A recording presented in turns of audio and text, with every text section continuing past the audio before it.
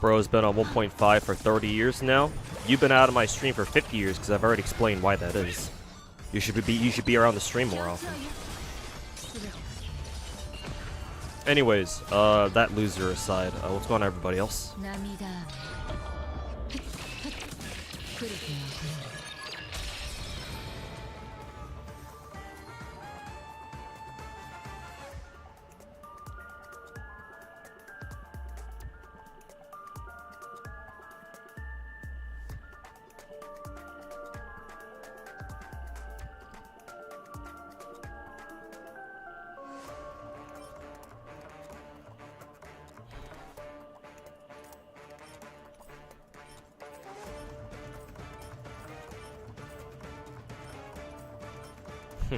HP boots with speed double crit. Of course, it's on Watchmaker.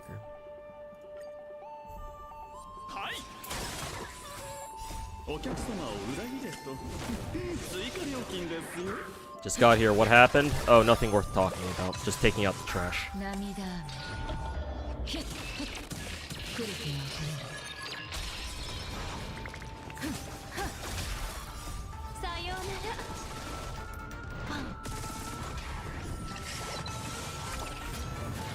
Continued shit rolls? Yep. I mean, did we expect anything different, really?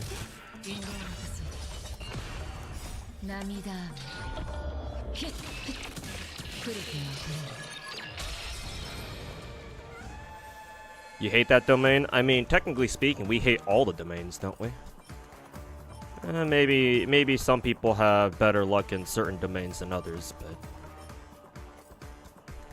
I mean, technically, I don't hate Pioneer domain, mainly because it's treated me pretty well overall. Like, really, I'm just looking for... since I use Acheron with Sparkle a lot, I've found, I figure I might as well try to look for some attack percent boots for her, just to solidify that sort of team comp a little bit more. And whenever I feel like I need to use Acheron outside of Sparkle teams, I can just give her this, particular boots back to her so she can run speed. And then ideally I'd find Acheron a better crit damage not timepiece, what is this, Genshin? Crit damage body piece as well. Because like obviously speed doesn't really matter too much for her in a Sparkle team, so more crit rate would be nice. I think my Acheron's crit rate is already pretty good to begin with though. Yeah, she's got like 71 CR.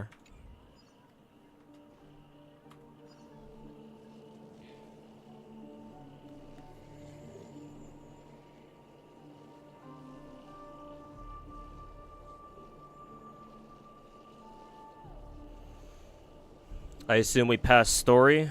What do you mean by that? What do you mean, past story?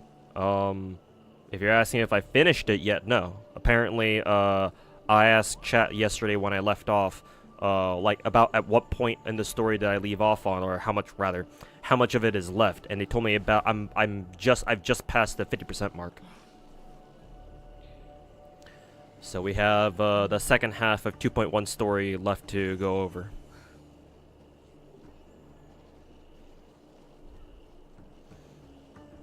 But yeah, Koos with the 8K. Hopefully you get some good relics soon.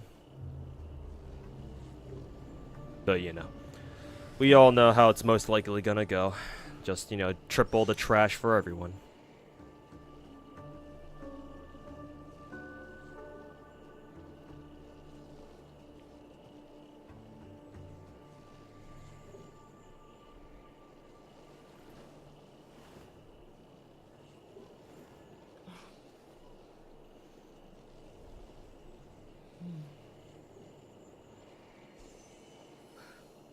More or less your situation. Can we get better than 0.1% rolls? Uh-huh.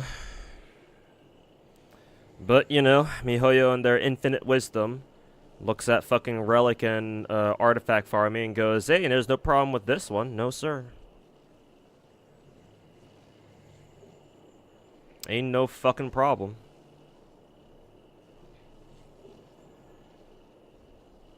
It's 0, welcome back. You were talking about past stream? I still don't know what you're trying to say, VC.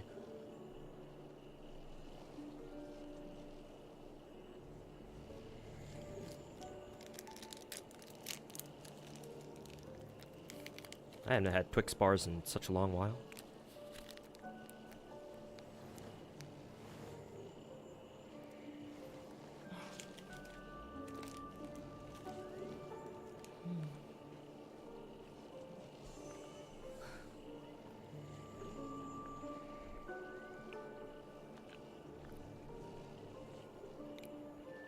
Hey Omari Heb. How's it going, man? Welcome to the stream. How am I doing? I'm doing alright. Just had a very light lunch because I plan on having a more a heavier dinner later once I'm done with 2.0 or 2.1 story, sorry. And now I'm about to start and hopefully finish 2.1 by today.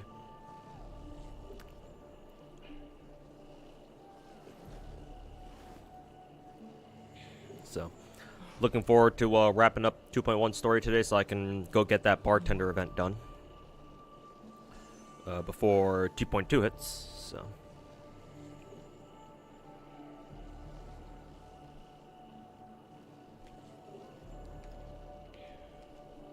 You got 2 good relics for Akron, but you feel like this whole event is what normal drops for relics should be. Yeah, Vin Spirit. In my How to Improve Genshin video that I put out like 2 months ago at this point, like basically either you give us MiHoYo should do one of 2 things in order to fix artifact / relic farming. Either you make like gear farming and material farming free. Maybe not material farming, maybe, you know, I wouldn't mind if like for example farming trace materials in Star Rail still costs resin, but it's either you make relic farming and ornament farming specifically free, as in they don't cost any Trailblaze power at all, and keep things the way they are so that way people can just infinitely grind for them, right? Because again, a gacha player's biggest weapon against like RNG gear and shit like that is time, right? The more time you put into working on a character's gear, the more likely, not guaranteed obviously, but the more likely that you'll end up getting better gear for them.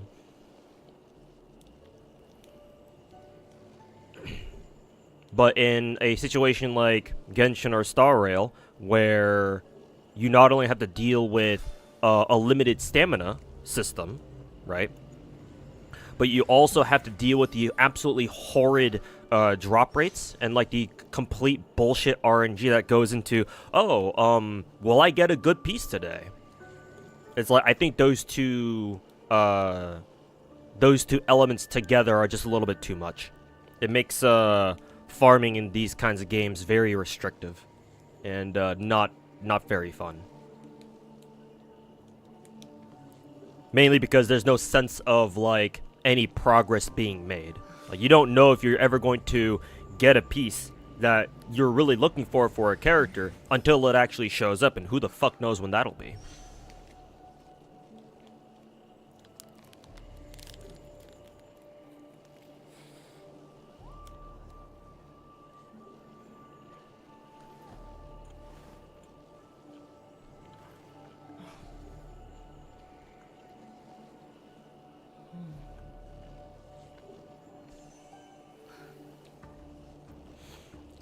It's either that, or you implement like guarantees where the game will guarantee that you will get a piece that you're the exact piece that you're looking for. In my opinion, I think the best case scenario should be a mix of both,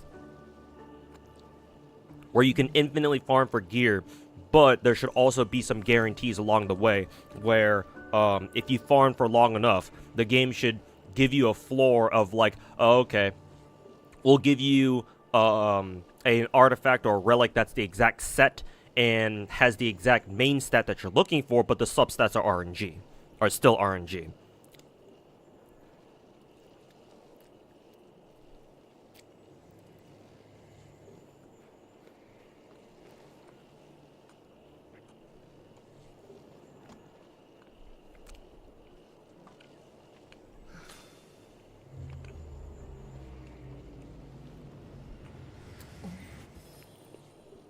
We're on the verge of sleeping. It's almost 11 p.m. out there. Oh, yeah.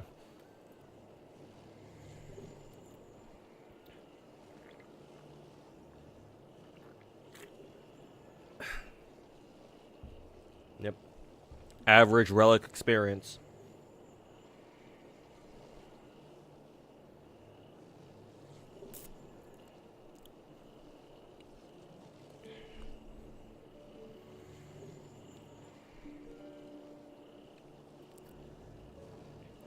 Purge flat stats out of this game and Genshin. Unironically, there are some builds, at least in Star Rail. I don't know how it is in Genshin. There might be some builds in Genshin that actually prefer flat stats here and there, but those builds will be very rare. But in Star Rail, like, DOT characters can legitimately benefit from flat stats. Like, honestly, flat attack is not bad on them. I mean, obviously you would prefer, I believe, attack percent, but like if you're working on like building a DOT character, and you roll a piece that has both attack percent and flat attack, I mean hey, that's pretty good actually. But other than that, yeah, it sucks for everyone else.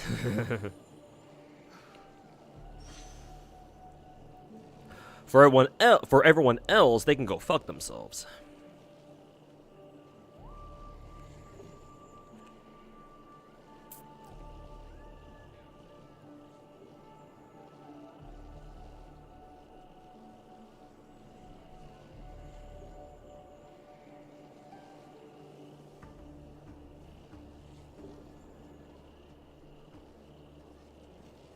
I was doing Star. Oh, okay, gotcha, VC. Sorry for not understanding. Okay. Thanks for clearing that up. Yeah.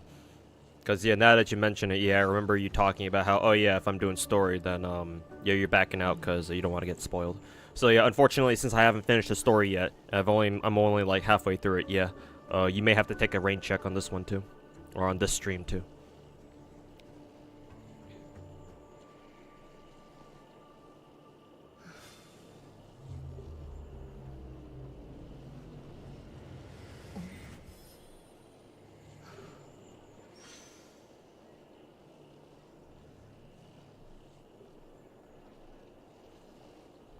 Hey, Saba, welcome back.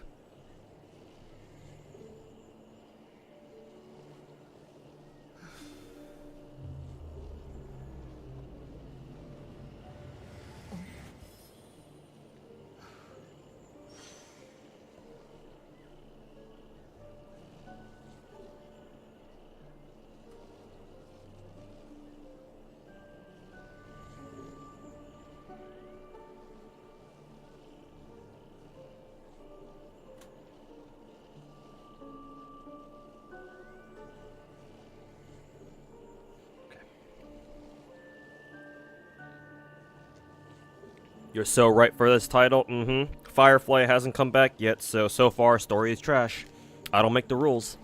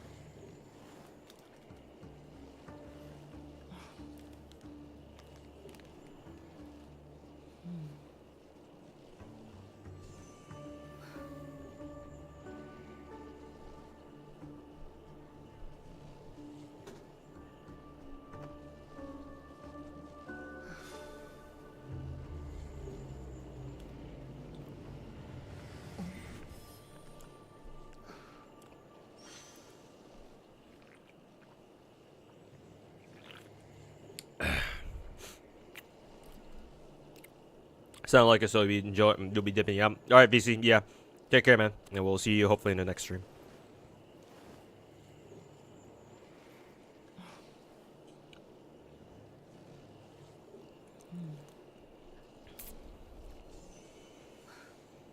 It confused you. Welcome back. Started Blue Archive a month ago. Say you gotta say you're loving it so far. Story's been kind of quite good, which you weren't expecting, honestly. Yeah.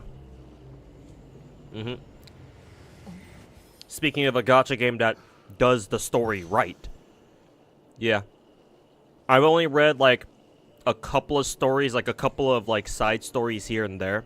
The one that I remember reading for certain is the Rabbit Squad side chapter, the first one anyway. There should be like multiple chapters, but I remember reading that one and I had a good time reading it. So yeah, glad you're enjoying it.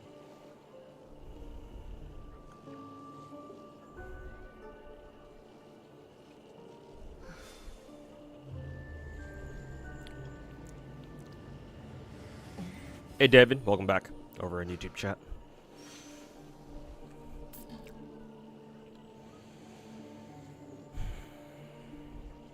Hit level 80 in Blue Archive after starting last August. A very comfy and casual gacha. Yep. Just stay the hell away from raids, and don't go too try hard on the joint firing drills.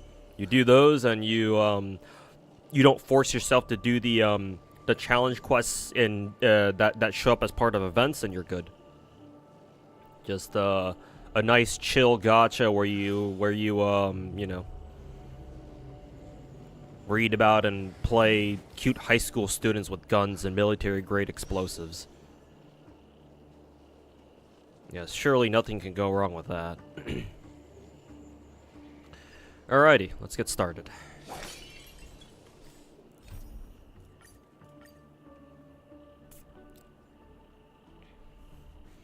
The reason you stopped Blue Archive is because it would keep crashing our iPad. Player Zero, I had the same, I probably still have the same problem. Yeah, back when I started, I first put it on my tablet. And then, yeah, the most I would be able to play Blue Archive on tablet was like maybe an hour long, or for an hour at most, before it would crash. Blue Archive is very shittily optimized for Android and or tablet. Because remember that most people who play gacha games, or just mobile games in general, play on their phones. And so most gacha developers kind of forego optimization on tablet devices. And like, certain phones can also be weird in terms of how they're optimized too. Like, it can be on a model-to-model basis. So that's odd. But it happens from time to time.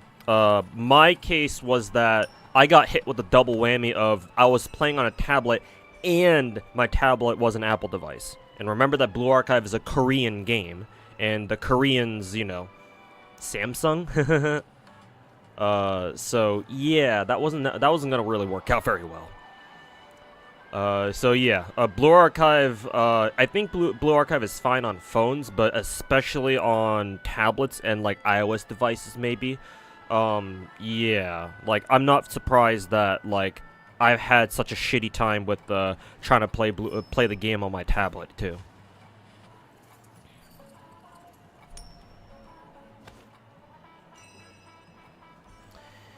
That's how it be sometimes. If you don't mind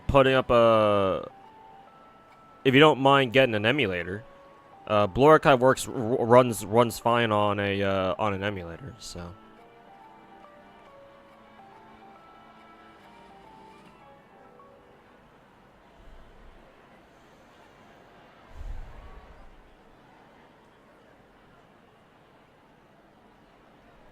Don't do anything on torturous, hardcore. I think whatever is level 70.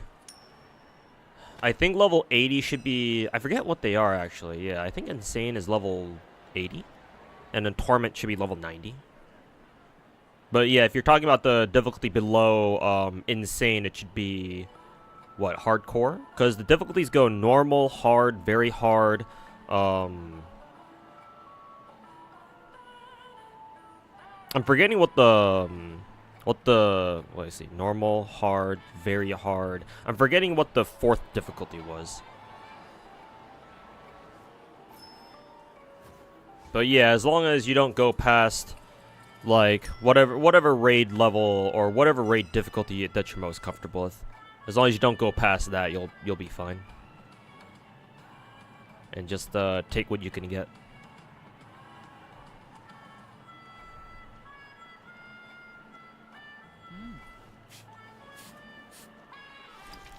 Oh yeah, extreme, yeah.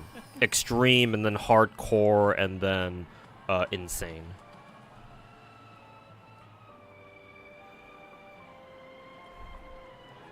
Works fine on your Note 12 Pro. Note 12. That's Samsung. That's a Samsung phone, right? Or that's a Samsung device, right?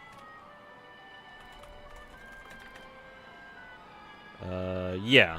So yeah, Samsung Galaxy Note 12 Plus. Yeah, obviously. Because, yeah, it's a Samsung is Korean. No fucking wonder. So, yeah, no surprise there.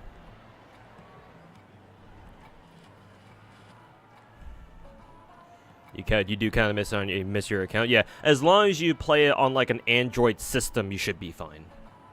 It should be optimized well enough. Just try to avoid anything iOS related. Does anyone know if you can transfer your Blue Archive account onto from Android to ISO? Oh, iOS account? Yeah, it should be. Blue Archive should have a their own proprietary account binding system. Like don't you need to make an account with like Nexon or whatever? As long as you know that email and the password to that email account, or that account that you make with Nexon, then you can download Blue Archive and transfer your account onto that device as well. Doesn't Blue Archive use a code? Well, if you mean code as in whatever the fuck FGO used to do, because now FGO actually has proper account binding now. Thank fucking God, it only took 9 years. But if you're talking about those kinds of codes, then no. Blue Archive should have regular old account binding like every other game. Like any other normal gacha game. Had a bit of a headache. Oh yeah, because of the fucking effects, yeah. On the screen, yeah. If you have like bad if you get bad vertigo or some shit. Or like if you're not comfortable with like VR headsets or whatever, then yeah. It'll fuck you up for sure. Kind of like this guy.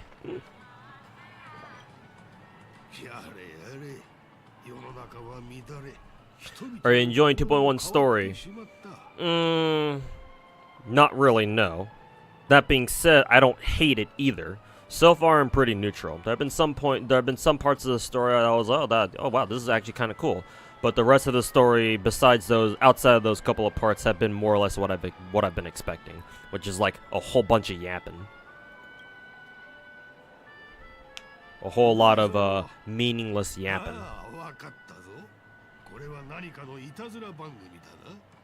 That you're really 9 years old now over on the JP server, yeah. Give it a couple more months and it'll be 9 years old. 3 more months until August. Oh, forgot to have this on autoplay.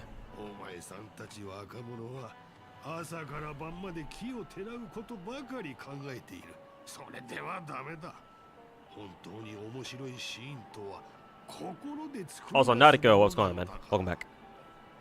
面白いシーンならもうすぐ始まるよおじいさん。でもその前に少し聞きたいことがあるんだ。この夢ではどこで死を見つけられるか知ってるかい？これはまた死を恐れない若者か。忠告しておくが、自分の考えが進んでいるとは思わないことだ。死。そんなテーマはとっくにされている。ドクター・エドワードのところで買ったことがあるが、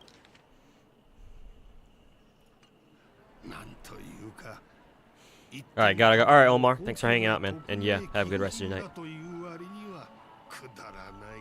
ただのおふざけばかりだった。ひどい出来で目がたくさんある怪物に腹を刺されるところから始まり、その後は高層ビルや明かりがぼんやりと見える以外、ただ世界がぐるぐる回る。 I just realized this dude's name is Chabro. FGO has account binding now. That makes you feel old. It should. Is it JP exclusive? I believe so, because if NA had it, then people would have told me already. So I assume this is JP only, and we'll see if they bring it early for NA.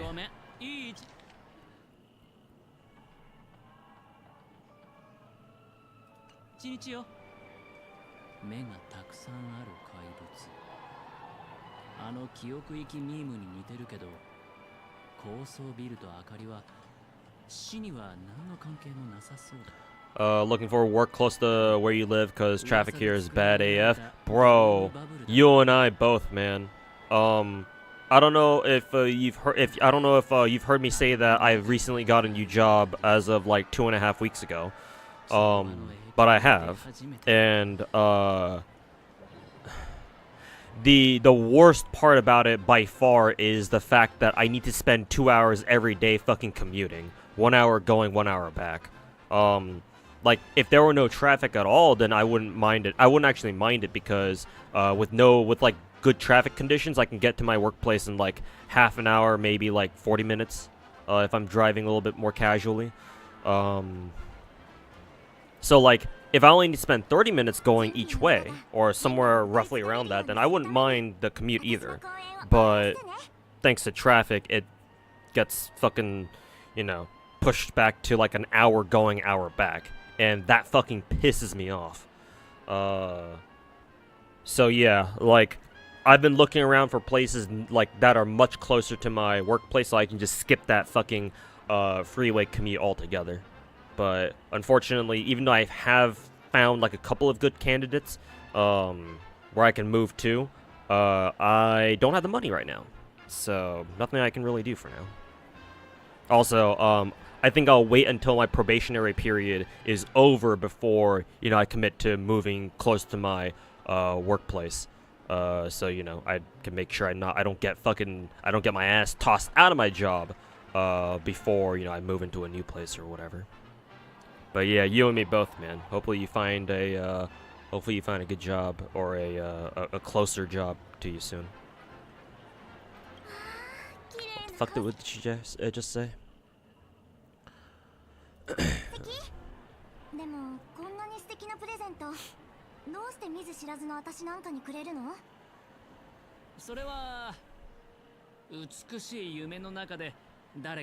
Don't know if it's a thing anywhere else, but you learn from your granddad that guys put their watches on their left hand or their left arm, and then girls use their right.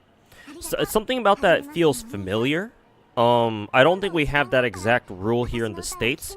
However, like, I think a more common watch stereotype for Americans anyway is that when a guy looks at their watch, whether it's on their left, you know, whichever hand it's on, they look at it like, let me pause the thingy. They look at it like this, like pretend I have a watch on my left hand or my left wrist. Guys apparently are either supposed to, or they just tend to look at their watch like this. They just turn their wrist over, glance down at it. Oh, it's time. Okay, and they're off. But then ladies, on the other hand, assuming that they have their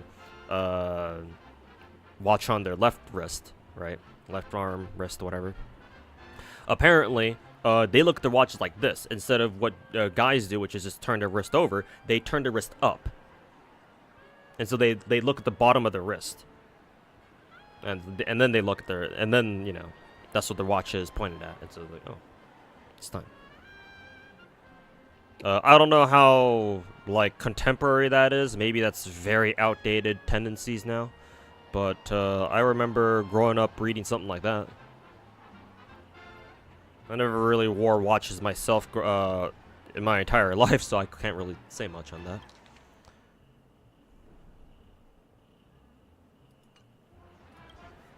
実は僕はタブロイド紙の記者で、今はピノコニーの階段について調べてるんだ。Honor arrest is also a military thing. Yeah, I'd imagine so.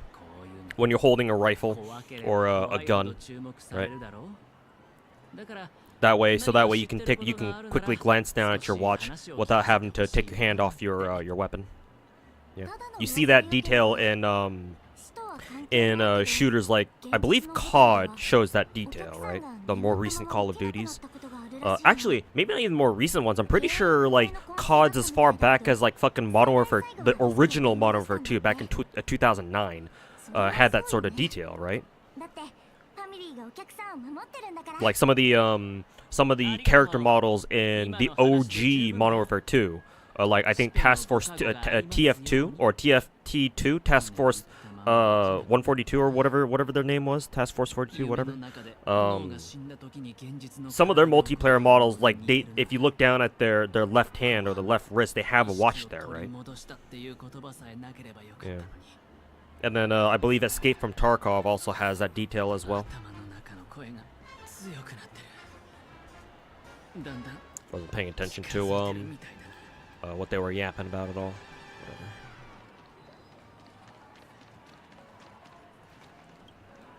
酔っ払えば夢を見なくなるが悩みが消えるやっぱり俺は詩人になるべきだったんだ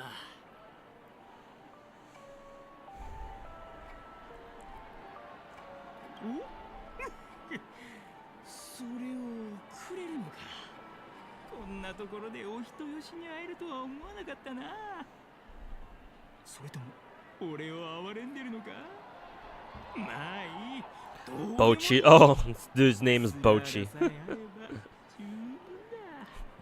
Why are you a guy? And why don't you have pink hair? Where's your guitar? スラーダは飲みすぎない方がいい。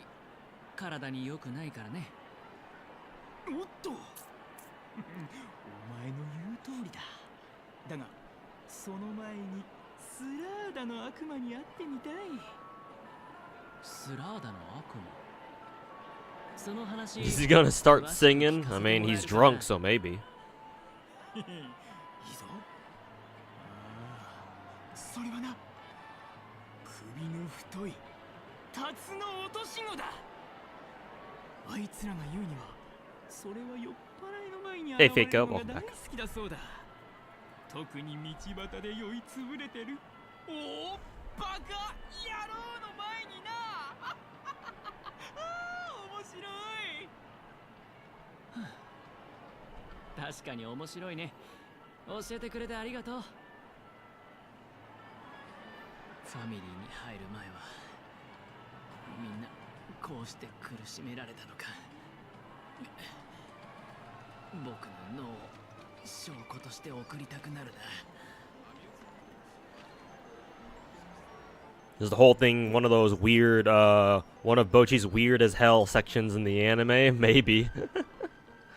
It's not, but I mean, if you don't know the context, it may as well be. Taking lessons from Robin, probably waiting to see your team dead before he sings. Keck.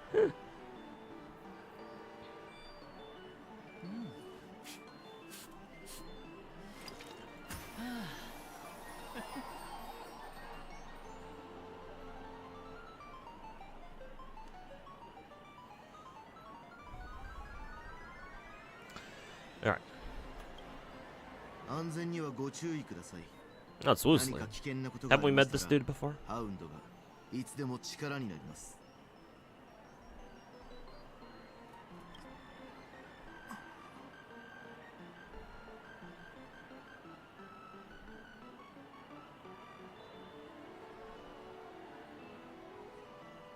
あなたは体調が優れないようですね。助けが必要でしたらホテルに連絡して強制的に覚醒させることもできますが。いや、大丈夫。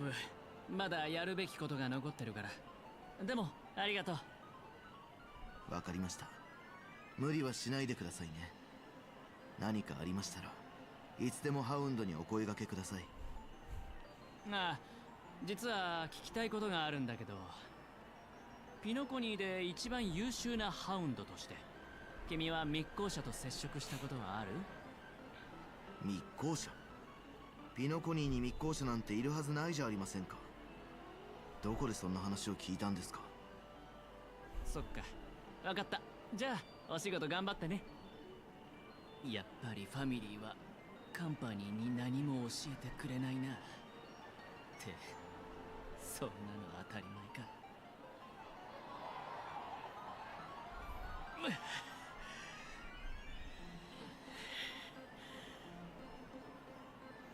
Ah, so this is where that one TikTok where that one TikTok comes from, where somebody claims to have like fucking 2 whole minutes of nothing but aventurine moaning and gasping.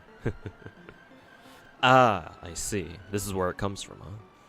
Looks like gacha companies are afraid of making black characters. Chinese games, maybe. Japanese and Korean games, on the other hand,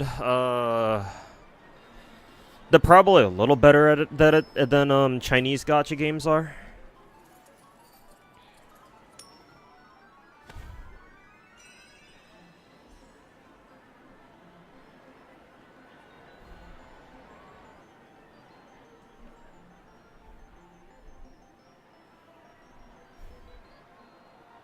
Because like Blue Archive is a Korean game, and Karen is one of the most famous characters from that game, and she's definitely darker skinned. I mean, you could go look up Karen Blue Archive on Google Images or something, and see if how, you know, how dark her skin tone is matches your definition of like what a black character would be, how a black character would be represented in a gacha game. I don't know. She's definitely more dark-skinned than, like, whatever the fuck Mihoyo's done, I would say. Actually,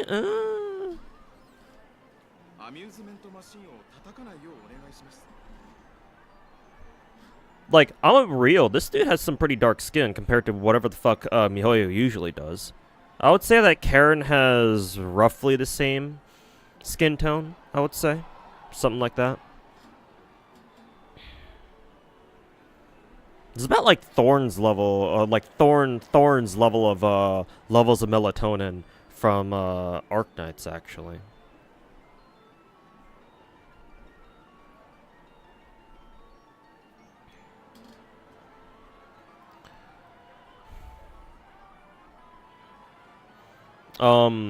That being said, I would advise against like trying to enforce like racial diversity.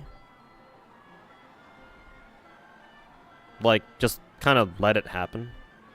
Like, there's no need to go full woke and like start demanding that Asian developers start putting in accurate black people into their gacha games.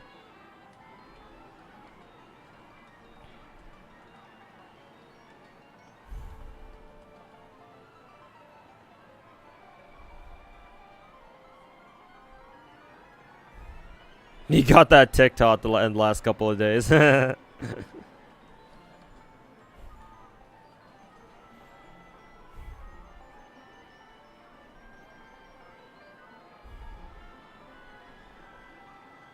remember when Shinyan from Genshin used to have darker skin? Well, here's the reason why Chinese gacha games are especially guilty of not including like much darker skinned characters in their gacha games, is because they're Chinese. Remember, this applies to all Asians. East Asians especially. East Asians can get hella fucking racist. And I say this as an ethnic Korean who was born in fucking South Korea. Yeah. Asians are not nice people. We seem that way because of the stereotypes that you might have heard about us, you know, if you live outside of Asia, that is. But let me tell you, Asians are fucking nasty-ass people.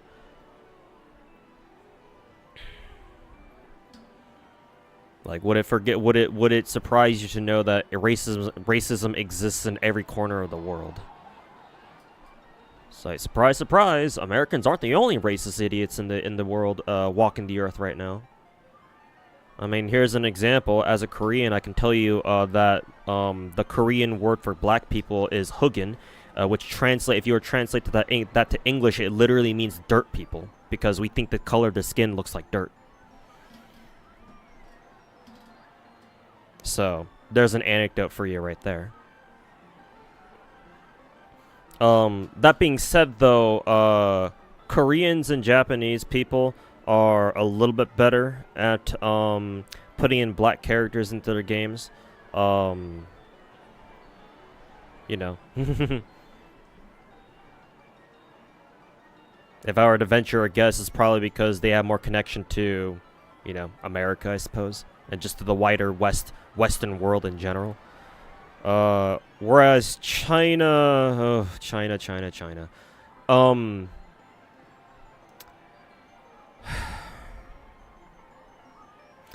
While I don't have a problem with Chinese people in general, it's their government that I have a problem with. While I'm cool with the actual people themselves, knowing what I know about them, Chinese people are extremely fucking arrogant. Right? They are really fucking arrogant. You should see some of the commercials that they air on national television when it comes to like race issues and shit. An anecdote that I like to pull up every now and then is that they had one like either some sort of like a detergent commercial, like a washing machine commercial, something like that, and they did something along the lines of they made like a black guy walking like climb into a washing machine or some shit, and then in the next still frame, the washing machine opens up and out pops a white guy. So it's like, oh yeah, those kinds of commercials exist, and they fucking air that shit on national television in mainland China. So it's like, huh, okay, well, that's interesting. Yeah, Chinese people are extremely fucking arrogant. And part of it is understandable, right? Because they have one of the oldest languages in the world. Their culture is, the Han ethnicity is one of the oldest ethnicities in the world. Their culture, naturally, is also one of the oldest in the world. Also, they're a big-ass country, too. Most populous... Well, actually, India surpassed them recently, but up until recently, they were the most populous country in the world. So, and, you know, they had their whole, you know, rising China story going on for the better part of, like, the last 2-3 decades. So, yeah, the Chinese populace on average, or just as a whole, is very fucking arrogant. And if you're not Han Chinese, they will see you as inferior. They don't take kindly to minorities. I mean, just go ask the people in Xinjiang.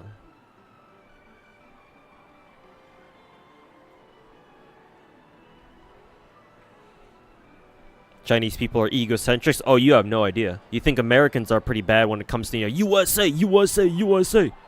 You know, back-to-back World War champs and shit like that. No, you ain't seen nothing yet. It's made worse by the fact that their government actively fucking encourages that shit. Because, you know, China number one. You know, that sort of fucking mentality. So yeah, the CCP certainly doesn't help. In fact, they make it worse. You know. Patriotism. Like, I'm all for patriotism. I'm all for being proud of your country, but it's like, you know, there are limits, you know. There are some boundaries that maybe you should consider. All this to say, the average Chinese person is extremely racist. So, yeah. and they're especially racist towards black people. So guess who doesn't show up in their gacha games?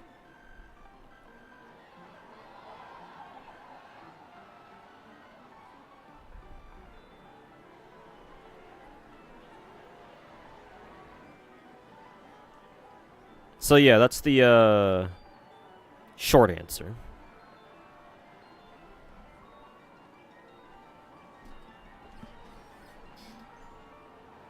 You swear ads weren't that out of pocket?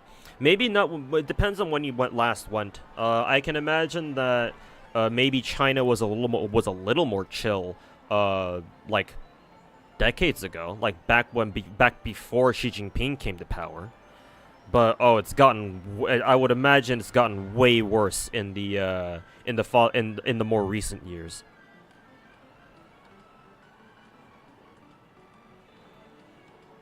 Not even tan characters. Tan characters are fine. I mean, just look at this dude. Just look at this NPC. But like, you're not gonna find like, you're not gonna find like Lil Weezy, or you're not gonna find Weezy showing up on any Chinese commercial anytime soon. I mean, maybe if they paid him enough, but tan characters are fine. But it depends on like how much melatonin they have. Or how dark skinned they are. Like if it's just a light tan, then that's fine, right? Because I mean, Dehya made it through quality checks, right? And now you know why Dehya's bad, chat, in Genshin Impact. It's a shame there are places you'd like to visit there, but it just doesn't feel safe. Yeah, no, I would not recommend visiting China right now. Like, if you must visit China, stick to the coast. Like stick to the western, like western China and then southern China.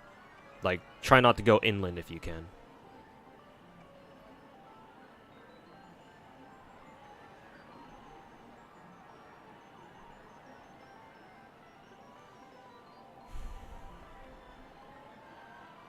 They were the biggest country till Gachas came out with all the waifus.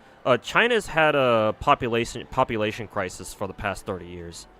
So gacha games didn't start screwing them over. China was already screwed fucking 20 years ago. So, you know. I mean, honestly, gacha games is probably the best thing that's happened to the average mainland Chinese guy.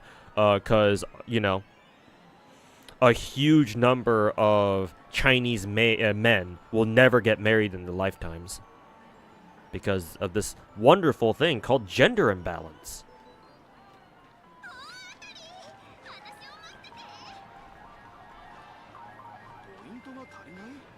Also, did I get a prompt for something? Where did I get that from? Hey, Omni-Steph, welcome back. Candace got done dirty too. Unfortunately, which is kind of surprising, but actually not really. She's a 4-star, so she can go fuck herself.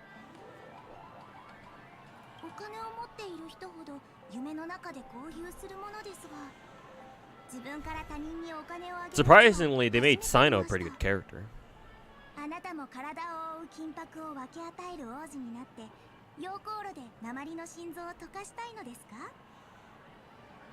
Candace only has HP scaling, which just pains you. Oh, you can still build her with attack percent and just run her as a normal attacker, which is kind of funny, but you can do that. So what's going on? Oh, we're talking about Chinese geopolitics a little bit. Socio-political, Chinese sociopolitics. In regards to why gacha games seem to not want to put in black or like darker skinned characters. So I was like, well, you see. Their population was screwed the moment they put in the one-child policy. Yeah, basically. Like, they were screwed when they went through their own industrial revolution, when Mao fucking had everybody move off the farms and into the cities. But like, Deng Xiaoping coming along and be like, wait a minute, but Deng Xiaoping coming along and being like, oh yeah, we need to put in the one-child policy on top of that. It's like, well, okay, I guess, you know, that's one way to fuck yourself at 50 years down the line.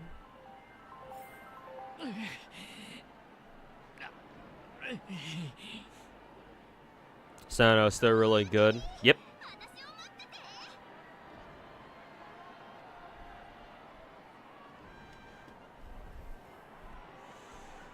Genshin is indeed adding simulated universe. Are you talking about, is this a second endgame mode, or are you talking about the one that they released, or the one that they released details about on HoYoLab not too long ago? Also, why the fuck is there water here? I just realized.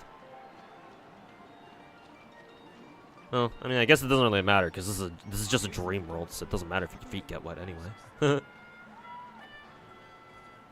Is this a new game mode you're talking about, Kokushi? Or is this the same one that we already learned about from earlier?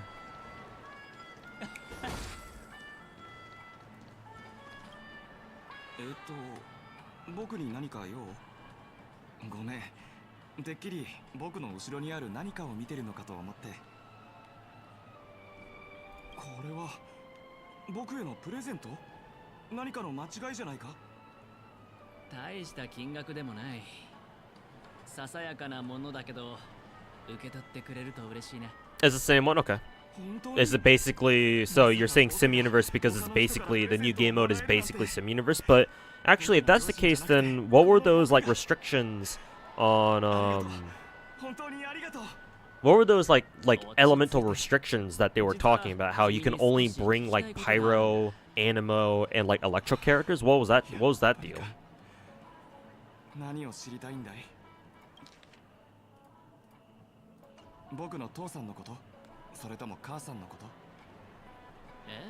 どっちでもないけど、僕が聞きたいのは無教の中で死に関する話を聞いたことがあるかってことさ。へえ、君も僕の父さんと同じことを言うんだな。父さんも危険はどこにでもある。夢の中でも油断してはいけないって言ってた。父さんはオムニックだから。夢に入る方法が有機生命体とは違うんだ。だから仮に危険なことがあっても。This dude's dad is an Intellitron, so like Skrullum? Wait a minute. So his dad, a robot, fucked his mom, a human.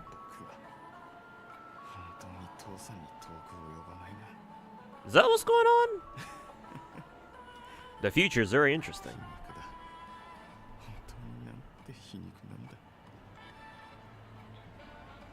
Because why not? I mean,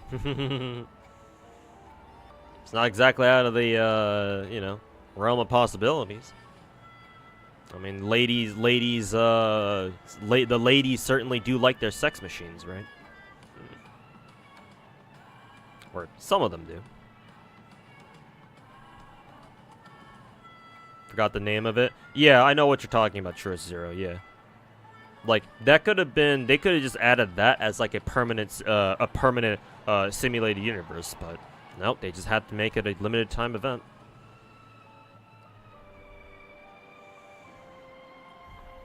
Does that make him android? No, not really. Actually, we don't really have a good name for like the offspring of like a robot and a human, because androids are still robots, but they're just built to look like humans, but they're still robots by constitution. Cyborgs are like are people who have parts of their bodies replaced with mechanical shit. So you know, like a hybridization of some kind. It's like you were born human, or you were born organic at least, but you got like, you know, robotic implants or robotic prosthetics or some shit, right? Like, there's those kinds of people are cyborgs. I mean, part organic, part robot. But like, we don't really have a name for like the legitimate offspring between robot and human. Mainly because, like, how the fuck is that gonna work? Yeah. Yeah, I guess cyborg would technically be the closest name, yeah, that we have for now until we come up with a better one, or we come up with a better like categorization. Yeah.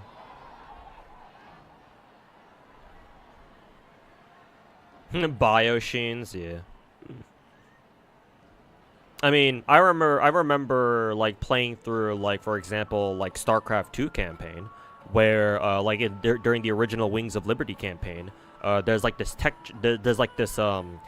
tree that you can level up when you pick up like certain relics or material, like landmarks or like bonus objectives when you do like either the Protoss missions or the Zerg missions. And like for the Zerg missions, the more of those like artifacts and relics that you pick up when you're when you're in the middle of a campaign, when you're playing, you can level up like more tech, more like like better tech for the Zerg tech tree or whatever.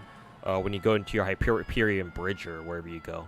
Those have like those have to do with things like you infuse Zerg organic like DNA and shit into like human technology, and you come up with something called biosteel or some shit.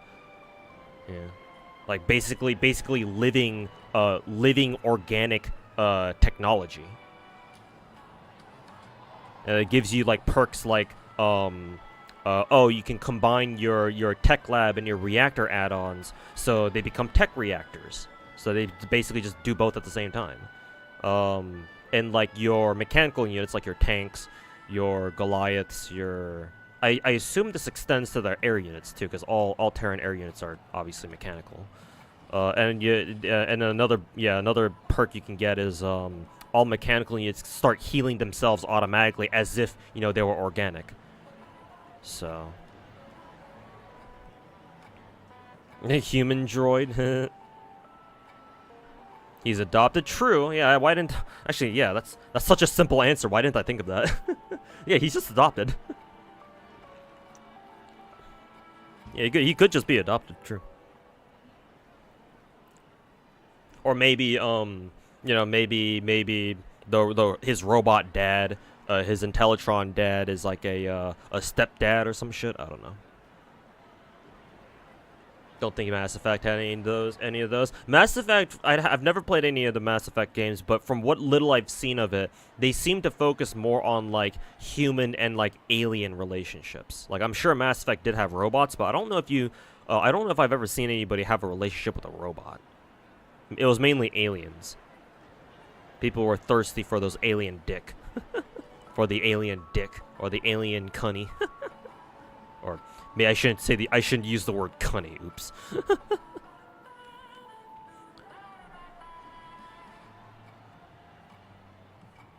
We need to further our knowledge about human and machine intercourse. Oh no. I mean, I'm sure there are people out there who are willing to do that sort of research for science. They do, but those were like NPCs, okay. So yeah, Mass Effect doesn't seem to explore that avenue very much. Near enjoyers. Yep. The two bussy.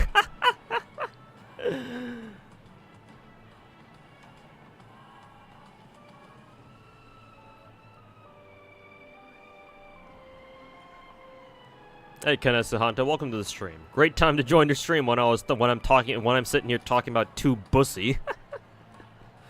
But hey, welcome to the stream. How's it going, man? Hopefully you've been enjoying your weekend so far. So もっと楽観的になってもいいんじゃないかな。ルリもハリも照らせば光るっていうしさ。スラーダの悪魔、夢の中の危険、悪夢の幽霊。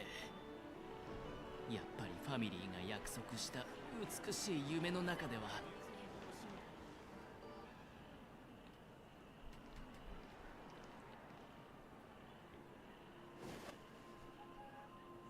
花火が言ったことを覚えてる？君たちツガンニア人はマンホールの中にいるのがお似合いだって。あちこちこそこそ嗅ぎ回ってるみたいだけど。そんなに死の匂いが魅力的なの？クジャクちゃん。 She's back. 君か。ロビンが死んだ後、テレビに現れた代役は君だってことにもっと早く気づくべきだったよ。仮面の愚者。君、ファミリーに呪いをかけられたんでしょ？はあ、あんなあからさまなヒントをあげたのにな。口の聞けない人を仲間にしてみたらってこんな簡単な言葉なのに。その結果はどう？君は失敗したどころか自分を犠牲にすることになった。確かに口の聞けない人を仲間にするようにとは言ったけど、君自身が率先して口の聞けない人になれなんて言ってないのに。ほんと人の親切を無駄にするんだから。どういう意味だい？花火より君の方がよくわかってるんじゃない？歌えない小鳥が目の前で死んでいくのを黙って見て。Just got home, getting ready to play some Honkai yourself. Hey, that's cool, man. クジャクちゃん。僕が聞いてるのは口の聞けない人になるの意味なんだけど。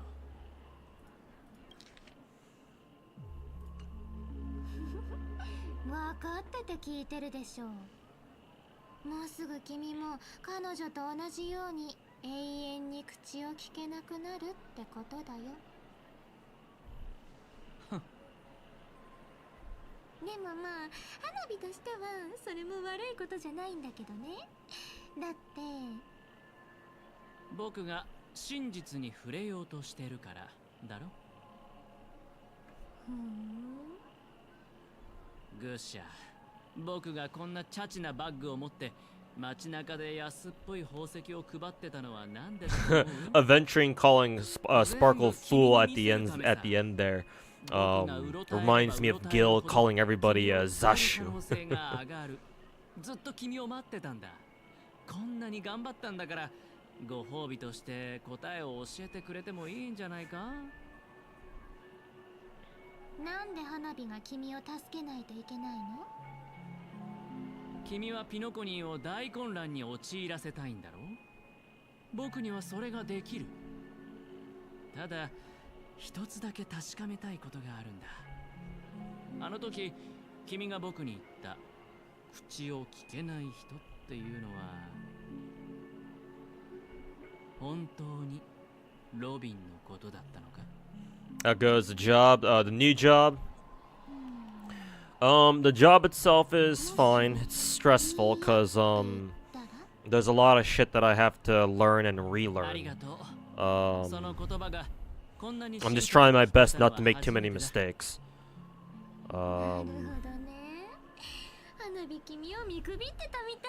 The worst part about the job is the commute.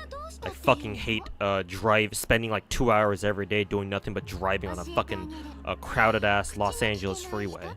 That shit blows. And I haven't gotten paid yet. I should be getting paid soon. Cross my fingers on that. But yeah, once I see my paycheck, I think I'll relax a little bit. But until then, I'm still fucking stressed out of my mind. I'll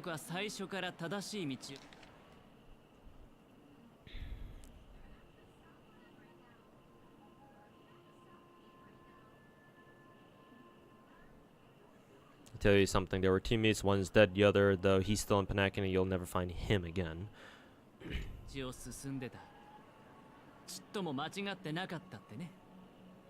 今の僕に足りないものは2つだけ。1つは真実の裏にある意味。もう1つ You heard LA's traffic is absolutely terrible? Yeah, it fucking blows. I mean, I'm sure other metropolitan areas like, you know, Dallas, Fort Worth, and like Houston, I'm sure they have some pretty bad traffic too, but like bad traffic is bad traffic. But there's not really any way around that, you know?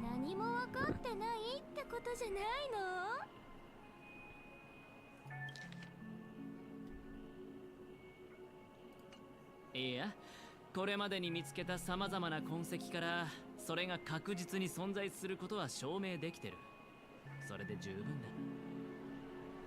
今挙げた2つの問題の答えについては16システム時間あれば全てを明らかにできるだろう。16システム時間？本当に足りるの？それならもう少し君を焚きつけてあげようかな。はい、これあげる。これは花火のコレクションの相互保証破滅ボタン。花火も同じのを持ってるんだ。花火か君のどっちかがこれを押せば、もう一人はすぐにピノコニーもろとも爆発するの。Oh, a pocket も nuke. し Cool. 君が本当にカンパニーをピノコニーに引き入れたくて我慢できなく Why な didn't she った just ら press it already then? ゲームテーブルそのものをひっくり返すのも一つの手だよ。最初っからやり直せばいいんだから。カンパニーってそういうの得意でしょ？だからどうしようもなくなった時はそれを押して。もちろん花火に連絡してくれてもいいけどね。Do you watch anime? Not really. I have to go out of my way to watch nowadays. そんなに危険なのか。ファミリーは君の言葉を真に受けなかったんだね。そうじゃなければ君がこれを持ち込むこともなかっただろう。君は花火にはそれができるってことだけ知ってればいいの。残念だけど君の提案は断らせてもらう。君のおもちゃが本当に役に立つかどうかわからないし、僕は君の言う口の聞けない友人を探しに行くつもりもないからね。まあ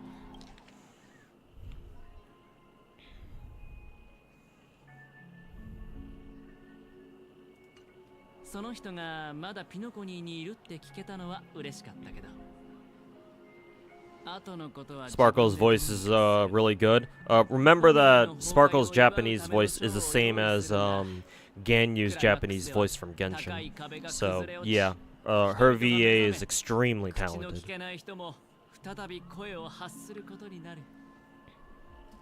その時が来たらボタンを押して盛大な花火で盛り上げてくれ。それじゃあまたね、グシャ。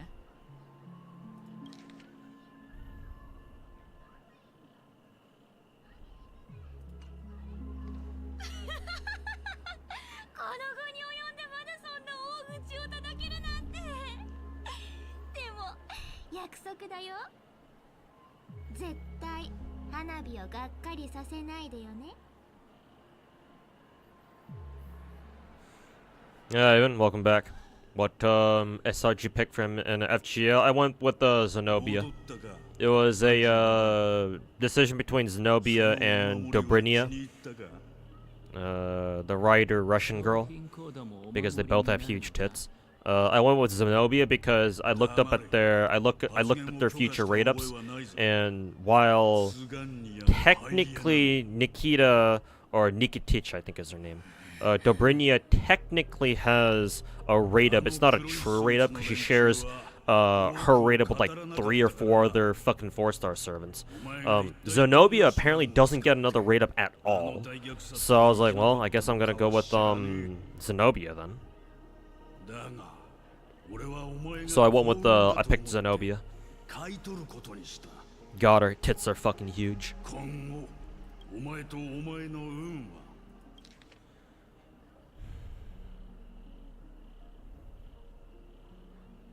She's the power creep of voice lines. There's a lot of very talented voice artists out there, so not gonna lie, Kuro and Hoyo will feel like David versus Goliath. I mean, it basically is, which is funnier when you remember that Kuro game was founded by a couple of ex MiHoYo employees. So it's even funnier when you realize that. Kind of wonder how many people people who are planning to play Wuwa know that actually. But it certainly is a sort of a David versus Goliath moment. Yeah, I would agree. Unfortunately, here in this case, David is not gonna kill Goliath. Wu will not kill Genshin. But you know, they can try. And they should try. Not saying that they shouldn't. A lot of places that have shit traffic overall. Exactly, yeah. So, I bitch about LA traffic, but you know. Plenty of other metropolitan areas that have, you know, trash traffic of their own too, so. Bad traffic is a universal perk. For most people anyway. Or for a lot of people anyway. Reminding me of a job that you used to work and started lockdown due to COVID. You and a friend had to drive 8 to 9 hours to another estate to do at best like 1 hour of work, and then drive back to your office because no hotels would let people sign in for it. Jesus, that sounds fucking awful.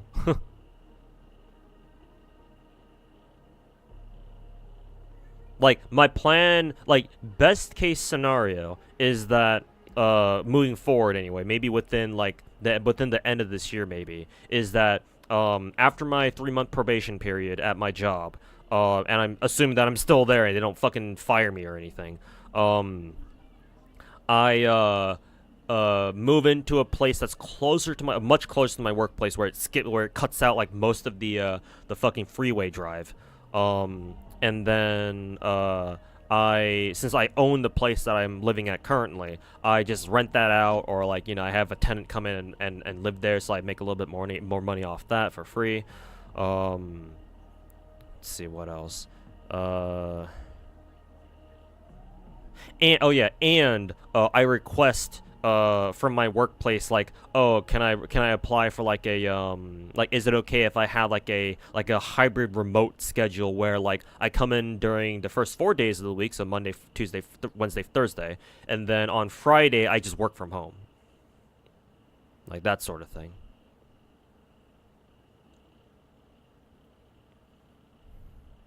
But yeah, that's far out, so that won't be available to me anytime soon, so. But yeah, that's best case scenario. Anyways, what the fuck is this dude yapping about?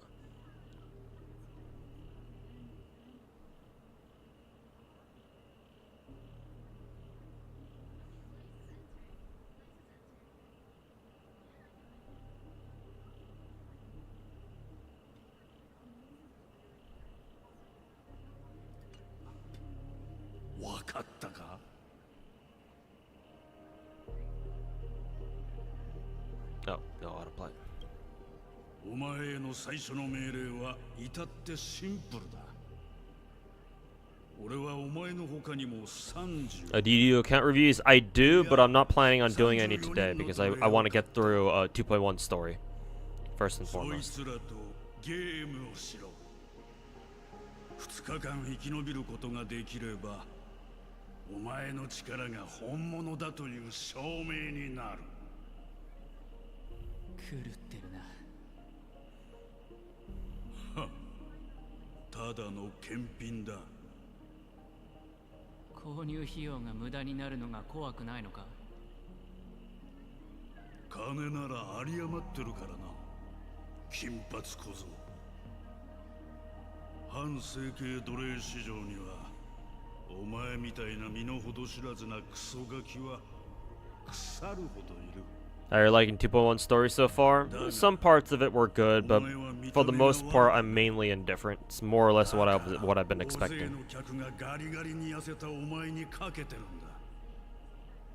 さあ、行け。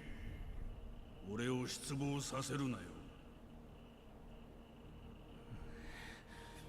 Are you not afraid my coworkers watch my streams? They're not the type of people. They're not the type of people who watch streams.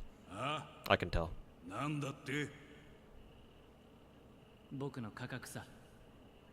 一体いくらで僕を買ったんだ？ Yeah, no firefly trash story. 知りたいか？いいだろう。知りたいなら教えてやる。60タガンバだ。 Missing on a hot office, ladies. Nobody at my workplace is anybody that I would consider to be hot. 60の半分30 So don't need to も worry し about 僕が that. 生きて戻れたらそれを僕にくれかけるかい俺と賭けをしたいだとなかなか骨があるじゃねえか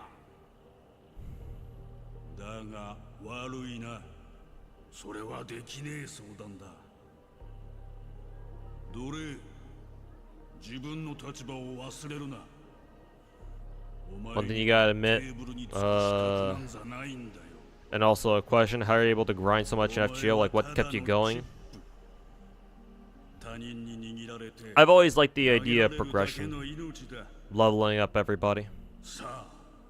主人のためにもっと多くのチップを持ち帰ってこいそれができないなら二度と帰ってこい Not only that, but back when I first started farming, I was part of, I mean, technically I still am, but, like, it wasn't just me farming. I was farming with with other people on, like, Discord. I often refer to them as, Farmville. It was me and I want to estimate, like, several dozen, other, like, super hardcore grindy FGO players. Like, we first met on the FGO subreddit back in 2017, where we had our own, like, Farmville channel that we like to hang out in. But then some drama went down between us and the subreddit Discord server moderators. And so we were like, fuck this. And so we relocated to our own server not too long later. And so we hung out there for the next however many years until this point. So back when I first started farming, like, super seriously, was after I met those people and I started interacting with them more. And then they recognized that, oh, I'm also one of them, where, like, oh, I farm a whole bunch as well. I spend a lot of money on the game as well, blah, blah, blah. And so I was accepted as one of them, basically. And I met a lot of cool people there along the way. Mostly cool people. Some of them are fucking dipshits, but mostly cool. Unfortunately, a lot of them are retired now, so don't know haven't been able to catch up with them for the most part for years now. But back then, when I first started, it was a combination of those two. I just liked being able to progress a lot of characters at once, or just the feeling of progression in a gacha game felt really, really good. Especially in a game like FGO, where progression is meant to be hard, right? At least in the beginning of the game, leveling. You know, I come from the days when having a level 95 star servant actually meant something. Right? Because back during the first fucking half a year to a year of the first year of the game, it was hard getting a 5-star servant to max level, max ascension. Fucking 4th ascension level 90. That was hard, bro. Not everybody was able to do that. And even if you could, a lot of people just didn't want to put in the effort to get there. Because it was tough. Resources were scarce. So that, and the fact that I also had other like-minded people who also loved grinding the game and loved, like, just loved, like, you know, leveling characters up, and just the overall sense of achievement you get from account progression, I guess, for lack of a better phrase. So I had those boys going for me, or I had those things going for me. And later on, as the years passed, as more and more of our Farmville boys retired and, you know, became beached whales, as we called them, that's when I started. Actually, I started streaming ever since early as fucking 2017, actually. Well, at least for FGO. But as more Farmville boys left the scene and quit FGO, I turned more and more to my own stream that I had on YouTube, and then eventually over to Twitch, of farming with my own community, the community that I managed to build up from making my FGO videos and such. hence why, you know, traditionally I've done Omega farming streams whenever lottery events happened. So hopefully that answers your question.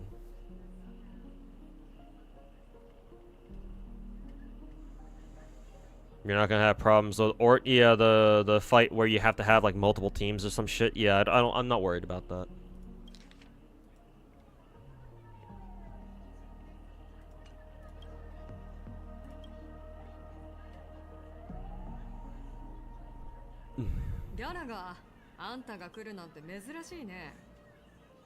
Special NPC.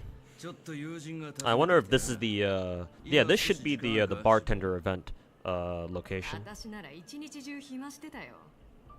いらっしゃい。ようこそバーナイトメアへ。メニューには何でも載ってるけど、スラーダはないんだ。ここではあんなつまらない飲み物なんか置かない。あと、バーの中にあるものはどれも売り物じゃないの。You weren't expecting a cool story? I have a couple of cool stories every now and then. I think of myself as a very boring person, but every now and then I can pull something out of my ass. So, glad you enjoyed that trip down memory lane, I suppose.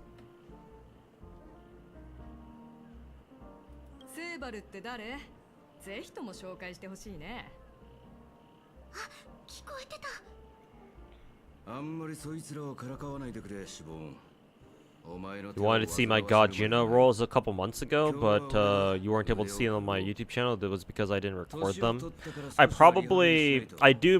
done most of my MP5 rolls on stream, which means that if I didn't explicitly make a video out of them, unfortunately the stream footage is now deleted forever. And this is well before the days when this was before Twitch allowed streamers to be able to dual stream or like simulcast is the term people use. Well, you can stream to both YouTube and or Twitch and like YouTube or another other like streaming services at the same time. So if you don't see like MP5 rolls for a particular character, then it's most likely because I did them on Twitch and I didn't bother saving the VOD. Because most of my MP5 rolls are not really, you know, that interesting to watch either, or in the first place, so why bother saving them?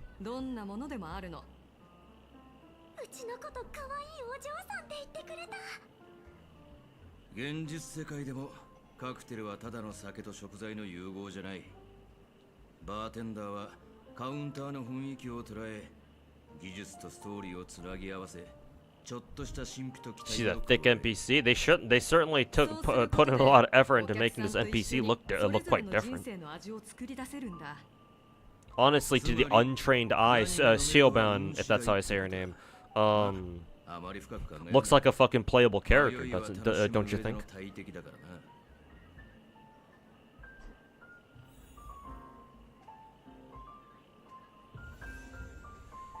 Okay.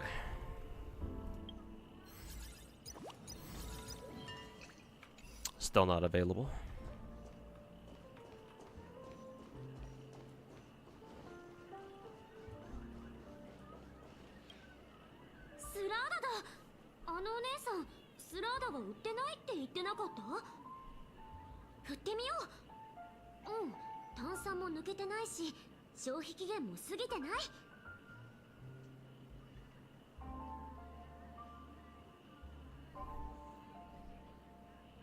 This is no good for our drink if it's all shaken up.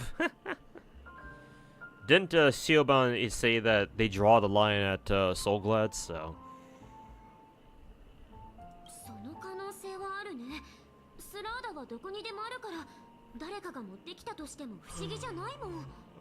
Also, Omnistat, thanks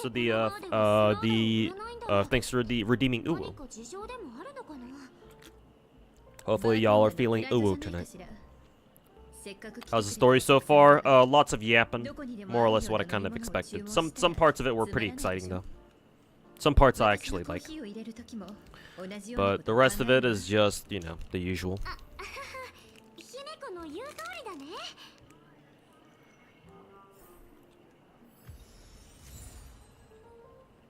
You want her as a 4-star? Hell, maybe she might be. She might join the cast as a 4-star. Who knows? Wonder if Daniel is still able to use his dragon form. That's a good question, actually. I don't know.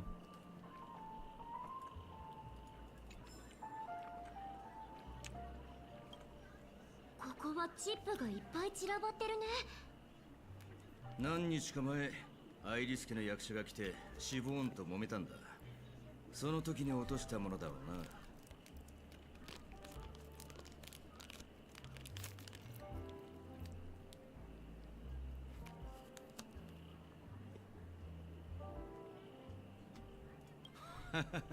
お前、例えるのがうまいな。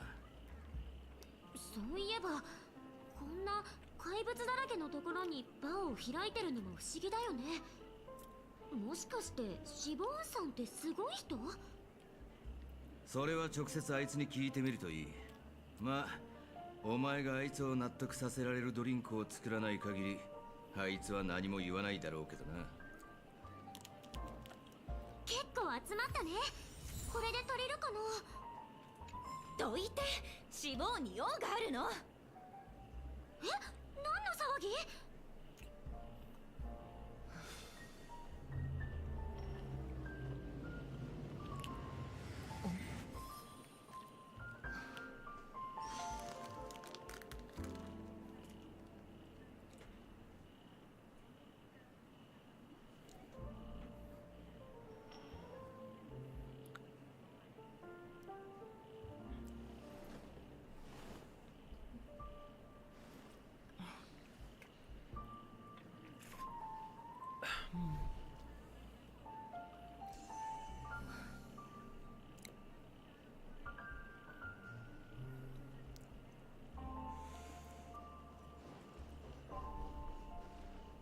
アミーチ、言わなかったっけ？バーナイトメアが歓迎するのは心から飲み物を楽しみたいと思ってるお客さんだけ。悪いけど、あんたの提案に興味はないの。JP voices sound way cooler in your opinion than English. For me, most voices sound more appropriate in their Japanese voices. 無境の隅々まで光で照らすのよ。お願いしぼん、あなたが必要なの。 How do I explain this? I feel like Japanese voice artists do an overall better job at わかった。首を縦に振らないなら私もどこにも行かないわ。炭酸入りの飲み物をちょうだい。甘いやつで。I feel like Japanese voice artists do a better job at making sure their voices fit their characters. It's not all the time, obviously. Like, for example, Boot Hill probably sounds better in English just because, you know, the whole cowboy motif, obviously. But with a couple of exceptions, I think Japanese, in my opinion, Japanese voice artists are superior in that sense. But, you know, that's just the weeb in me talking. If you prefer English VAs, then, you know, that's fine too.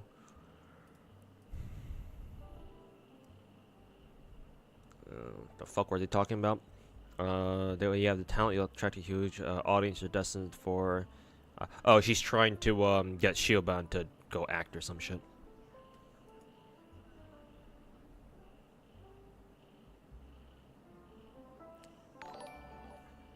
Okay, discuss. Just what I've been waiting for. Cyan, say what's going on, man. Thanks so much for the Formula 3 sub. Welcome back. あなたがシボーンのお客さんね。何か用？私を帰らせようとしても無駄よ。彼女が私のお願いを聞いてくれない限り。一体どうして？どうして彼女はここから離れようとしないの？こんな寂れてボロボロのバーなのに。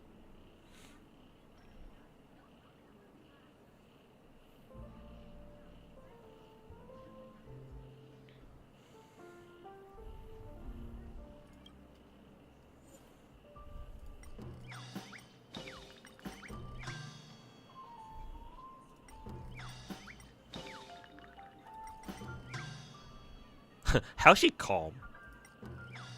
Wouldn't she be more angry?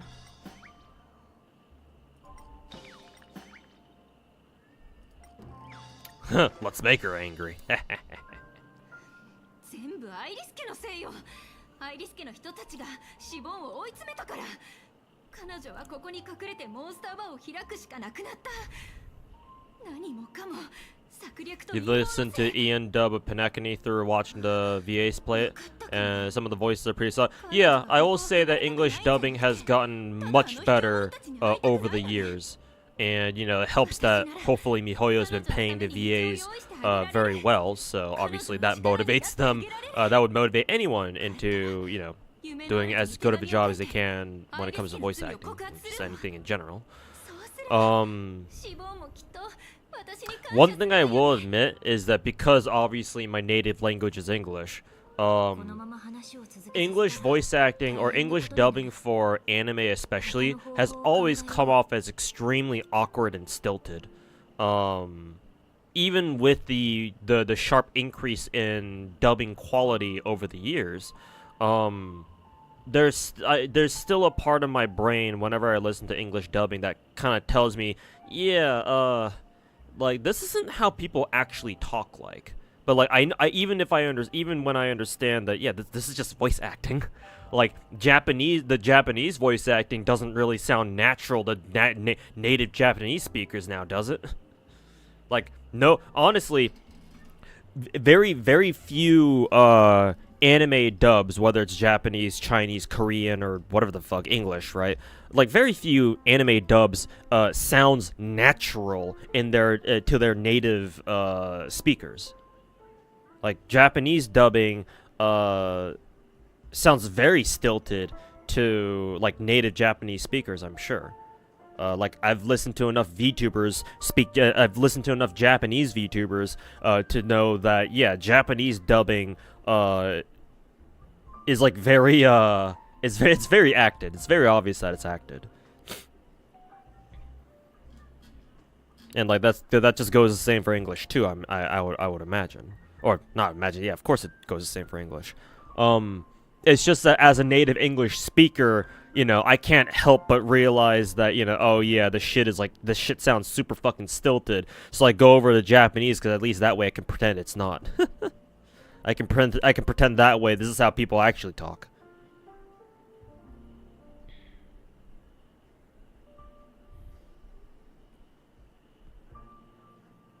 That's why you don't use anime to learn Japanese. I disagree. I don't think there's anything wrong with learning like how to speak Japanese from anime. I mean, several VTubers, I think Anya said that Anya from Hololive ID said that she learned how to speak Japanese just watching anime and shit. That's like telling non-native English speakers that they shouldn't learn English, or they shouldn't learn how to speak English from like watching American like movies and shit. And I know of quite a few overseas like European VTubers and well, not even VTubers, just Europeans in general who have learned how to speak English by watching American movies and shit. So I don't quite agree with that Omni stuff. I don't personally think there's anything wrong with learning how to speak Japanese from like anime, because even if it's not how like actual Japanese people speak Japanese, that'll change when like you'll correct yourself real quick once you actually start speaking like, you know, real Japanese. Like when you actually speak it to other Japanese speaking people, yeah, you'll correct yourself right away, I would imagine. So yeah, I don't think there's an issue with that. At least I don't think so. But yeah, at the end of the day, just listen to whatever's most comfortable for you, or whichever you prefer the most. Please don't, for the love of God, please do not go into like other streamers' channels and be like, oh, why are you listening to the English dub? Why don't you put on Japanese? Or vice versa, like, oh, why are you listening to the Japanese dub? Why don't you put on English? Like, please, just shut the fuck up. Let the streamer fucking play the game in whatever language they want.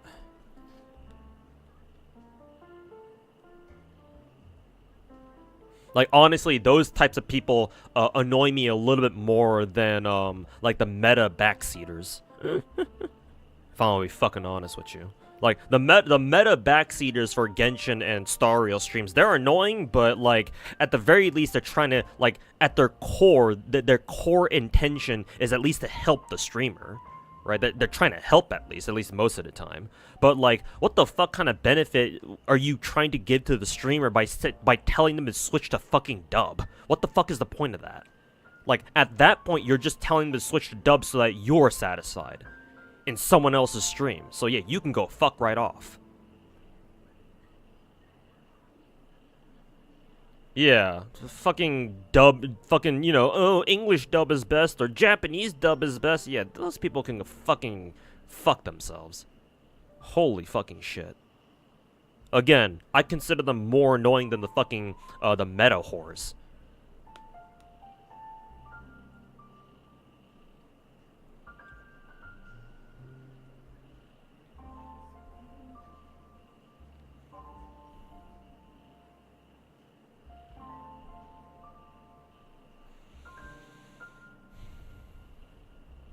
It's still that acted English is different than actual conversational English, or rather one will be used more commonly IRL. Yeah, but even if you learn like stilted English or like, you know, media or like pop culture English, like, oh, you learn, for example, you learn English through like American movies or whatever, like American TV shows or whatever.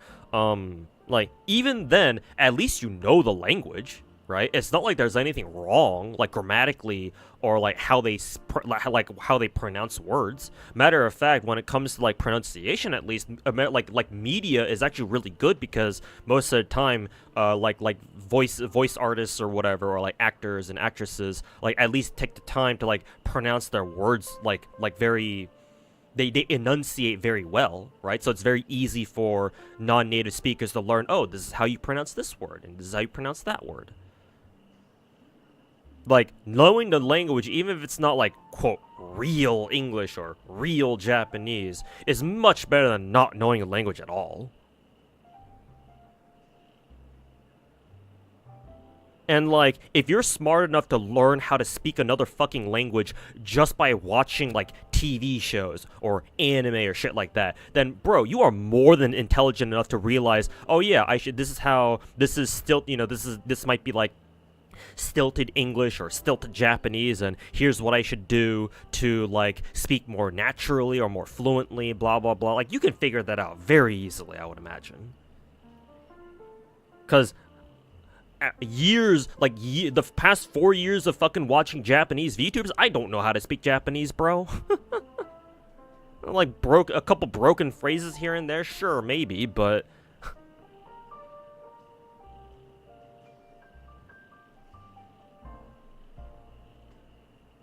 oh, yes, it's me. Welcome back. Over in YouTube chat. How's the story so far? More or less what I've been expecting. Looks like the angry one is the wrong one. Switch her over to happy.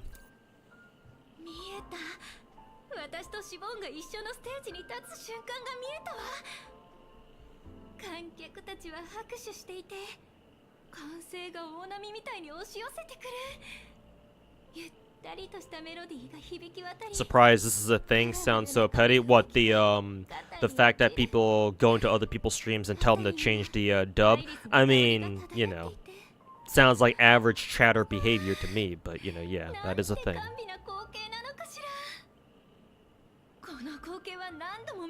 Like, go watch, like, for example, Garnt from Trash Taste, or like Sea Dog, go watch like Connor whenever, like the few times that they play like Star Rail or some shit, because Mihoyo sponsors them to play. Like, go sit in one of their streams and count how many times some dipshit in their chats tells them to change the dub to something else.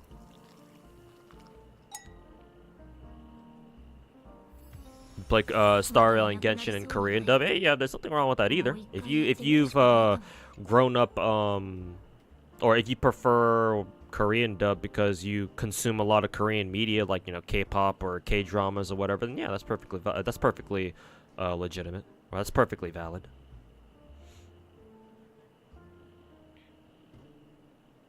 POV teachers saying games are worthless when you learned English from them. Yeah, I mean, you know, they're old, they're fucking boomers, so what the fuck did you expect?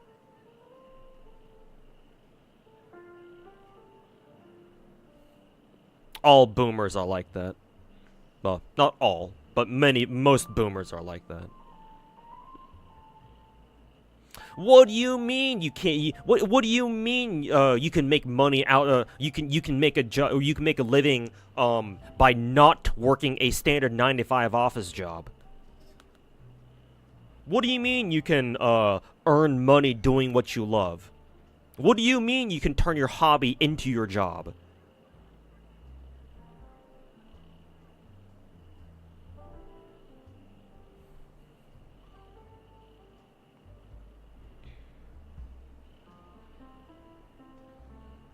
Like, hey, let me tell you, I can't even begin to explain to you guys how fucking happy my parents were when I told them, hey, I finally got a new job. They're like, oh my god, you finally got a new job. Now you can go back to being a proper member of society again. Like, gee, thanks, Mom and Dad. Because apparently your rights to being a human are dependent on whether or not you have a job or not, huh? Cool.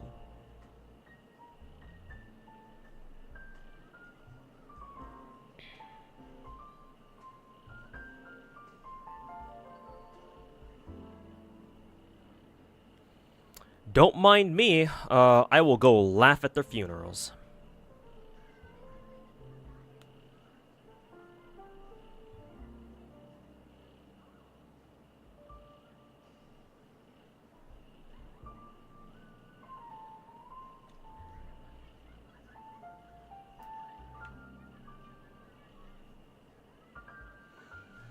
Alright, so we got a drink from Amici?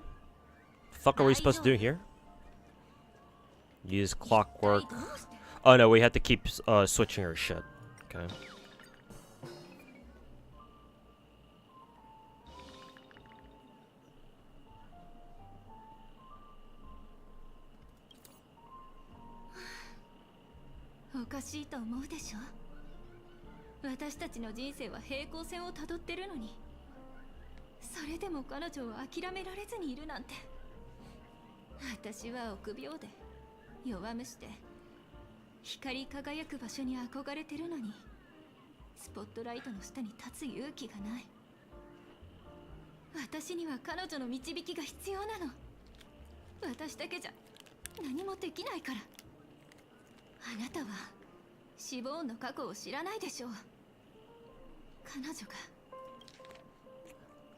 What's she trauma dumping about? She was timid and shy, longing to shine, but afraid of something in the spotlight. Your guidance and never do anything alone. Or being. Oh, okay. So Shielband used to be an actress herself or something, or like some sort of a stage performer. And Amiki wants her to come back so that she has a like a mentor or something.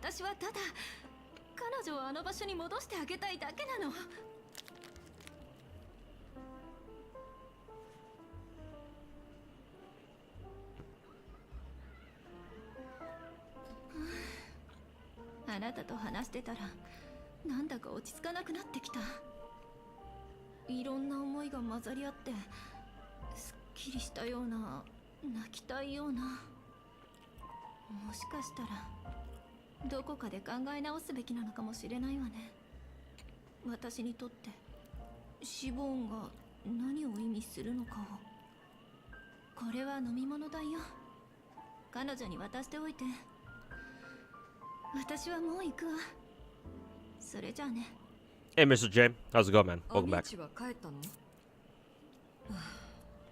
これが彼女のためでもあるんだよね。宴の夢は魅力的だけど、夢は夢であって現実じゃない。彼女の飲み物は私のおごりだから、そのお金はあんたたちが取って You forgot this part happened? 準備ができたらギャラガーのところに行きなさい。今頃うずうずしてると思うから。I don't even know why we're here. Like, why this place is even relevant to the story. Maybe they already explained it. I must have forgotten already. 好きな材料を選んで全部ぶち込んで混ぜるだけだ。バーの中を見て回って好きな材料を Yeah, apparently we're supposed to like 決まったら俺に声をかけて go gather ingredients and like fucking mix this shit. 早いじゃん。面白いものを持ってきたな。さあ選んでくれ。それぞれの Filler because of the main event. のフレーバーがあって The usual fucking story and gameplay integration bullshit. どの材料をベースにしたい？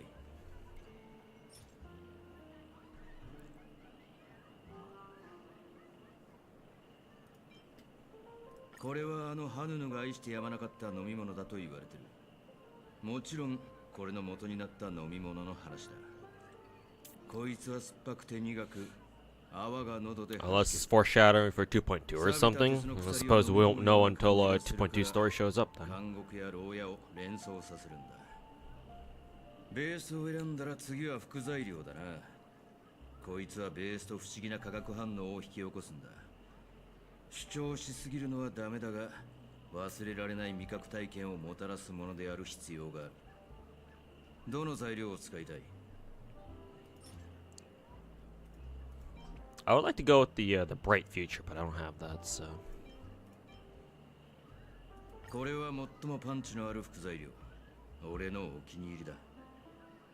ミハイルが亡くなる前、彼の目の周りのシワはまるでナイフで切ったんじゃないかと思うくらい深くなってた。口ごもりながら話をする姿は息を吐くことすらできずに、ただ胸の中に空気を溜め込んでいるようだった。だが俺はその晩の Cool story, Gallagher. Why the fuck are we using a chess piece to make a fucking drink? ミハイル。これでいいな。次は飾りを選んでくれ。どんなスタイルが好きだ？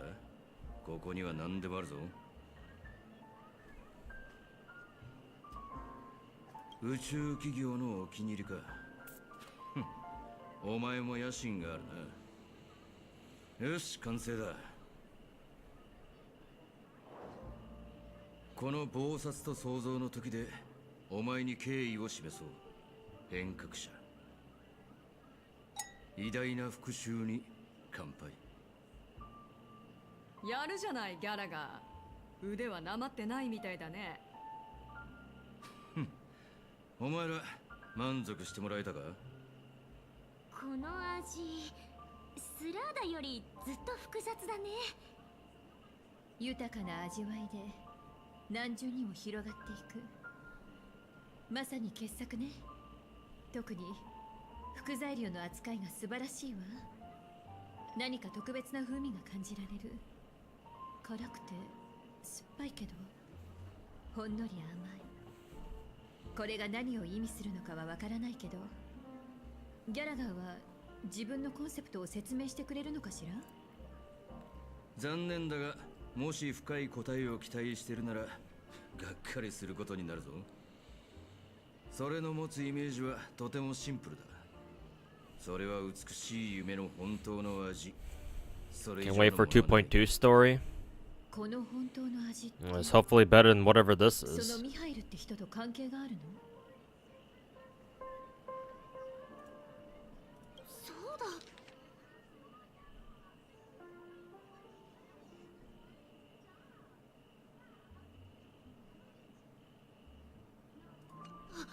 どっかで聞いた名前だと思ったら、あんたがあの仮面の愚者の女の子に気絶させられた時、誰かがその名前をつぶやくのを聞いたんだよね。いろいろ知ってるみたいだな。やっぱり俺の目に狂いはなかったようだ。これで正直に話さない理由もなくなった。さあ、事件について話そう。もちろんそのミハイルに関する話もついでにな。結論から言おう。ファミリーが持っている手がかりによれば、そのホタルって女の子は地元の人間でも招待を受けてやってきた客でもない。つまり彼女は正真正銘の密航者だってことだ。俺も彼女に騙された。本当に年を取ったもんだな。だが宴の星では密航はそれほど珍しいことじゃないし、捜査も難しくはない。事件の後、ハウンドたちはすぐに行動を起こし、無境と現実世界の両方から追跡を開始した。So Gallagher here says that stowaways are a common sight, but didn't Woolsey say that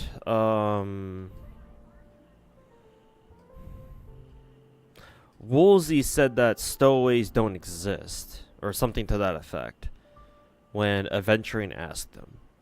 So maybe it's just because Gallagher knows that the Astral Express people are like they can be trusted, so he can afford to share the truth with them, whereas Woolsey was like, nah, I ain't gonna tell Aventurine shit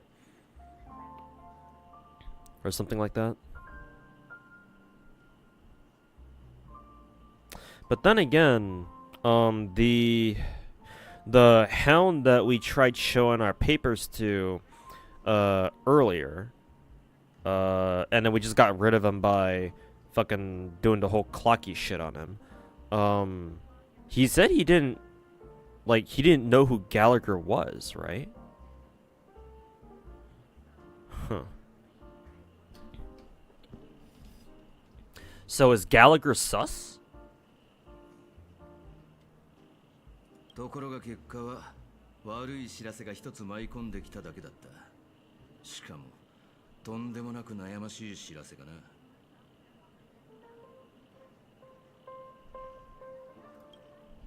その子は忽然と姿を消したんだ。夢の中には何の痕跡も残ってない。現実世界でも一向に体が見つからない。まるで最初からピノコニーに来ていなかったかのように。それってつま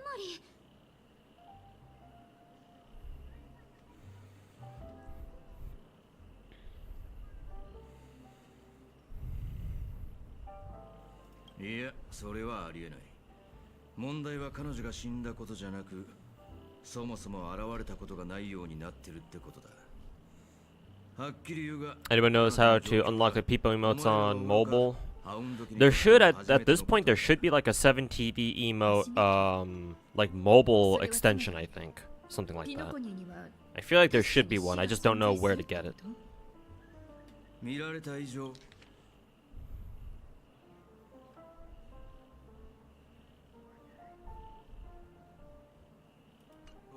もう隠す必要もないな。街には華やかな一面もあれば、人には言えないような裏の面もあるってことだ。大人の世界のことは詳しく説明するまでもないだろう。この程度のことでファミリーに疑いをかけるのは単純すぎる。夢の中にも予期せぬ死はあるが、それがどうした。そんな極めて低い確率で起こる事件が影響するのはごく少数の人間に限られてる。本当にこの事件について詳しく調べたいなら、ファミリーの本当の困難を理解することだ。Probably just Google it. Yeah, Google's your best friend. 鋭いな。請求列車もあのオルゴールを受け取ったんだろう。中にどんな秘密が隠されてるか知ってるか。夢の中で不可能を見届け、ピノコニーの父、時計屋の遺産を探し出し、生命体はなぜ眠るのかという問いにお答えくださいというメッセージがあったわ。一文字も間違ってないな。ちょっと何笑って。まさかあんたが書いたの？なかなか文才あるんだね。俺は事件を捜査してる保安官だぞ。知らないわけがないだろう。お前らだってこのメッセージがファミリーから出されたものじゃないことに、もっと言えば両者の関係がそれほど良好ではないことに気づいてるんじゃないか。まだ推測の域を出ないけど、正直ピノコニーの父が実質的な管理者とそこまで折り合いが悪いだなんて信じがたいもの。そうか。なら教えてやろう。その推測は正しい。ファミリーはずっと前から時計屋を敵視していたが、彼は神出鬼没でハウンドたちもなかなか捕まえられずにいたんだ。あの人はまるで自分が作り上げた商業神話の中にしか存在しない人物かのようだった。そこでさらに聞きたい。時計屋は外の世界にそういう冗談めいた情報を流してあんたらを招き、ここを混乱させている。Alright, me Steph, thanks for hanging out, man. We'll see you next time. Have a good one. 考えたことはあるか？あんたたちはこの機会を利用して時計屋の尻尾を掴もうとしてるの？今ならなぜ大奥家が七死人の調査の協力を依頼しておきながらあんたらに色々と隠し事をしていたのかもわかるだろう。それは時計屋は夢の地の伝説なんかじゃなく、ピノコニーの分家史上最大の汚点であり、全ての無教の異変の発端だからだ。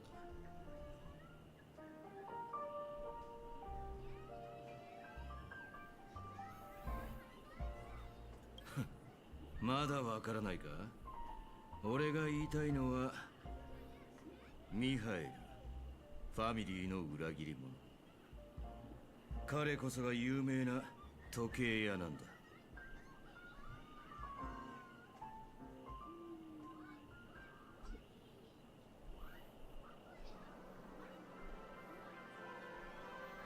ほら、クラークフィルムランド。ピノコニーで一番人気の映画エンタメセンターだ。時計屋の話をするんじゃなかったの？資料室みたいなところにでも行くのかと思ったのに、なんでこんな場所に？街の文化ってのは歴史において最も信憑性のある注釈だ。お前からしたらここは遊び場かもしれないが、俺の目には監獄に見える。この星の核を閉じ込めるためのな。ピノコニーが昔カンパニーの監獄生だったことは知ってるだろう。囚人たちはここに送られ、ガーデン・オブ・リコレクションのために大ホールから漏れ出した屋室を回収していた。そして長期的に高濃度の屋室にさらされていた監獄では、ある特殊な現象が生じた。無数の個体の夢が交錯して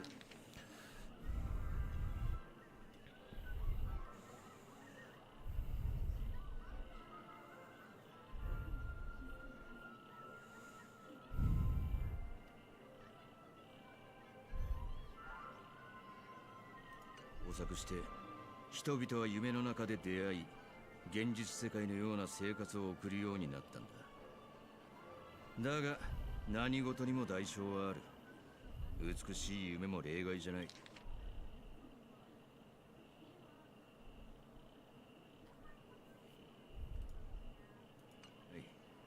結局無教も人々の現実世界での苦しみを解消することができずに、一人の囚人の導きによって辺境の監獄はカンパニーの鎖を断ち切り、自由のために戦い始めたのさ。彼こそがブラザー・ハヌだ。無教の町の兄貴分、平和の立役。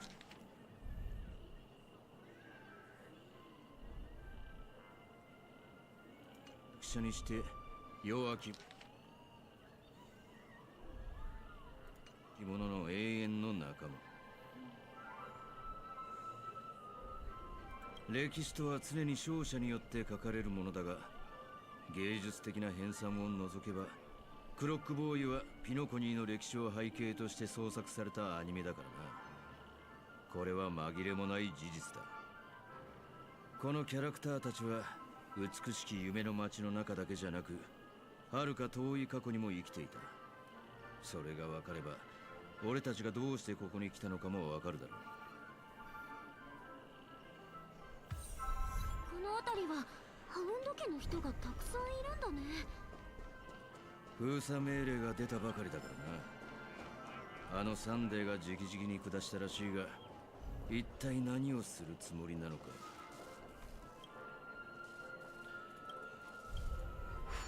Alright, let's do a couple puzzles.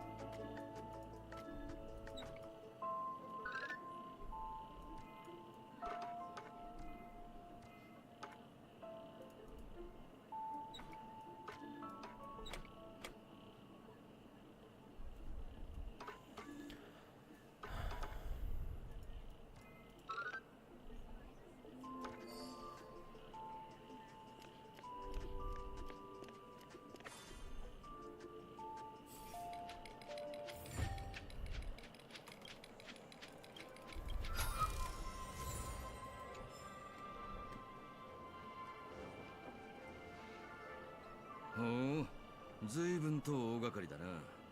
容疑者を追う時でもここまで力を入れたことはないぞ。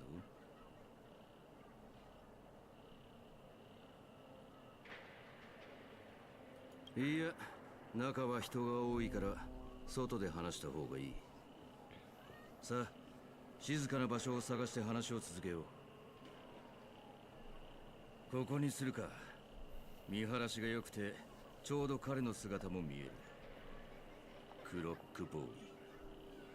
そのアニメキャラたちが現実世界にもいるのなら、あのクロックボーイに対応するのは間違いなく時計屋ね。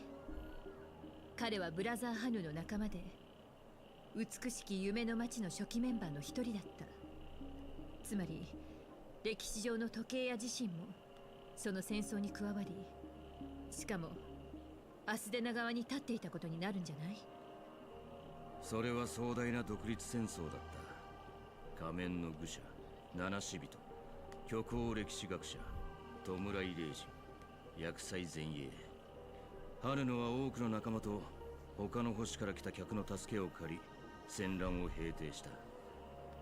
当然その中には後の時計屋も含まれている。でもそうなると時計屋は何百年も生きてるってこと？ I get the feeling that Gallagher is like gonna fucking backstab us or some 俺が shit. ミハイルと知り合った時、彼はすでに時計屋だ。 Cause like, what the fuck is he doing yapping about some bullshit that I don't care about? Something about the watchmaker and shit like that? 13歳。どう見ても無理があると思うけど。 He's 13! Oh no! He's underage, chat. 乏しい資源、虎視眈々と狙ってくる外敵、まとまりのない各監獄エリア。アステナの未来は依然として危ういものだった。だが歴史上の時計屋がその監獄を賑やかな宴の星に変えようとファミリーに協力を求め、ピノコニーはようやく今の名前を手に入れ、星々に向かい合うステージに立ったんだ。だから彼はピノコニーの父と呼ばれているのね。でもさっきの説明で時計屋はファミリーの裏切り者だって言ってたよね。しかもあんたは彼の仲間だったって。それってつまりあんたも。俺は彼の仲間じゃない。数多くいる彼の子供の一人だ。だが確かに俺も裏切り者ではあるな。裏切った相手はファミリーじゃなくミハイルだ。何をしたの？俺は何もしていない。それこそが最大の裏切りなんだ。かつての俺にはあんたらと同じように背中を預けられる仲間がいてな。Okay.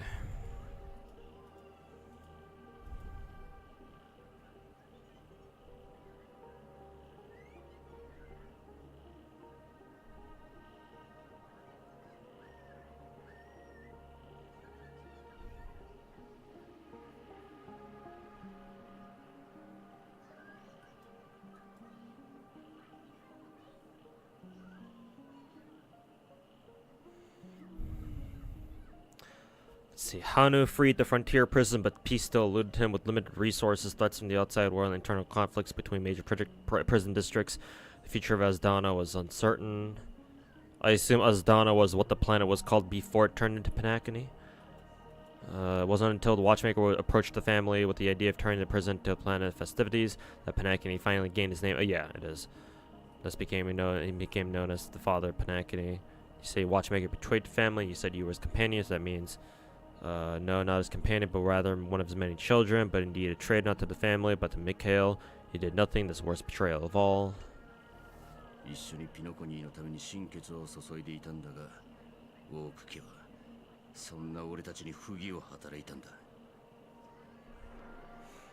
The Oak family. Oh, so Gallagher fucking hates Sunday.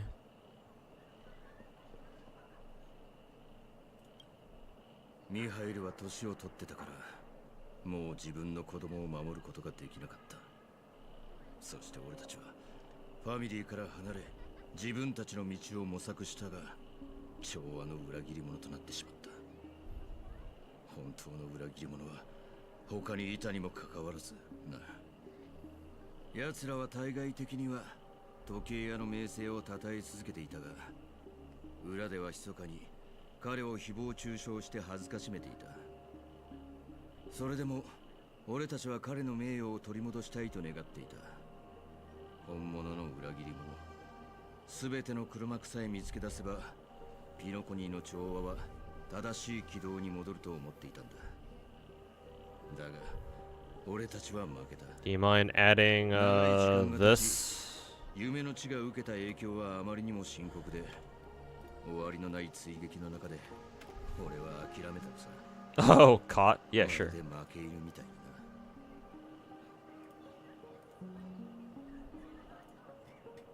な。Yeah, I love the caught emote.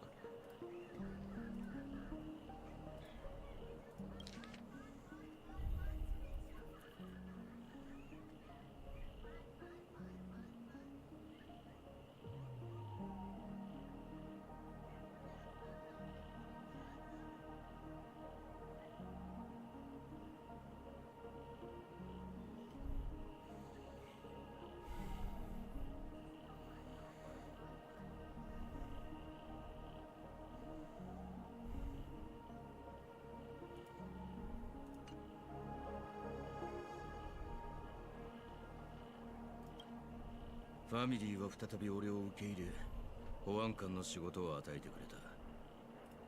表向きは許されているが、実際のところこれは罰だ。それ以来これは罰だ。それ以来俺は仲間、そして俺の過去と完全に決別した。そしてミハイルは、彼は誰にも気づかれない、誰にも見つからない場所で死んだらしい。それを聞いた瞬間、かつてのピノコニーは二度と戻らないんだと俺は理解したんだ。とても気の毒な話だと思うけど、ことはそれほど単純ではないんでしょう。Hey, Fever, welcome back, 時計 man. 屋の名を継ぎ、密かにファミリーへの反抗を続けてる奴がいるらしい。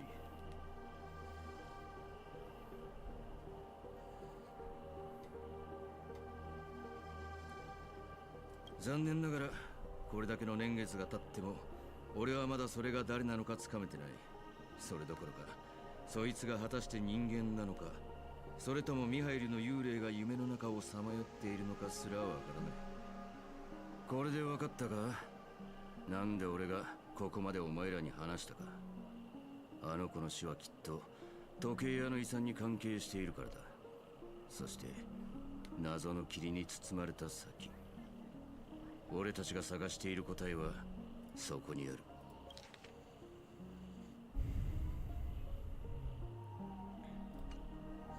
それが本当にミハイルの幽霊の仕業なら、ちょっと会ってみたい気もするな。俺を見下す奴は5万といるが、対等に接してくれる人はどんどん減ってるから。さて、俺の知ってることは全部話した。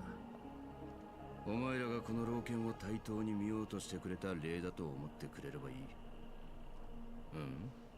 スタジオの方で何かあったみたいだな。俺はもう行く。お前らの幸運を願ってるぞ。皮肉なもんだな。今ピノコニーから門前払いを食らってる密航者たちと、数琥珀期前に開拓者として称えられた夢追い人たちに何の違いがあるっていうんだ。ギャラガーってやっぱりいろんな経験をした人だったんだね。ホタルの行方は謎のままだけど、彼の話を聞いて多くの疑問が解けたわ。時計屋の正体、ファミリーとの関係、そして美しい夢と死の裏に隠された権力闘争。ええ、ギャラガーは本当の裏切り者は他にいると言っていた。そしてその人物はオーク家の中に潜んでいる可能性が高いわ。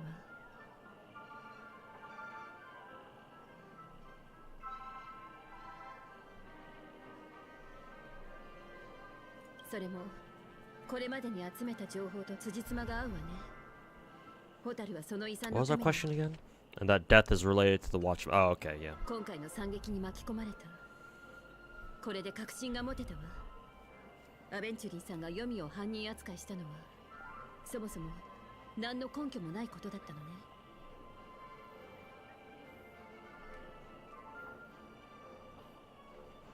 あんた本当にクロックボーイが好きなんだね。あれはただのアニメキャラで He's just a fictional character, not a real person. Ah, yes. Says much to a bunch of gacha game players. 残念ながらあれ以来彼には会えてないけど。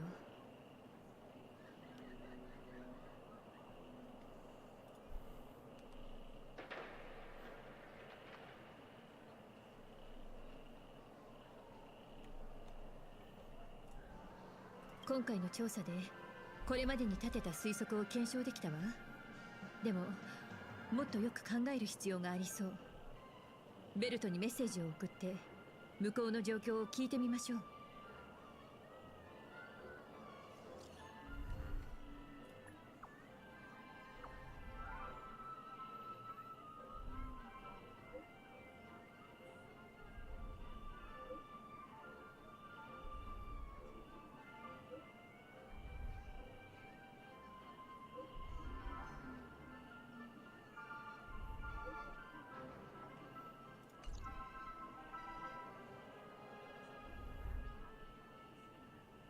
仲間が心配してるのか。いや、ただの業務連絡だ。向こうで何か進展があったらしい。早く行って戻ろう。このまま進むと朝露の館の奥に入っていくな。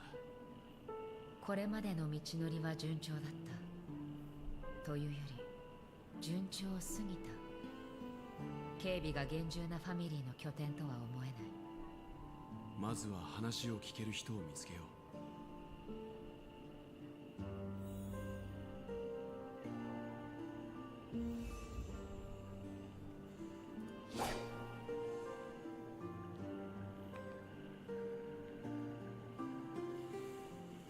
Alright, Nadiko, thanks for hanging out, man. And yeah, have a good night. Catch you next time, man.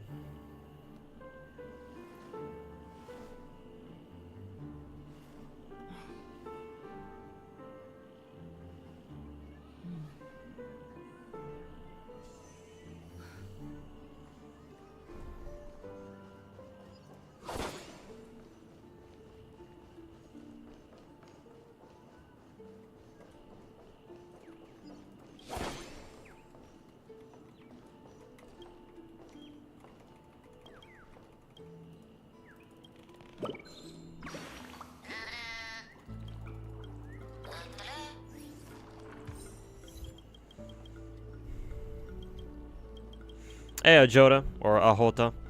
Welcome to the stream, man. How you doing? We're just going through 2.1 story right about now. We're also pretty deep into it, so in case you haven't read, or in case you haven't started Penacony story yet and you don't want to get spoiled, just please be aware that we are pretty deep into 2.1. So if you don't want to get spoiled, let this be your warning. これほど立派な屋敷なのに客人をもてなす執事もいないとは。Your feelings for her are not real. この扉は開いているようだ。 Already finished? Okay, good. 中の様子を Cool, 探 cool, るしか cool. なさそうだな。慎重に前に進む。 Then yeah, just kick back and enjoy my unimpressed reactions to 2.1 story. 白、自分の気配を少し薄めた。これで見つかりにくくなったはずだ。請求列車はファミリーの指示で動いているから言い訳もできるが、私がここに現れるのは道理に合っていないからな。なるほど。面白い技だな。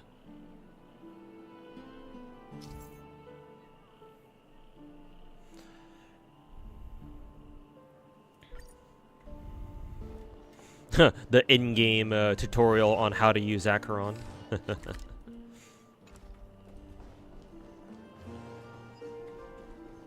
ほとばしる過去の伝説。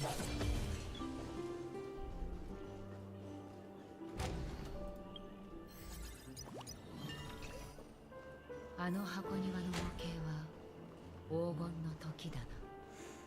当主たちここの足跡は他の場所と違って2つあるな。少し前に外から来た人がここを通ったのかもしれない。Yeah, because this is where we were already here with Aventurine and Ratio, weren't we? ほとばしる過去の伝説。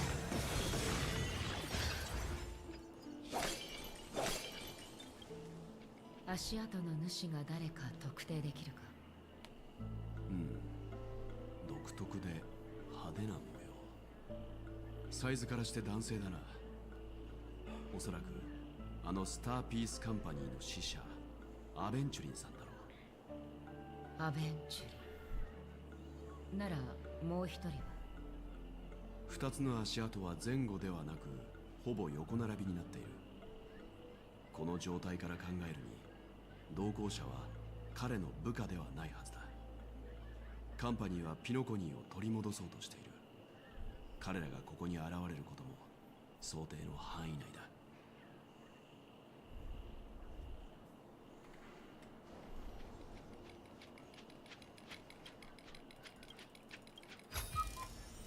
Oh, that's hilarious. I solved this puzzle, but I never actually got the treasure chest from here the first time around.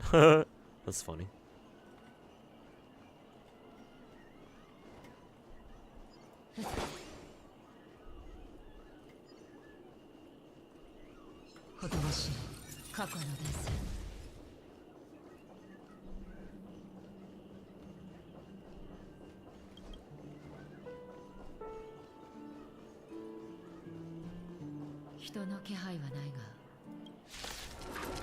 Oh, we have to fight this guy. Oh, well, oops, this is a little bit awkward. I have no healer.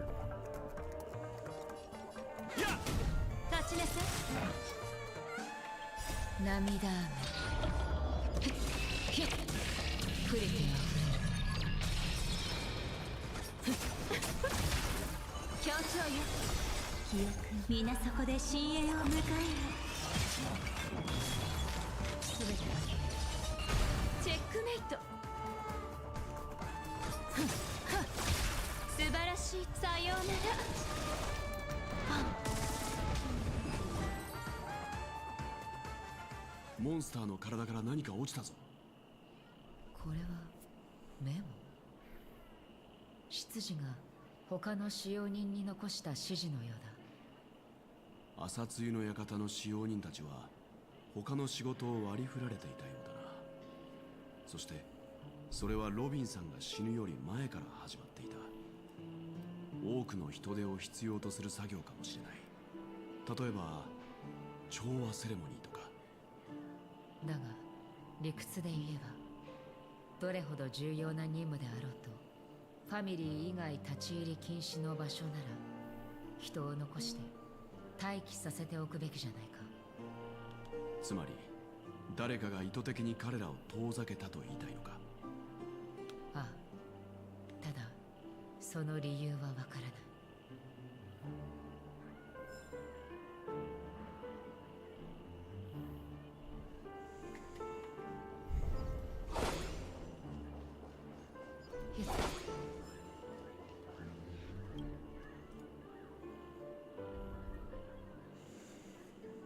It's the appropriate thing to do when you're giving directions to a guest.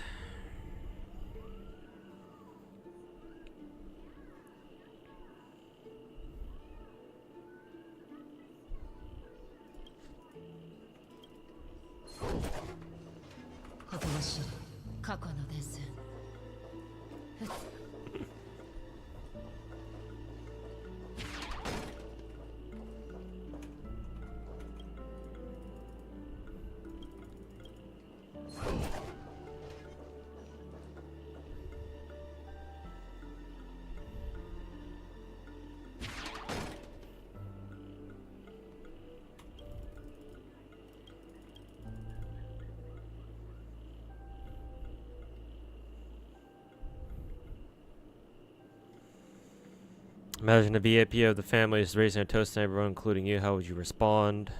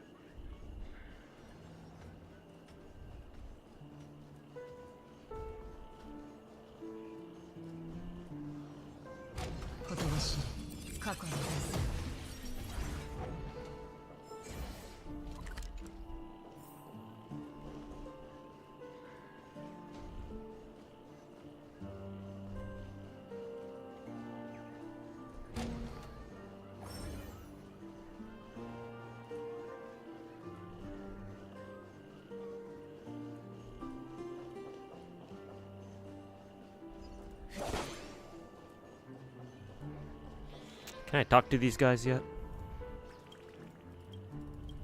No, not yet.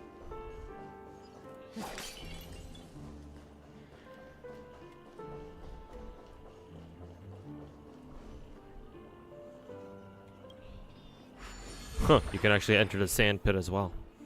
As Acheron, it seems.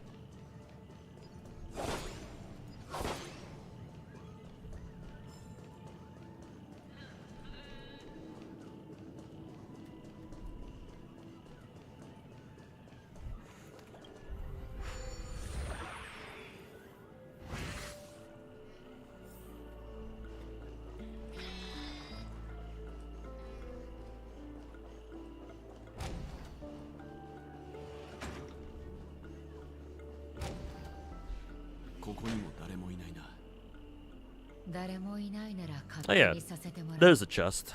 できるだけ私に近づいてくれ。そうすればあなたも白で覆い隠せる。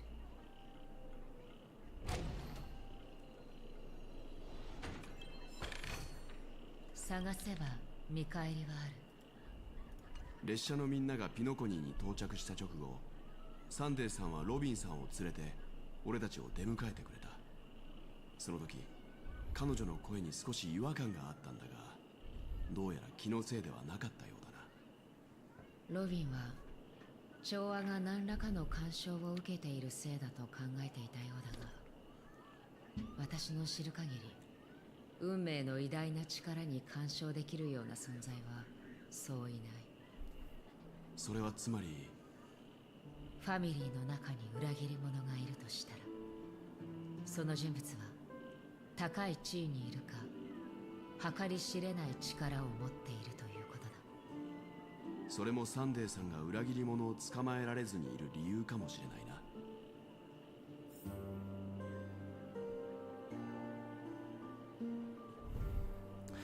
What if the traitor is Mr. Sunday? Actually, I don't know how much to make. I don't know how much sense that would make, but.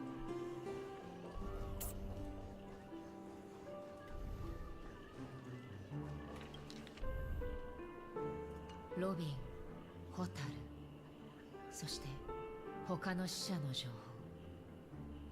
特に共通点は見当たらないな。どうやら噂は正しかったようだ。死は無作為に被害者を選んでいる。そしてサンデーさんのコメントを見るに、彼は死のことをよく知っているらしい。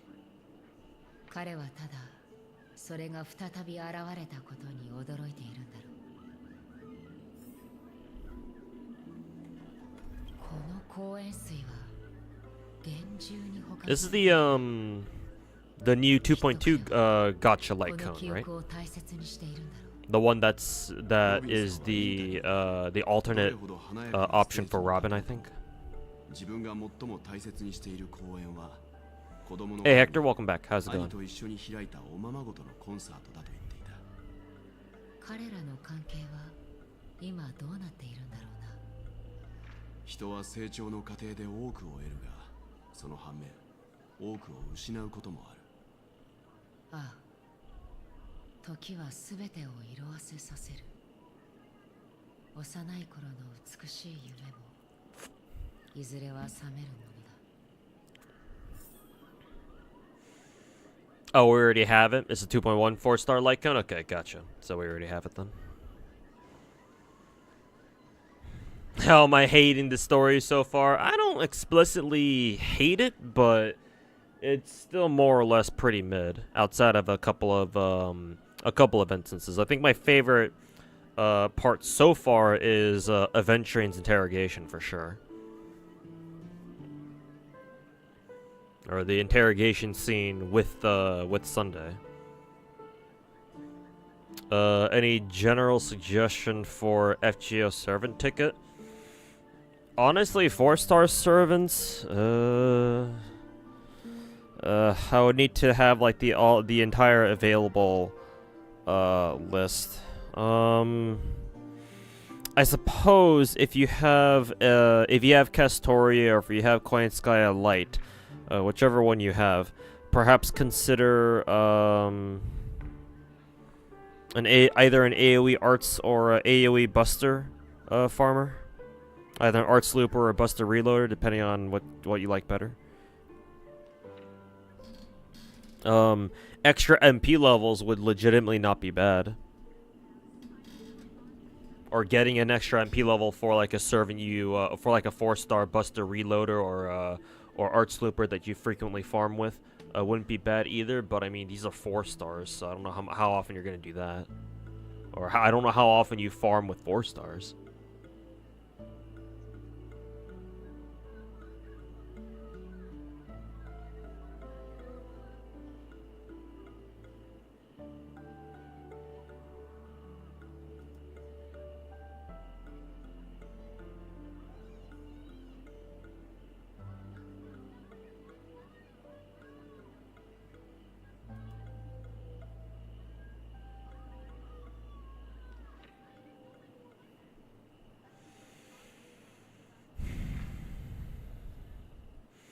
Yeah, Omega suggestion is good too. Any story lock, basically. Is it safe to go for MP2 Souther? Yeah, sure, why not?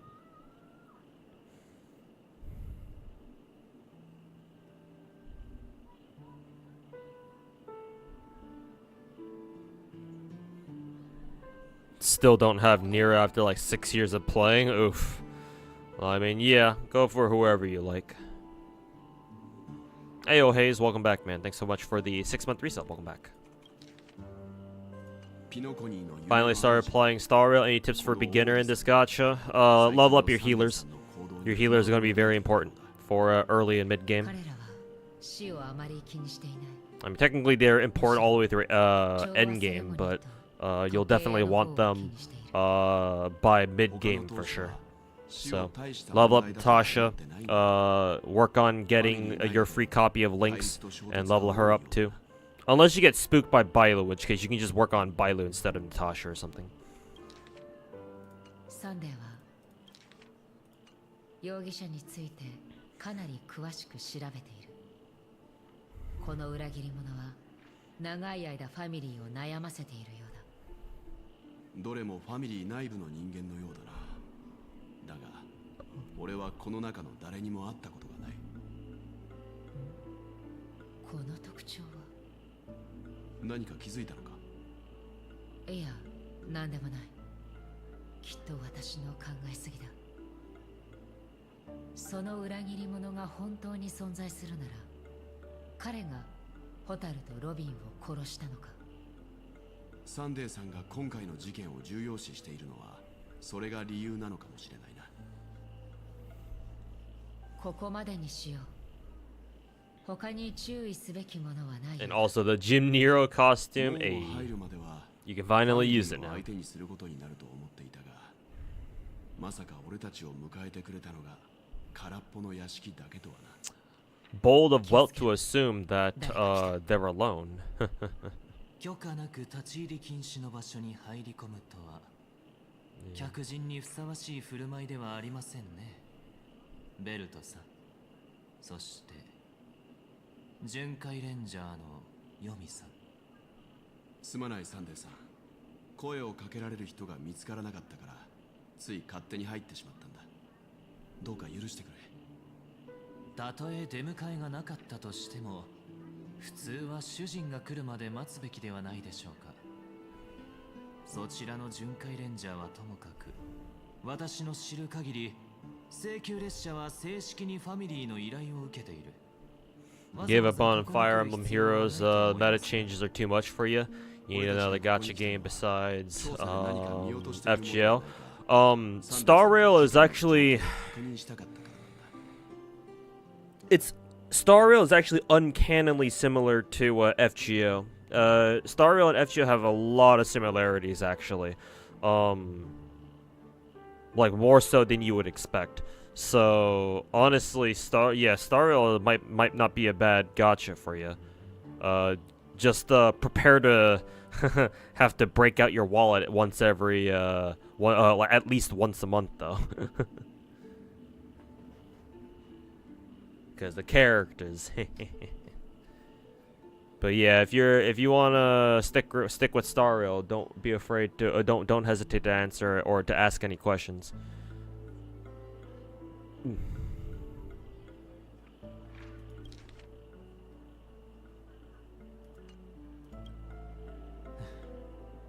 いいでしょう。お二人が善意を持ってきたのでしたら、私も追い返す理由はありません。大丈夫だ。彼は私たちが。Yes, talk about that right in front of Sunday now, will you? 真実は未だ明らかになっていませんが、私たちはそれのすぐ近くまで迫っている。お二人に約束しましょう。裏切り者は間もなく代償を支払うことになると。俺も早く正義が明らかになればいいと思っているが、個人的にサンデーさんに教えてもらいたいことがある。ファミリーは一体どうやって犯人が内部に潜んでいると断定したんだ。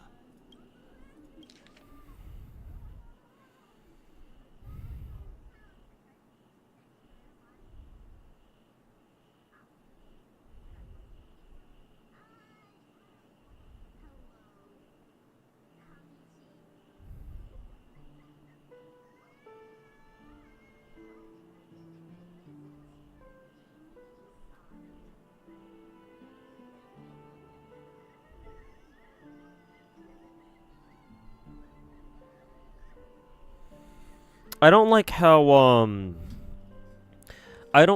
Sunday just immediately just buys Welt's excuse here.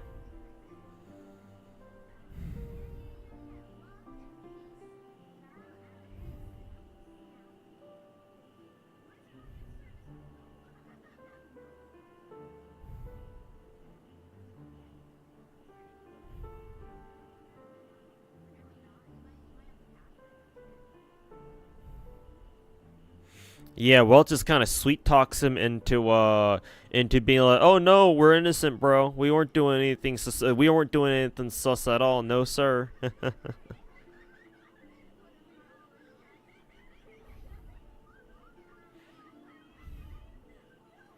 Because like, yeah, Welt hasn't given a good enough excuse as to like, yeah, what the fuck was he and Akron doing inside Sunday's room?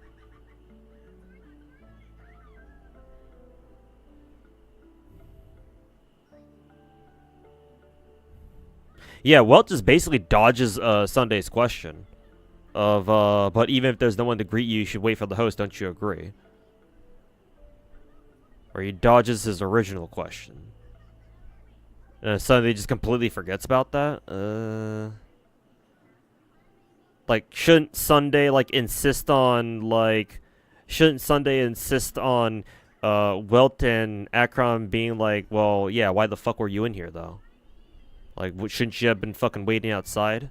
Like, what the fuck were you guys doing and snooping around inside my fucking office? So, that's a little bit out of character. 率直に言うが、調和セレモニーの開催直前に混乱を引き起こすことはカンパニーの利益になる。Oh, you think Fairy Tristan, Dobrinia, Salter, or you Maiden, you have a shit ton of sabers? Ah, I see. Fairy Tristan is not a bad choice. She's I feel like I mean, I made a fucking review video about her. She seems to be quite a good boss killing servant, in my opinion. Or you can take Salter for the extra buster reloading. Only take Consort U if you don't have a copy of her yet. If you already have her, then there's no point in getting another copy of her. It's not like you're gonna use her for fucking buster reloading at all, so what's the point? How are the events in this game? The events are fairly simple. The combat events are fun. Sometimes they can be a little bit tricky, but you should be able to get all the most important rewards just for doing them. Yeah, the events are more casual. They're not like FGOs at all, where it's like, oh, you have to fucking grind every day and shit like that using natural AP. Nah, there's nothing like that. Like, for example, one of our major event for this patch, or one of our major events for this patch, is literally a fucking bartending event.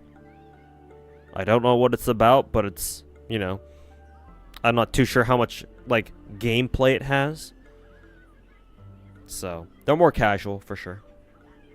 And, you can definitely, like, procrastinate on them and, like, get them all done on, like, the last day or something. Just make sure to give yourself, enough time to actually go through everything.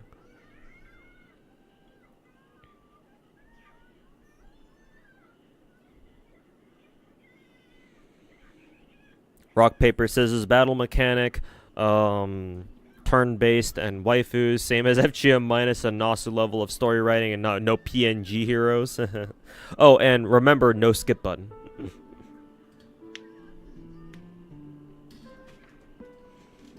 Sunday looks like he's bored in every scene, no cap. Yeah, it's because of the way his eyes look, yeah. He's got those very, he's got that very flat look in his eyes.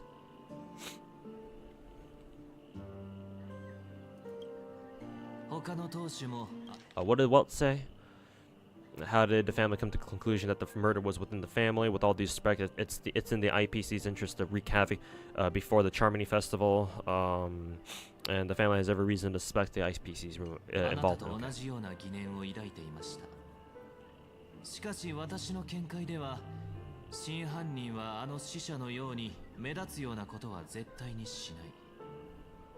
Okay.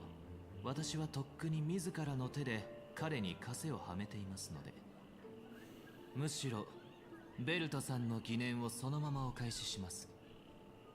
私から見ればアベンチュリンさんを警戒すべきなのはあなたたちの方。悪人は高い壁を揺るがすことはできませんが、正義の心臓にナイフを突き立てることはできますから。アベンチュリンさんは商人であって慈善家ではありません。ですが今、彼は街中でお金をばらまきながら一人でクラークフィルムランドに向かっている。一体何を企んでいるのやら。ファミリーは今でも人々の安全を守るため全力を尽くしていますが、皆さんもどうか用心してください。不測の事態を防ぐために。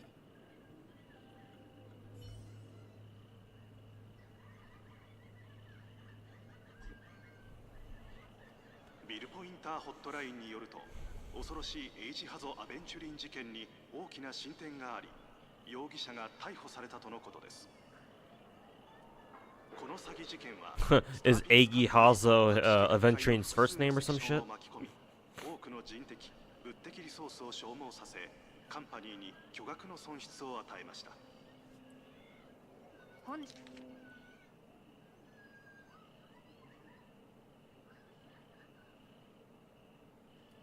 事件の容疑者はツガンニア4出身かつ第2次カティカ・エビキン絶滅事件の生存者の一人であり、青函難民渡航証を所持していませんでした。戦略投資部責任者ダイヤモンドの指示のもと、カンパニーは検証の精神に基づき容疑者に対して適切な対応をとり、引き続き調査を行い、その犯行動機を明らかにするとのことです。本当に綺麗な目ね。Hey, we finally see Jade. それは夜になると光ったりする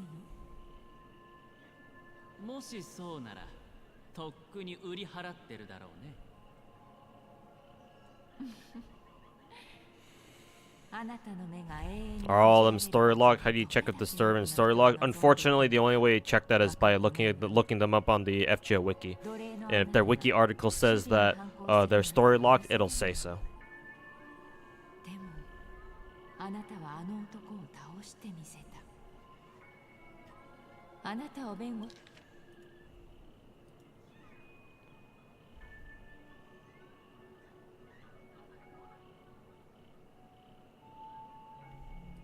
する度胸のあるべ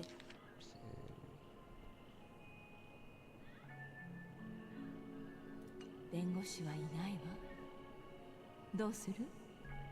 自分で無罪を主張してみる？ Also, I like how they use the word servant and not slave. それは別に難しいことじゃないけど意味がない。自分の弁舌によっぽど自信があるのね。博識学会を騙した時も同じように思っていたの？僕は望みを叶えてあげただけ。君たちは完璧な健在を欲しがってた。そして僕は一つの可能性を示した。これはちょっとした賭けだったのさ。運が良ければカンパニーはエイジハゾの鉱山の中からあらゆるものを掘り出せただろう。砂の王の残骸すらもね。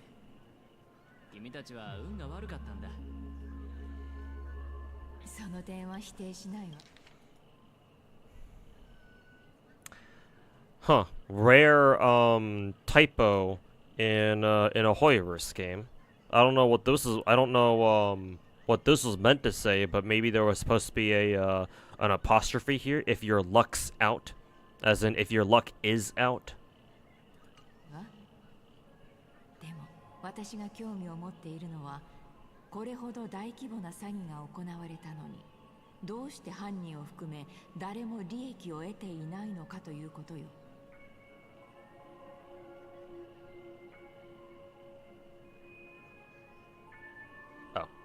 No autoplay. レディー？僕は自分の欲しいものをとっくに手に入れてる。君の前に連れてこられ、次の大きな賭けに出るというシチュエーションをね。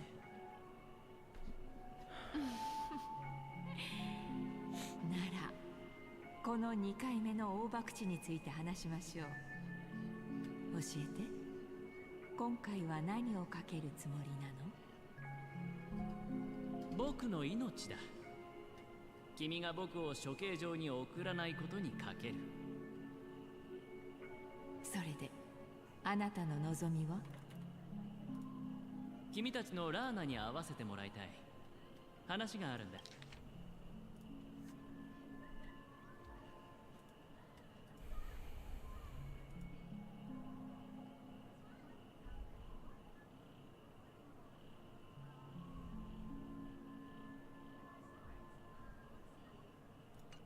その後は？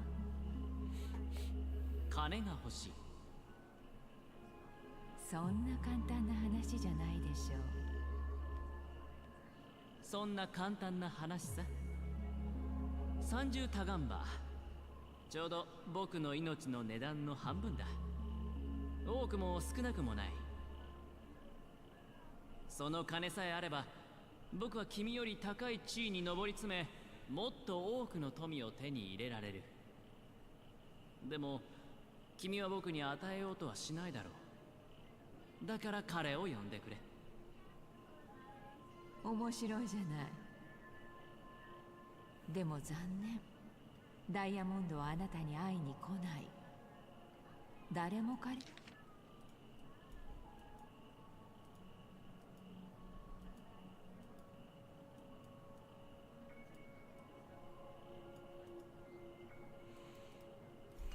は会えないの。だから今私がダイヤモンドの代理人として。You'll give Honkai and Genshin, you'll give it to Star Rail and Genshin. The character designs are just amazing. I would hope so, considering how few characters Star Rail and Genshin turns out compared to a lot of other gacha games. So yeah, I would hope that their character designs are top notch, and for the most part, they are. I do agree. あなたは間違っている。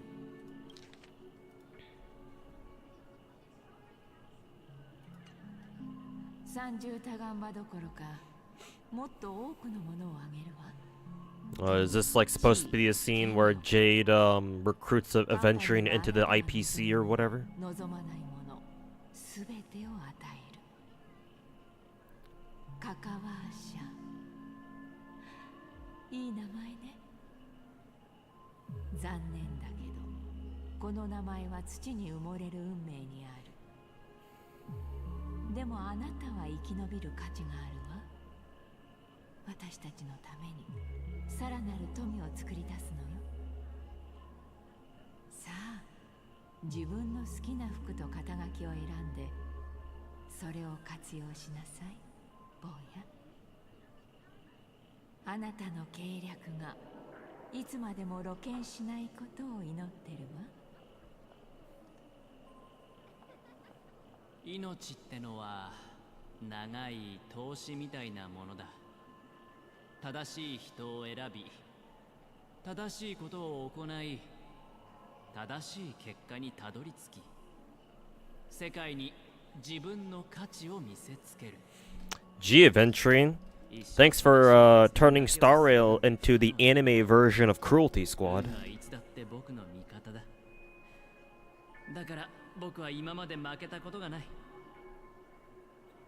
チボ神が僕を守ってくれているから、それなら今この瞬間もチボ神は僕を見守っているはずだ。そして僕は必ず成功する。でもその後は、この難関を突破した後、今度は何が待ってるんだろう。大博打の後に僕を待っているのは、もっと大きな賭けだったりして、一回また一回と成功した後、数えきれないほどのチップを手に入れるのか、それとも一回の失敗で全てを失うのか。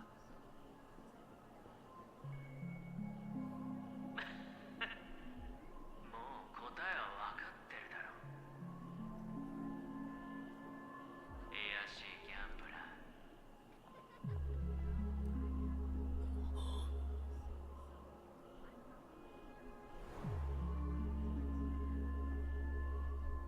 ー。どういうことだ。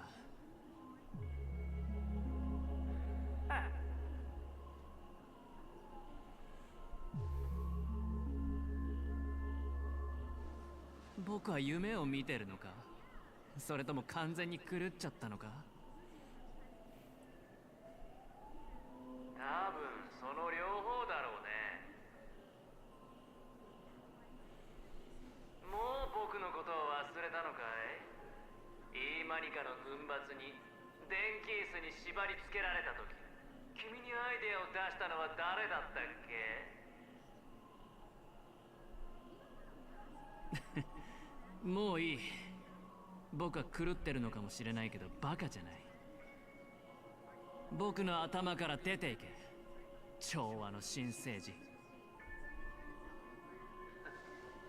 調和バカ言わないでくれ。僕たちは別に初めて会ったわけじゃない。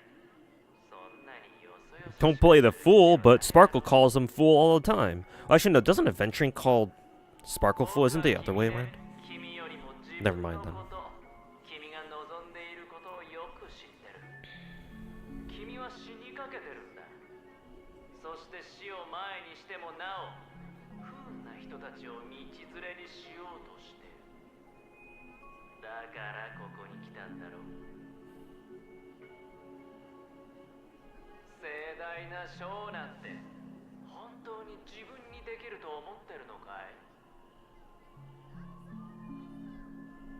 どういう意味だ？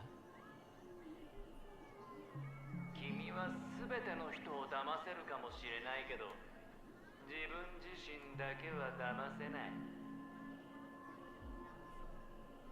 僕が証明してあげる。君が完全に消えるまで。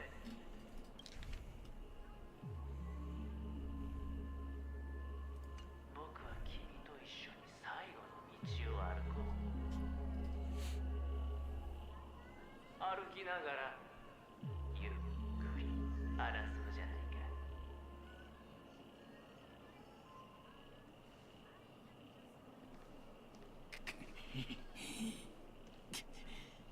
君は一体何者なんだ？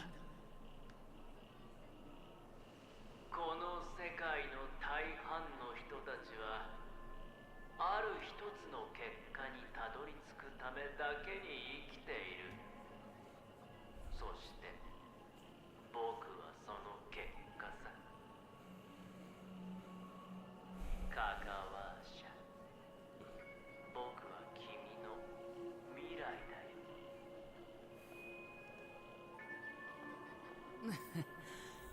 最初は幻聴、今度は幻覚か。本当にすごいね。次は僕が調和の指令に昇格するのかな。なんでここには観光客が一人もいない。あの羽頭は何してるんだ？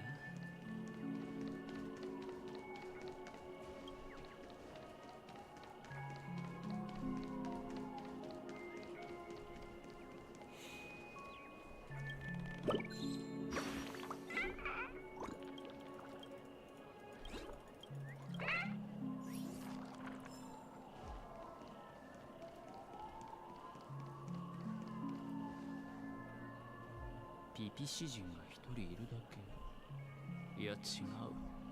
子供か？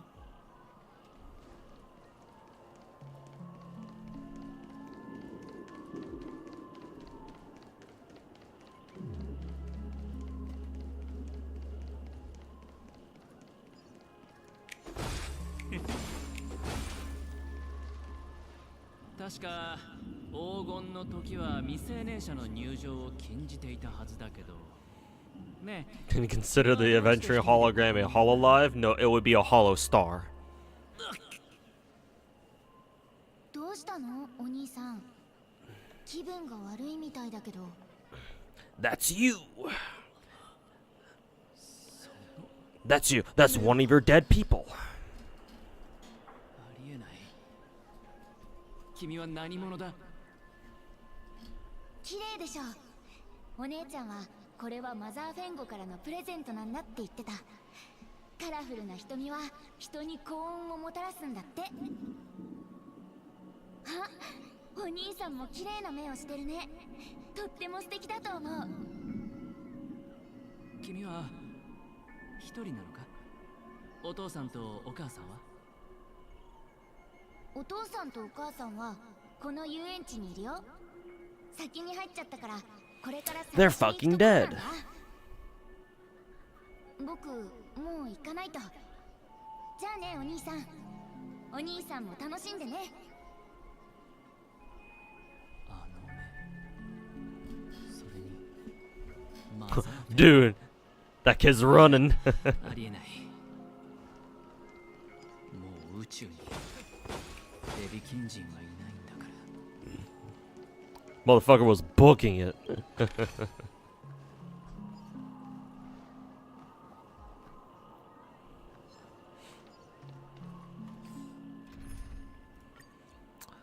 Motherfucker was booking it.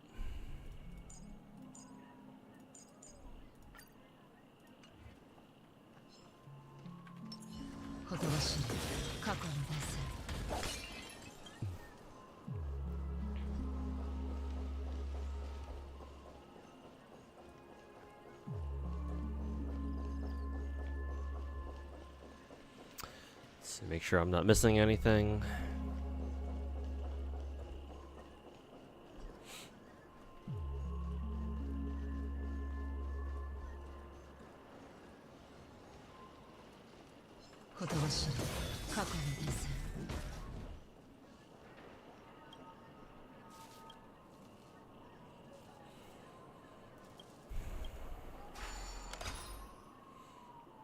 Hello there, fellow Touhou fan. Hey, hello there.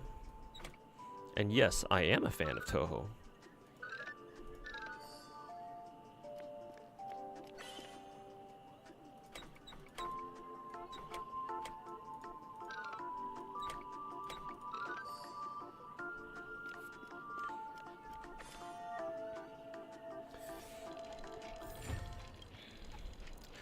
Rare to see fellow Touhou enjoyers around these parts.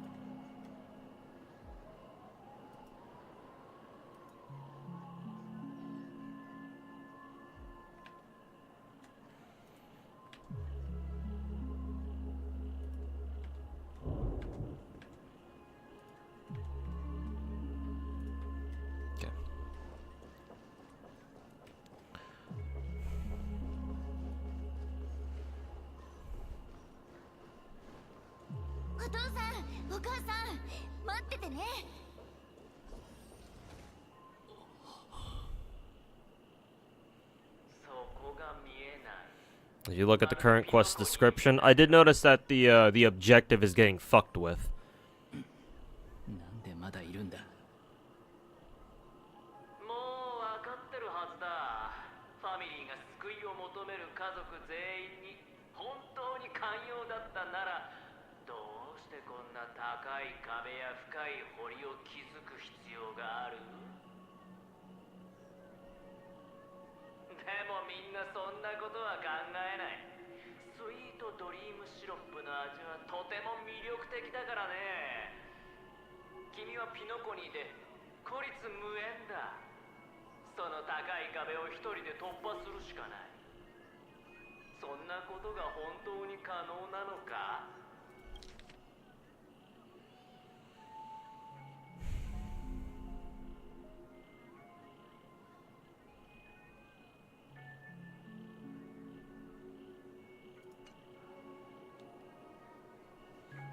だから君はホテルに入るなり気取った帽子を取ってあちこちで助けを求め始めた。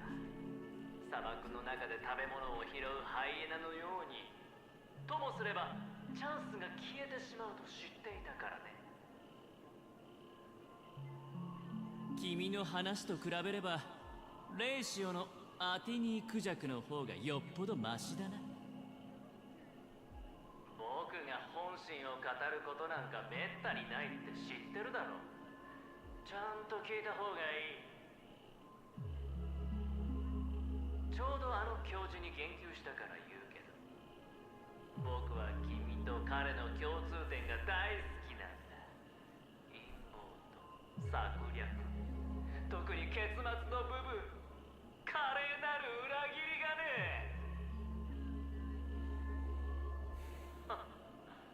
すべての人がそう思っているとき、それが君によって入念に仕組まれた別の罠だなんて誰が疑うかな。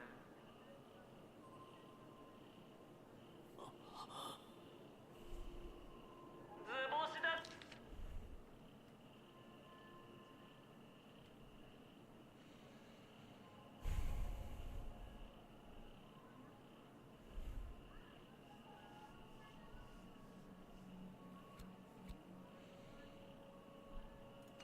みたいだね。君はそういう人だ。慎重で自分を過小評価していて、これだけ勝ってるのに誰よりも負けることを恐れてる。TLDR, you a some bitch. みんな君がゲームで大金をかけるところしか見ていない。テーブルの下のもう片方の手がチップを握りしめながら震えていることなんて知る由もない。大したものだよ。パブから招待があったのもうなずける。君は生まれながらの盟友だ。人を騙すだけじゃなく、自分を騙すのもうまいんだから。人前でボロを出さないようにするには、先に自分を騙すのが一番なんだよ。もちろん分かってると。僕は君のことをよく知ってるからね。でも妙だな。どうしてあの招待を断ったんだい？君には優越を受け入れる機会があった。それは君が最も望んでいたものだったはずだ。それなのに君はカンパニーのテーブルを選んだ。Opinions on Aventuring's backstory so far. I want to see it through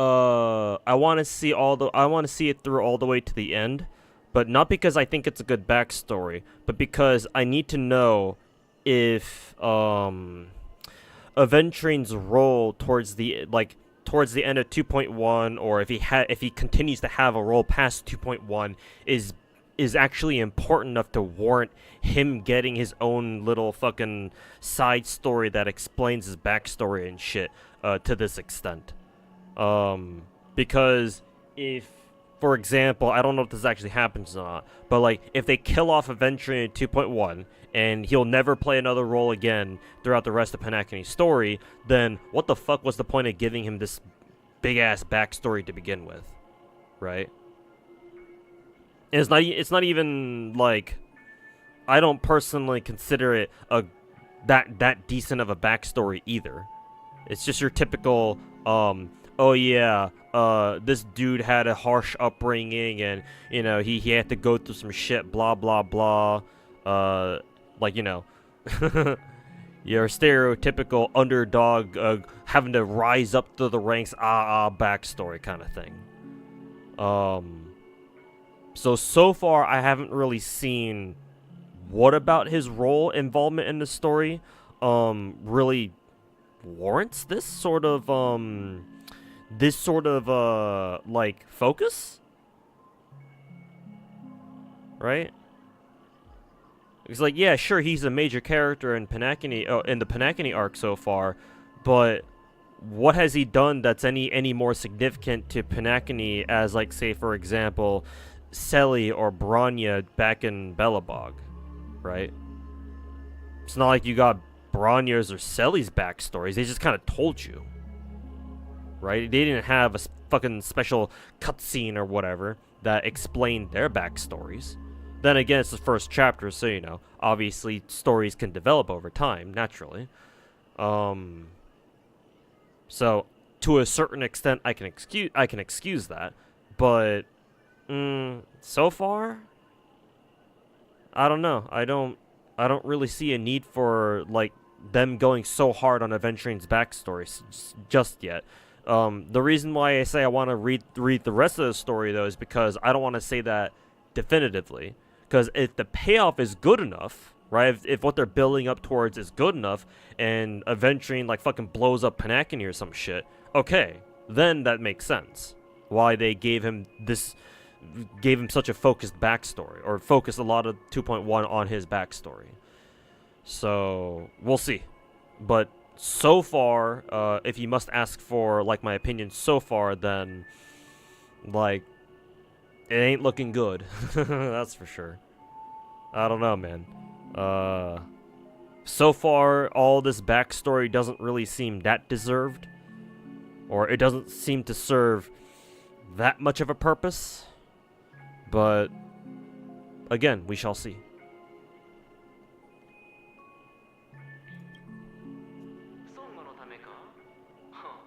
思えないな。君は孫悟と何の関係もないだろう。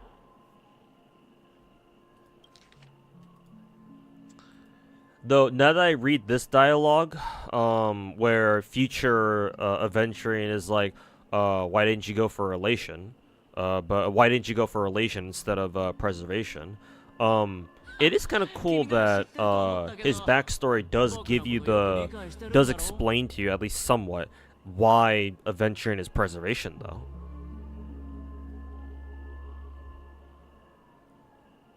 So, I think this is a pretty neat detail, to be fair. Like, it'd be nice to know, like, everybody, all the characters in the game and their rationale for choosing the path that they did, assuming that, you know, you can choose a path. I mean, it seems like you can, right? Future Aventurine's line here, yeah, this implies that Aventurine, like, people can, like, pick and choose what path they want to go on, right? So, like, if that's the case, if you can pick your path, unlike in, like, Genshin, for example, where I don't know if you can necessarily choose your vision, or, like, what type of element your vision ends up being. Like, if in Star Rail, characters can pick their own paths, that's pretty interesting from a lore perspective, or, like, a story building or a world building perspective. And in that case, then, I'm actually sort of curious as to know, like, how all the other characters in the game ended up choosing the paths that they have. So, that's a little bit interesting, at least. I'll give it that.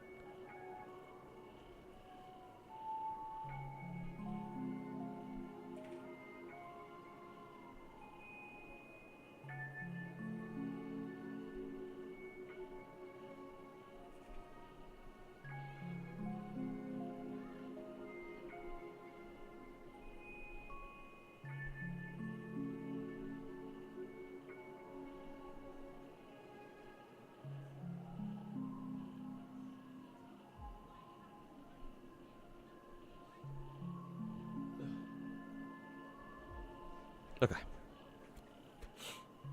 Wonder what made devs want to focus so much on Aventurine. I don't know. Maybe, I mean, let's face it. Like just like any dev studio, I'm sure MiHoYo has their favorites, right?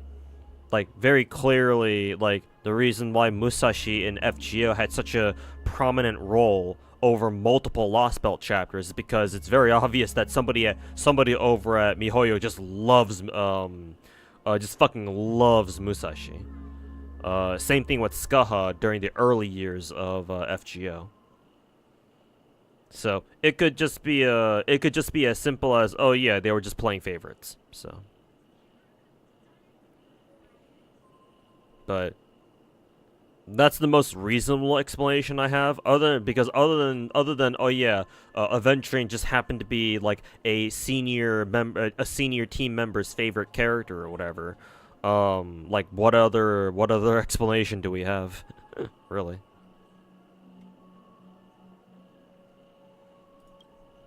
Because yeah, you'd think that Akron would have more screen time. Yeah, that's a good point.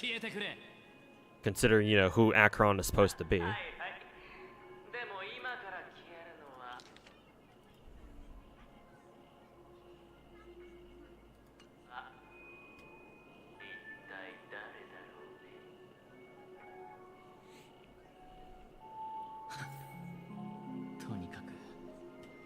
僕じゃない。 Let's see. Didn't the kid disappear over in this area? Or he didn't disappear yet. Probably will, though.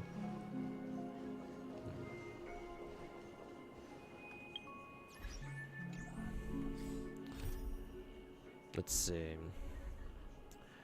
You are completely entranced by the Afghan boy. Just who is he? There is still time. Maybe you can catch up and... I don't know what that's supposed to mean.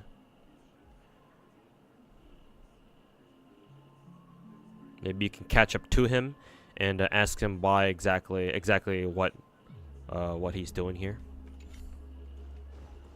Hey, he's gone. Let's see, where's that burb?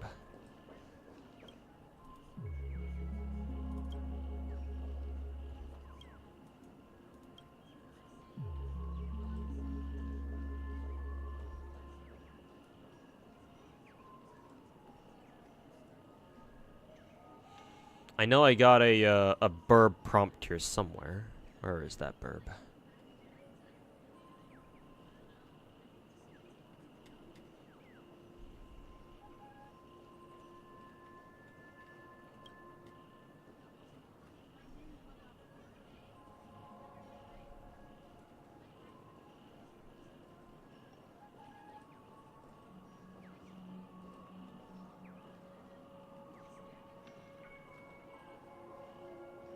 Yeah, I swear there was a burb. Yeah, there it is.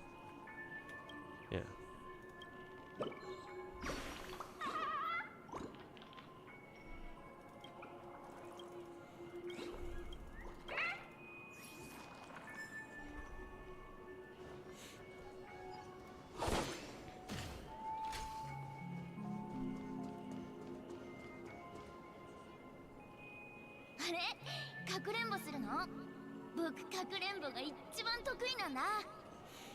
Did our objectives change? Because I remember the objective marker wasn't here, but instead it was back here, pointing towards this. Actually, no, that's not an objective marker. It's just fucking. It's just a light. Oops, duped myself there. I thought that was the actual objective marker, so I thought I was just I thought I was about to go off on a fucking side tangent here, but no, this is exactly where I'm supposed to be going.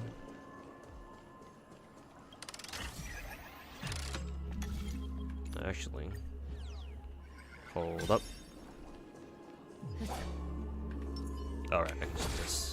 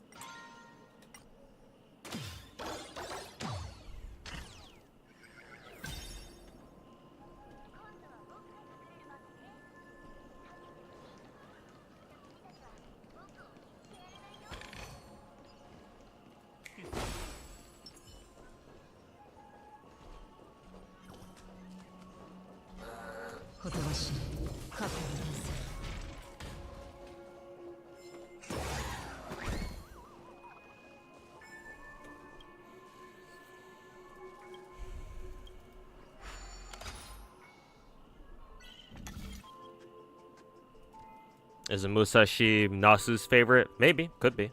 Actually, no.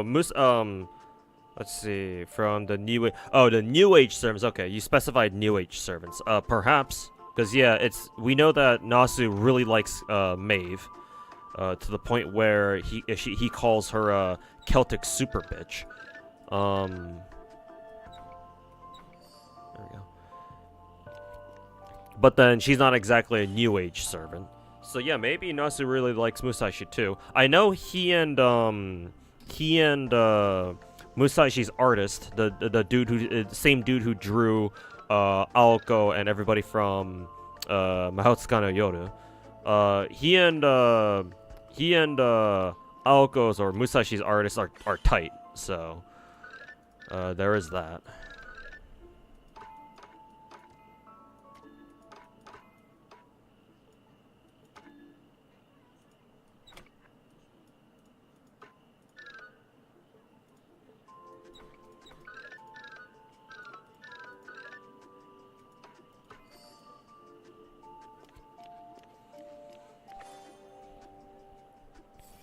Who are you pulling for next patch? What, in Star Rail? Both. Everybody. Robin and Boothill. I try to roll for everybody in Hoyoverse games, my dude. I have my favorite characters, but I respect everybody in this game. I'm one of those types of people who like to call themselves Collector EX players. We go for everybody.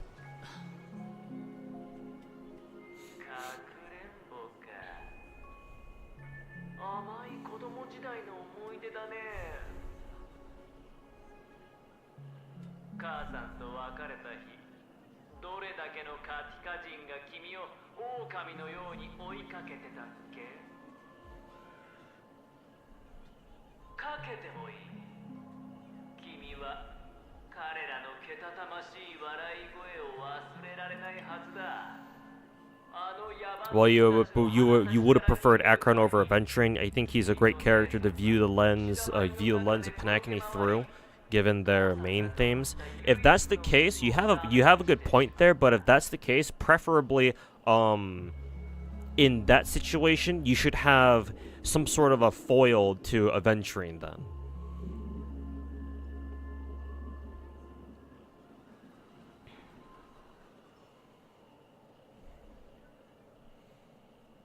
Because, like anything in life, any perspective, any like theme or like concept or whatever, like all those sorts of things have multiple lenses that, you know, you can look at them through, and they're all valid in their own ways. So when you put it like that, again, you have a good point, but for a better overall story experience, they should do what they did for Aventuring 2.1 for another character. Let's say Firefly or somebody else. Again, somebody who's like a foil to Aventuring. So that way you don't have this narrow perspective of looking at Panakini through whatever the fuck happens to Aventuring. So if they can manage to do that in future Panakini story chapters, then sure. Whatever they did here for Aventuring, I suppose will be acceptable. But I suppose we'll see.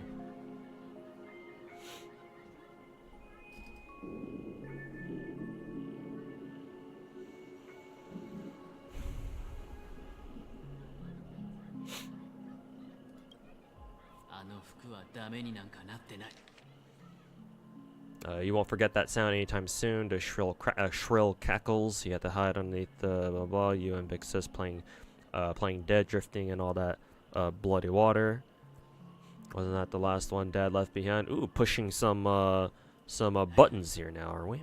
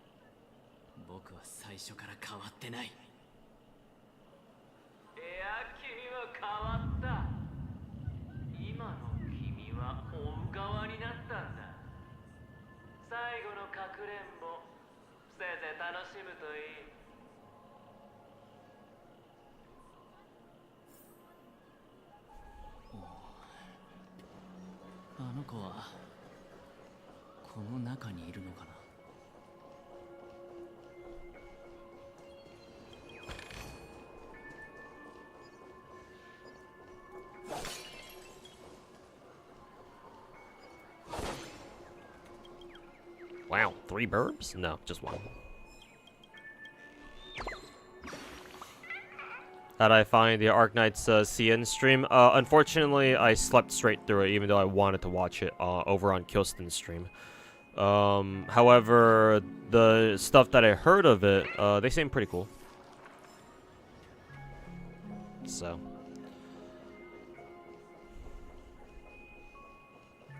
We got another burb merchant here.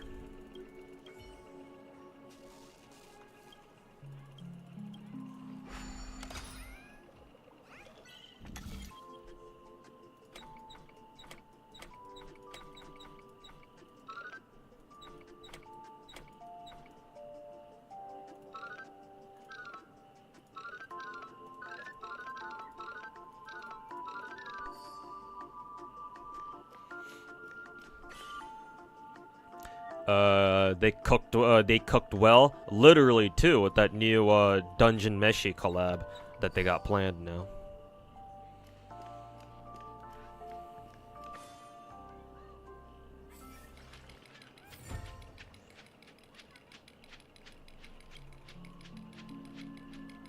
Who's my favorite character in Star Rail? Bronya.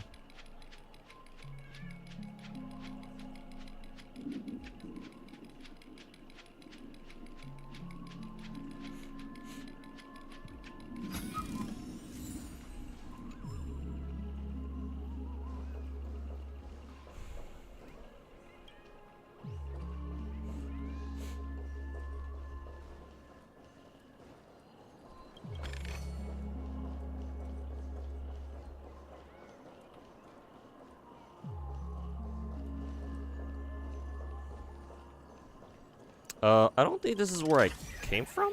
Was this where I came from? No, this is something different, yeah.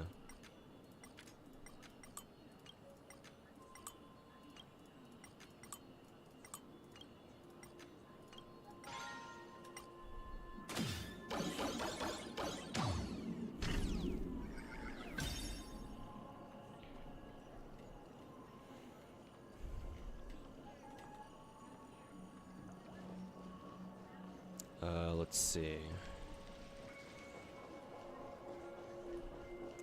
Where the fuck am I?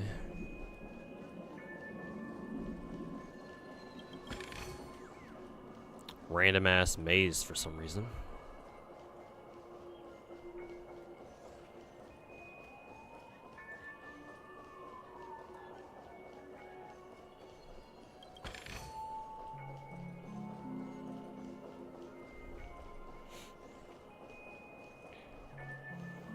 You'll say that you're a big fan of the perspective switches that Star Rail's been doing.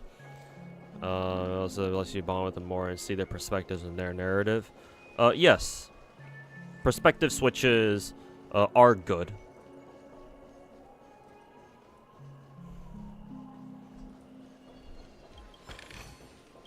So I suppose props to MiHoYo for them trying out this whole perspective switch thing. Okay, we're all the way back out here then. This is where we first met the kid. All right. Though I do think that means that we can just teleport back. I think, right? Yeah, we should just be able to teleport back here.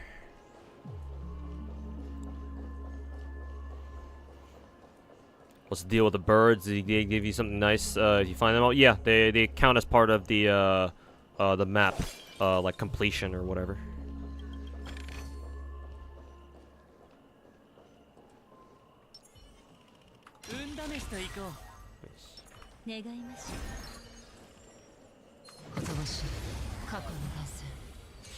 I believe they give you stellar jades if you the more you find them. I believe anyway.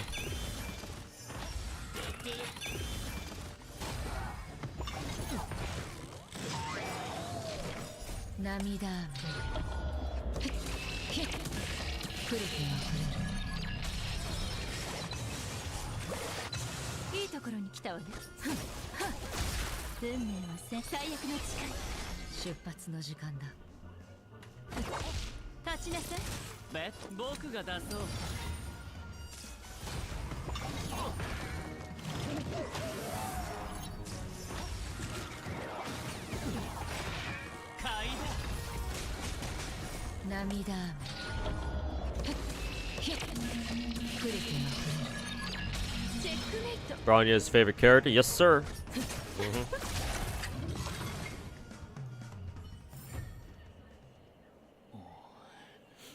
I stand my Bronya.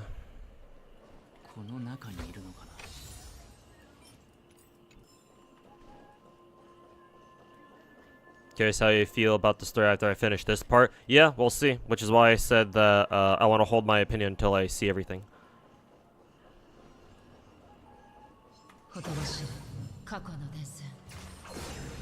Because I do, in fact, reserve... shit, I wanted to explain the rest of it. Or I wanted to explore the rest of the stage. And it's one of his stones, isn't it? Oh, topaz.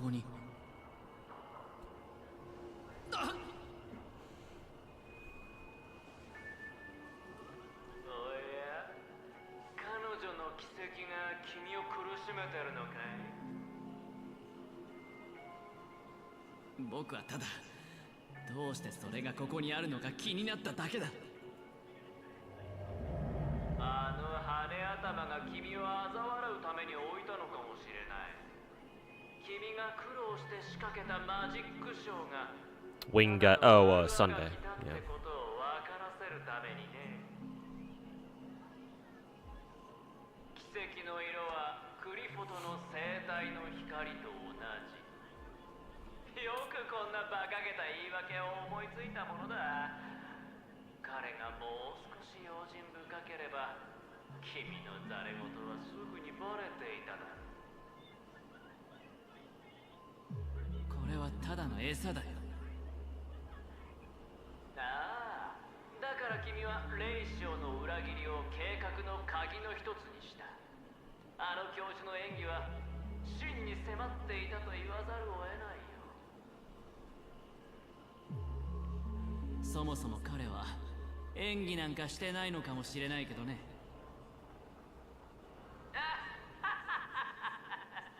それならなおさら君の思うツボだろう。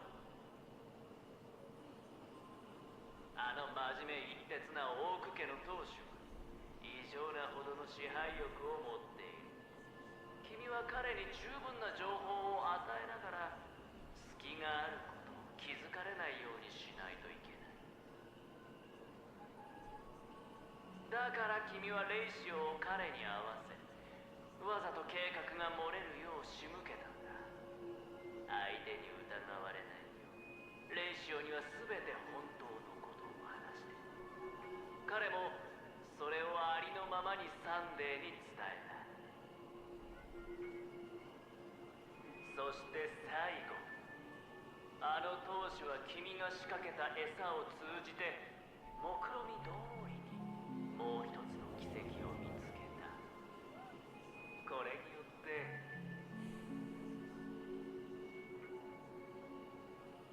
君は三つ目の奇跡を隠すことができる。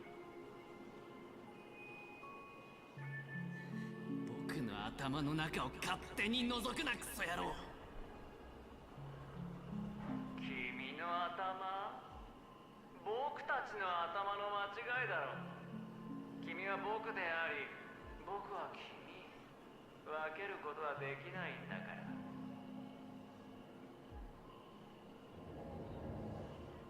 人前でボロを出さないようにするには、先に自分を騙すのが一番。僕に言わせれば、君は自分を騙せてなんかいない。今回うまくいったのは、ただ運が良かったからさ。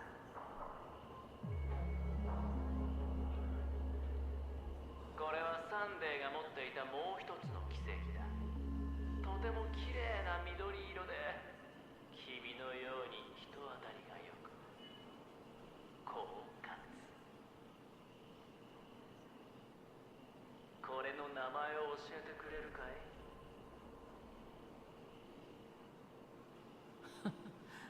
わざわざ僕に聞く必要があるのか？ How's the story so far? Again, a lot of yapping.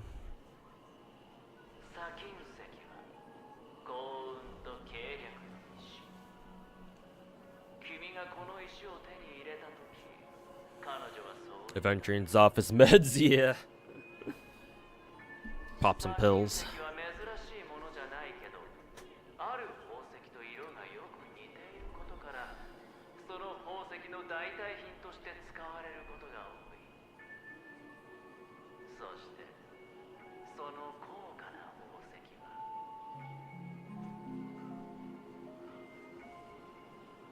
翡翠と呼ばれてる。あのサンデーでも見抜けなかったんだから、翡翠も砂金石の代わりとして使えるみたいだね。アベンジュ、トパーズ、ジェイド、3人の精鋭、3つの奇跡はちっぽけなピノコニーのために自分の全てをかけている。君たちはファミリーより団結してるよ。言っただろ、チップ3枚で十分だって。だからオール・オア・ナッシングなんだ。前者なのか後者なのかはすぐにわかるさ。それで本物の砂金石は見せてくれよ。どこにあるのか知らないのか。ただ君の口から聞きたいだけさ。今のそれは本当に持ち主にお似合いだからね。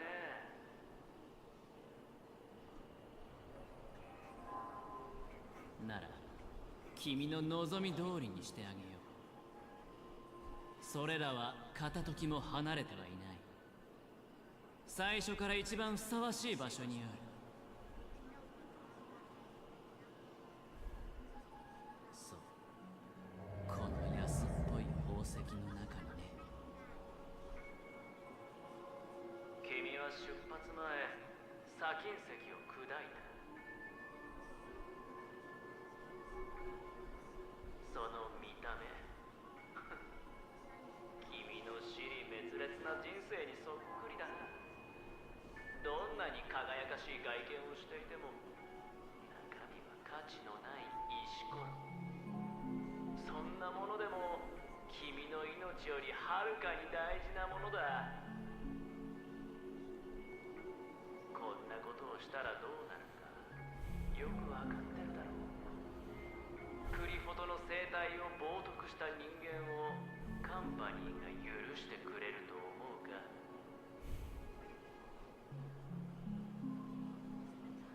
ダイヤモンドはいつだって結果を重視してきた。僕の生み出す価値がコストを大きく上回っていれば過程や手段は問題にはならないさ。何の代償も払わずにファミリーを騙せるわけないだろ。大丈夫。孫悟の奇跡は砕けても効果を発揮するからね。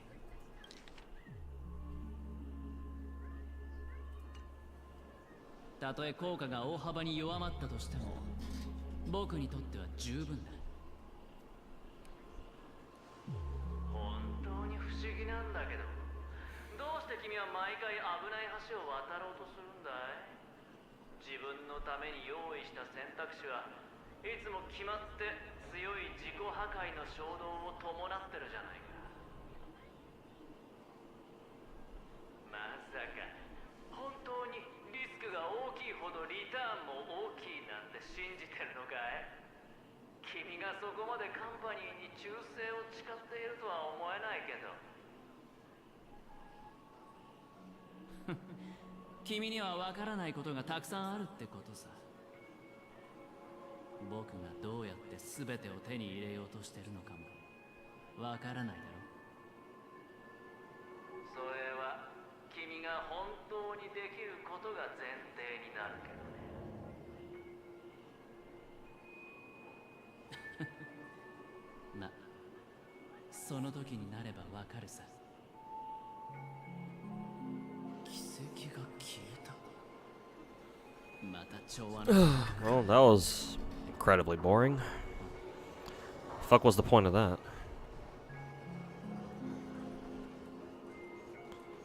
Do we gotta go meet up with the kid first? No.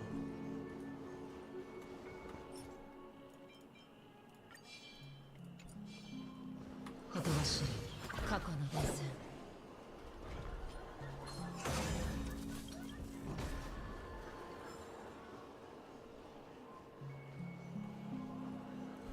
Anything back here? No, I assume not.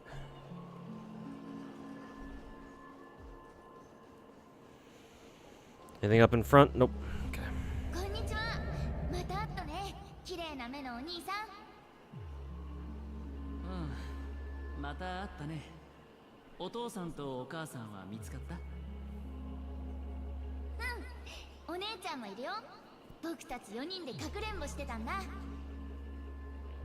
本当に楽しかったな。そうそう、ここに来る途中。 Hey Zavish, how's it going, man?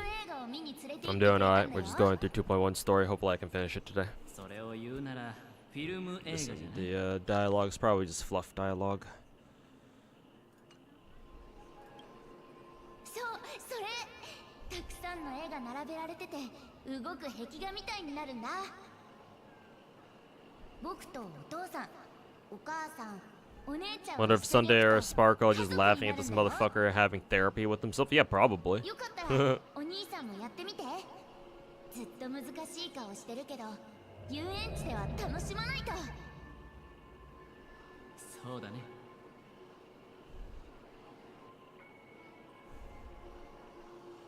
It explains the entire Sunday versus Aventurine part that was all planned by Aventurine. Sure, but it doesn't explain. Well, can I even say this?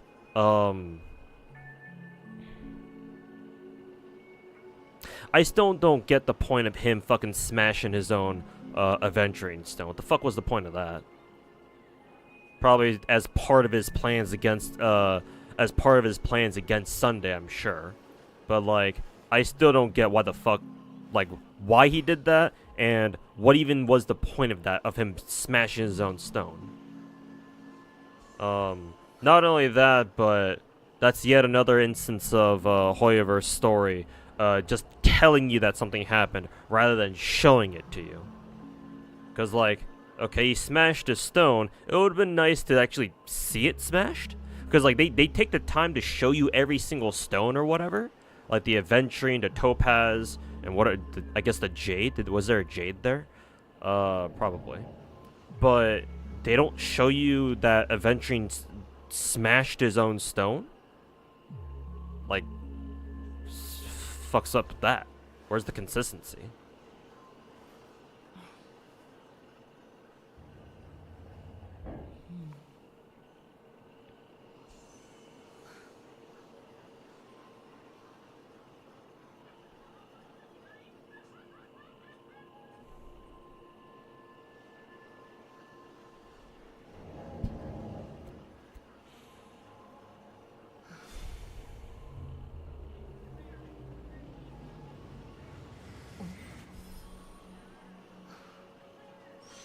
I think it was because he could hide it in the bag of cash. That would not matter because Sunday would just gone through his bag.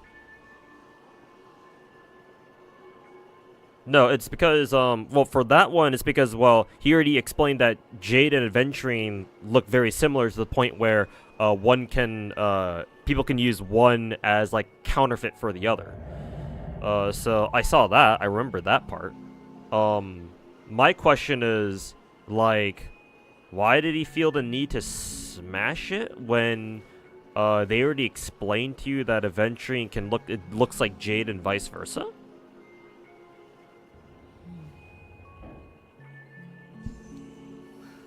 Maybe it's because what Nefra said in the YouTube chat. Maybe it's because if he kept it intact, maybe it's because Sunday would immediately be able to tell that, oh yeah, this stone is fucking serious business, so he had to smash it. In which case, even still, like, it would have been nice to, like, see the stone smashed, I guess? Like, what would have been even better is if, like, during Aventurine's flashbacks, like, they show him physically smashing something. Right? So that way they can bring it back. They can bring that scene back now as a flashback to show you, hey, we showed you this earlier. This is what he was doing. And then as a reader or viewer or whatever, you're like, oh, that's what he did that for. Okay, that makes sense now. But they didn't do that, so that whole scene just kind of went straight over my fucking head. But I appreciate you filling in the details for me, so it makes a little more sense. But yeah, this whole fucking tell not show tendency that MiHoYo has constantly just fucking drives me up a fucking wall, dude.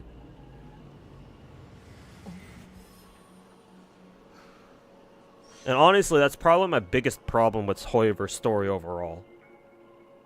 Like, just reading through this makes me realize how guilty MiHoYo is of fucking doing this shit constantly, man.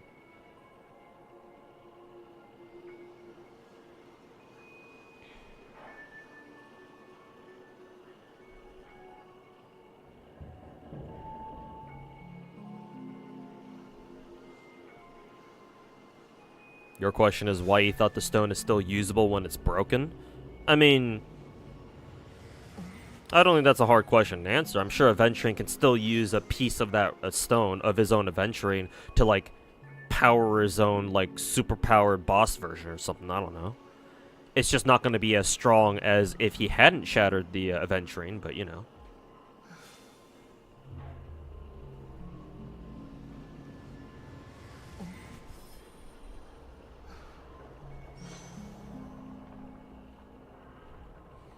But the logic there at least checks out for me, so I don't have a problem with that.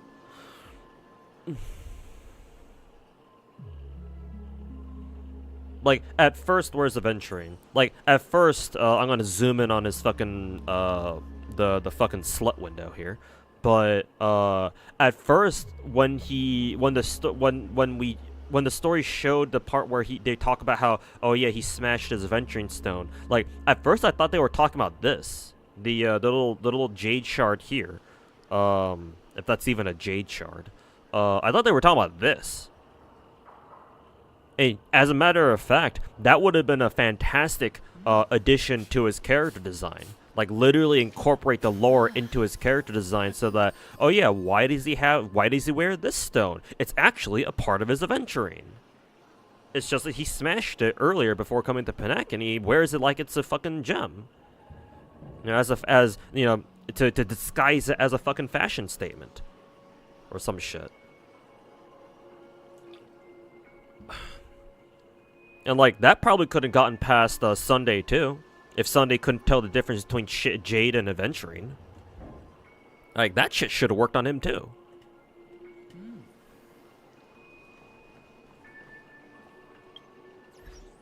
We still got fucked up objective markers or something.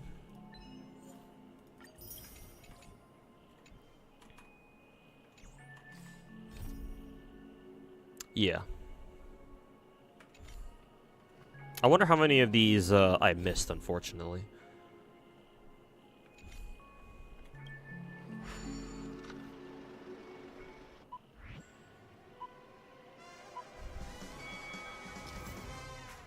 Fuck is this?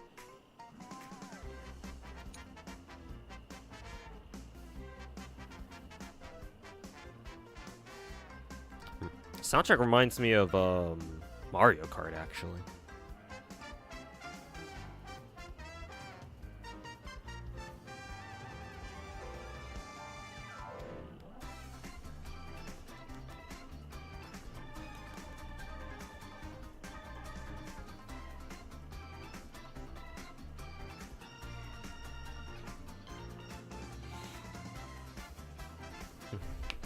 Time on his arm even accurate? Arm watch even accurate? I don't know. Who knows?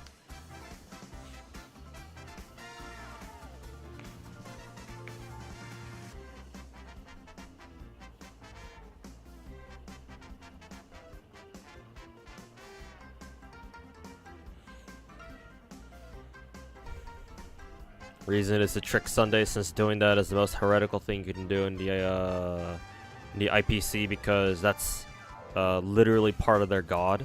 Damn, Star Rail really is just sounding like the weeb version of Cruelty Squad. The more I fucking listen, the more I think about it, or at least the IPC is. The IPC is literally weeb Cruelty Squad.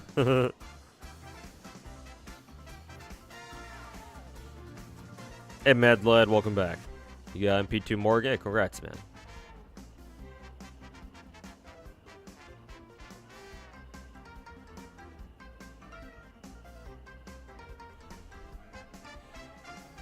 The reason is to trick Sunday, since doing what? Smashing a stone? I assume it's smashing a stone part.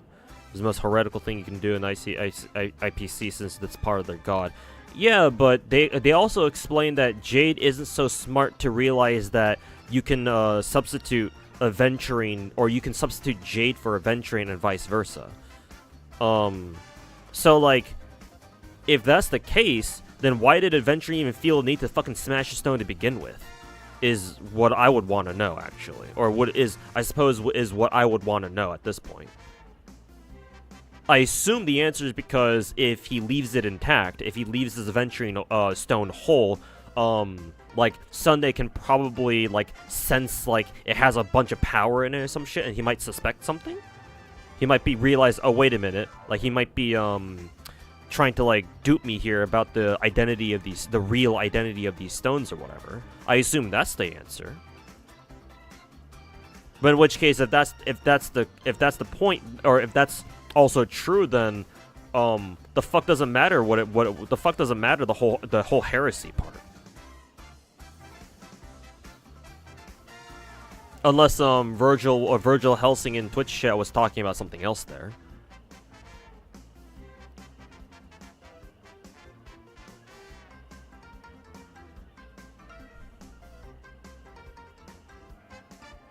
Oh yeah, do I need to explain that whenever people in my chat says yeah, CK3 and Gura K, whenever I don't like it when people tell me oh, it's gonna be explained later, keep playing, find out, because I consider that spoilers.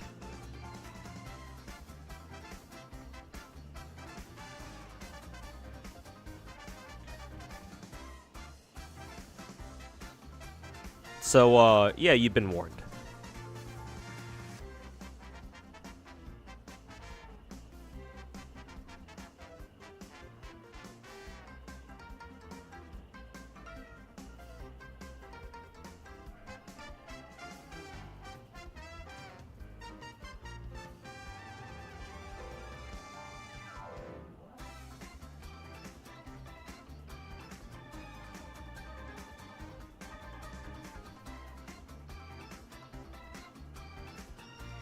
The power of preservation can't be used when it's damaged. Wouldn't it make sense for it to still preserve its power, whatever little it can?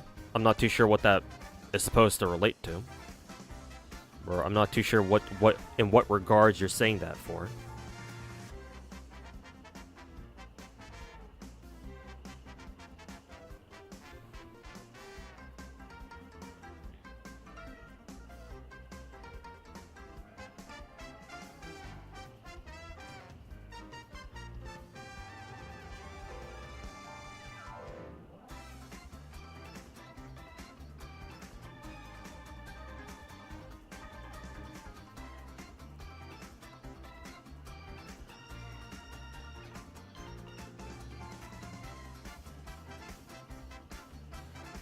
Just saying it's usable but nerfed?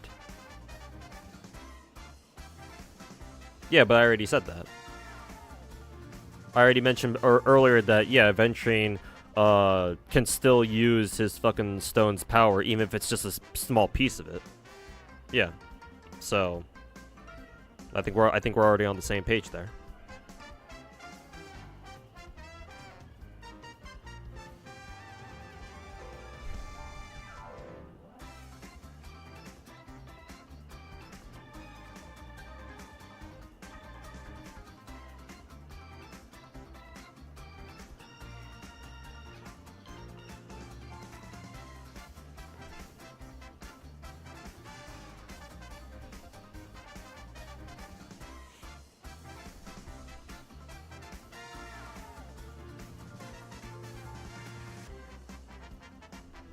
Does make you wonder how strong he would have been if the stone was intact. Enough to make the TikTok casuals fucking rage quit the game, probably. Did you roll on Crown? I did. I've already dumped like 15, 16, 17 multis on her. I still haven't gotten her. It's like Red Hood all over again.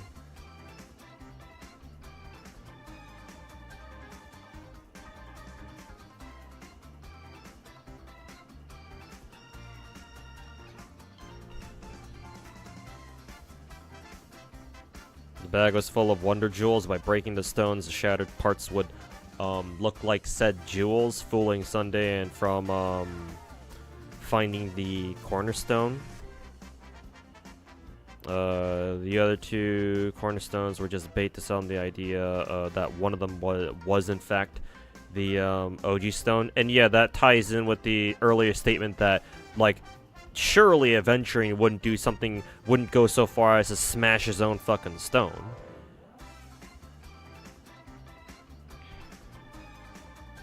It's just that when they say that he broke his own stone, it's like, but the mental image that I have is that he just took a hammer and fucking smashed it.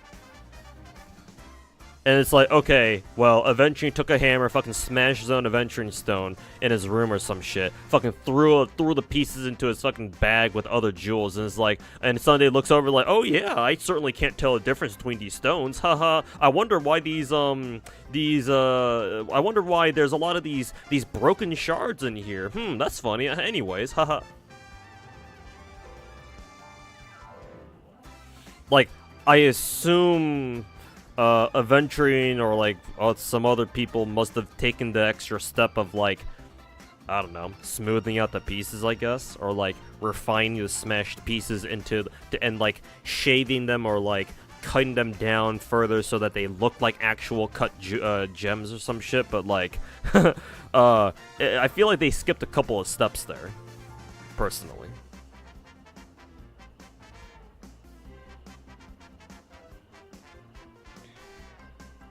Look, they were very carefully smashed. Yeah, I'd like them to like fucking mention that. It's like, yes, oh yes, I'm going to assume that he very carefully like smacked it on the ass with the fucking, you know, with the fucking hammer. Sure, cool. I don't know, maybe toss that shit under one of those like hydraulic presses that people make YouTube videos about and get like millions of views.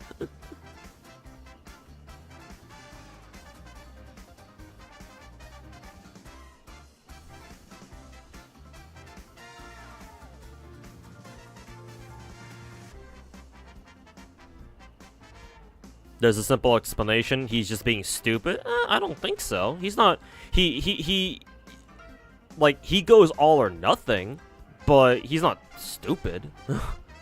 I don't think he's stupid.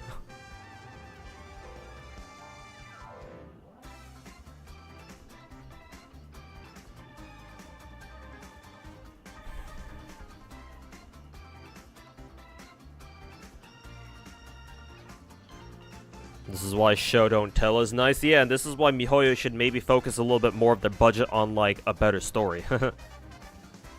That's always an option. An option they never seem to take. I wonder why.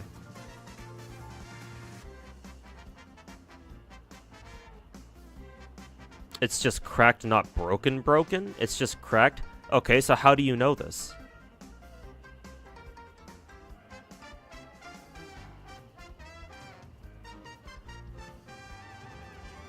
Because I certainly didn't see any image depicting Aventuring's stone only having like a little bit of a chip in the middle. It's shown later. Oh, so you're giving me spoilers. Did you not hear me talk about how I'm not a big fan of people saying, oh, you'll find out this out later?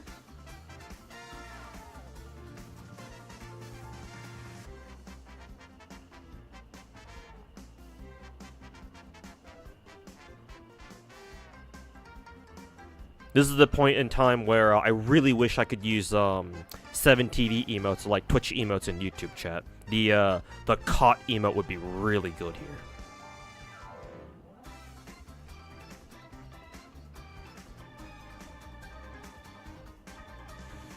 Anyways, let's get this stupid fucking minigame done.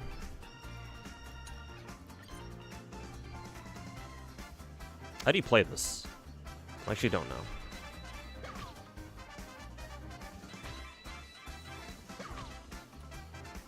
You just press like space or something?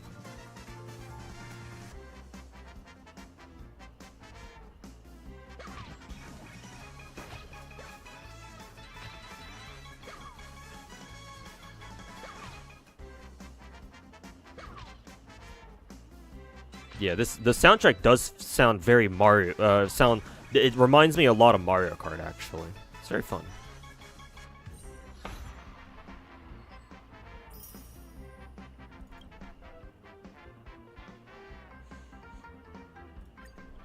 Minigame is the hardest content. Starro. Oh, it's actually a pretty difficult one. Okay, I'm looking forward to it.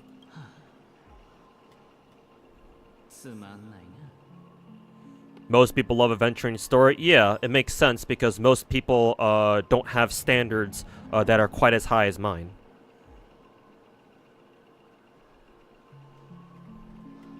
See, it's lonely here at the top. So no wonder. Anyways, what the fuck else am I supposed to do?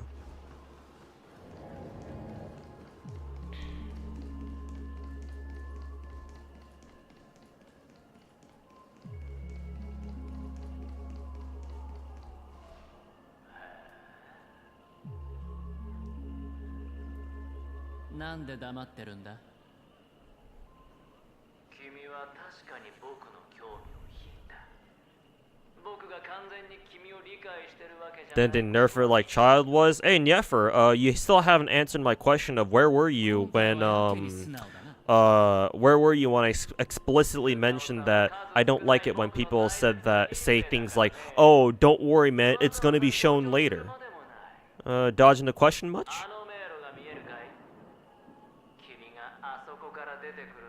Still waiting for an answer, man.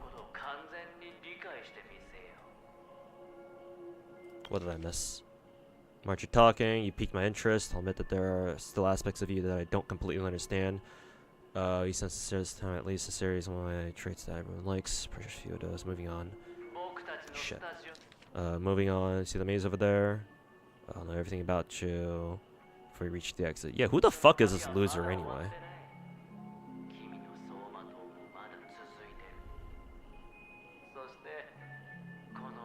You were lacking? Well, I appreciate the honesty. For the future, though, yeah.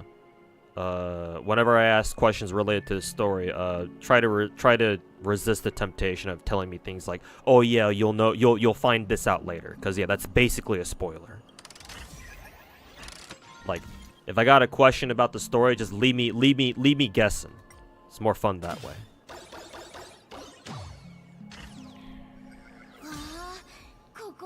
Oh, we were supposed to come here anyway. I just got here. I just visited this place a little bit earlier than usual.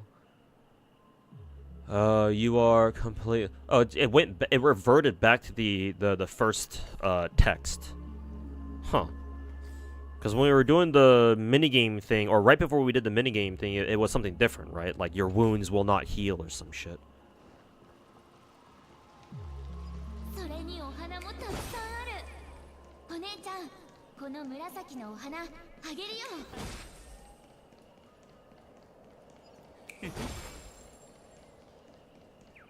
Oh, was there a bird? Yes. Where's the fucking bird?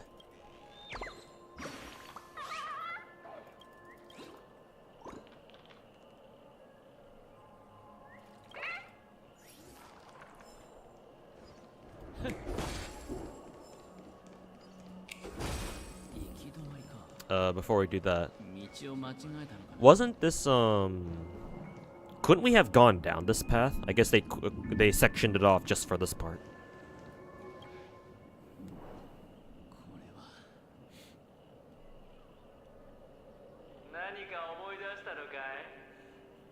Another cutscene.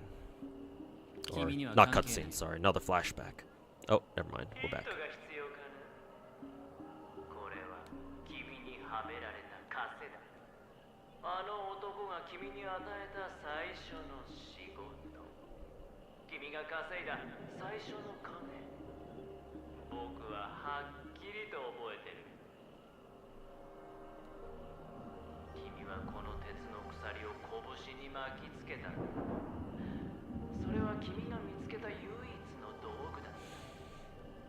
He beat the shit out of his owner? Hell yeah.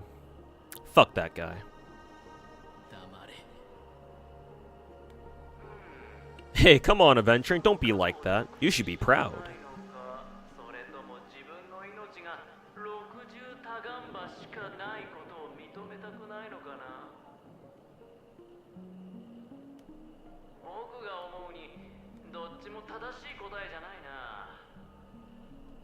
Yeah, you tell him, not adventuring.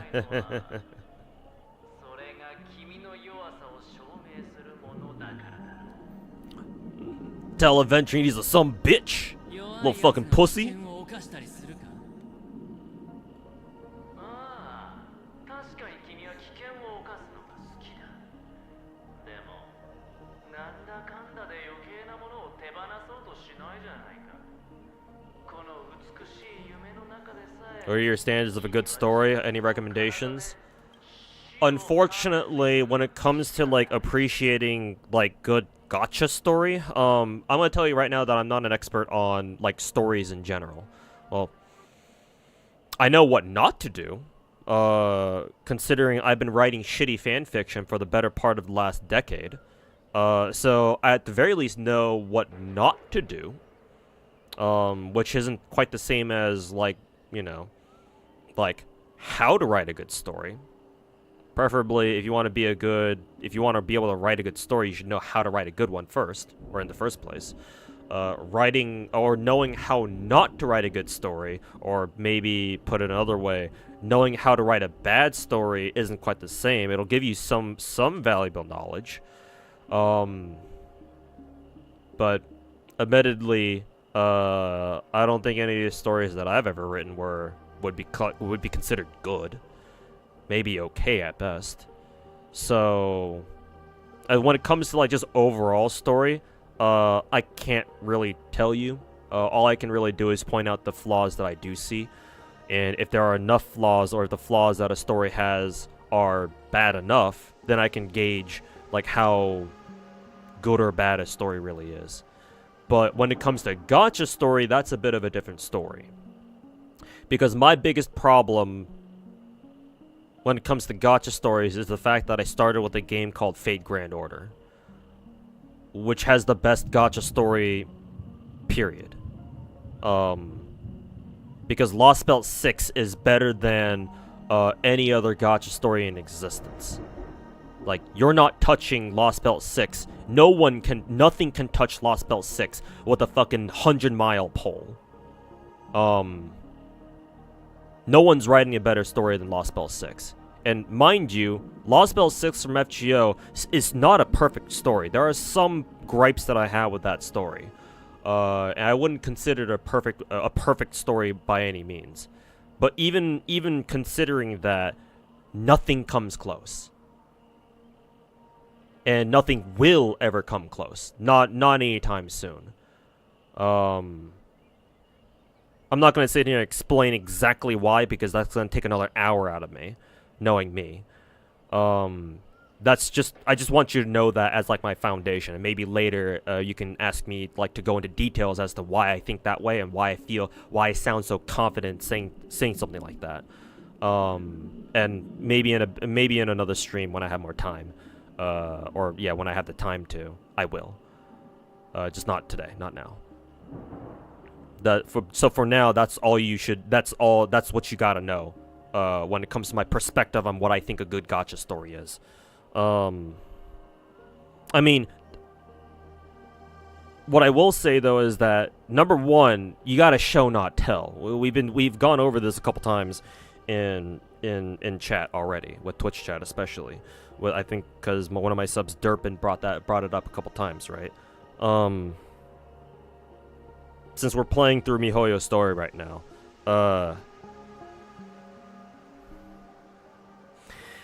due to MiHoYo's nature of 3D storytelling, right? Genshin does this, Star Rail does this.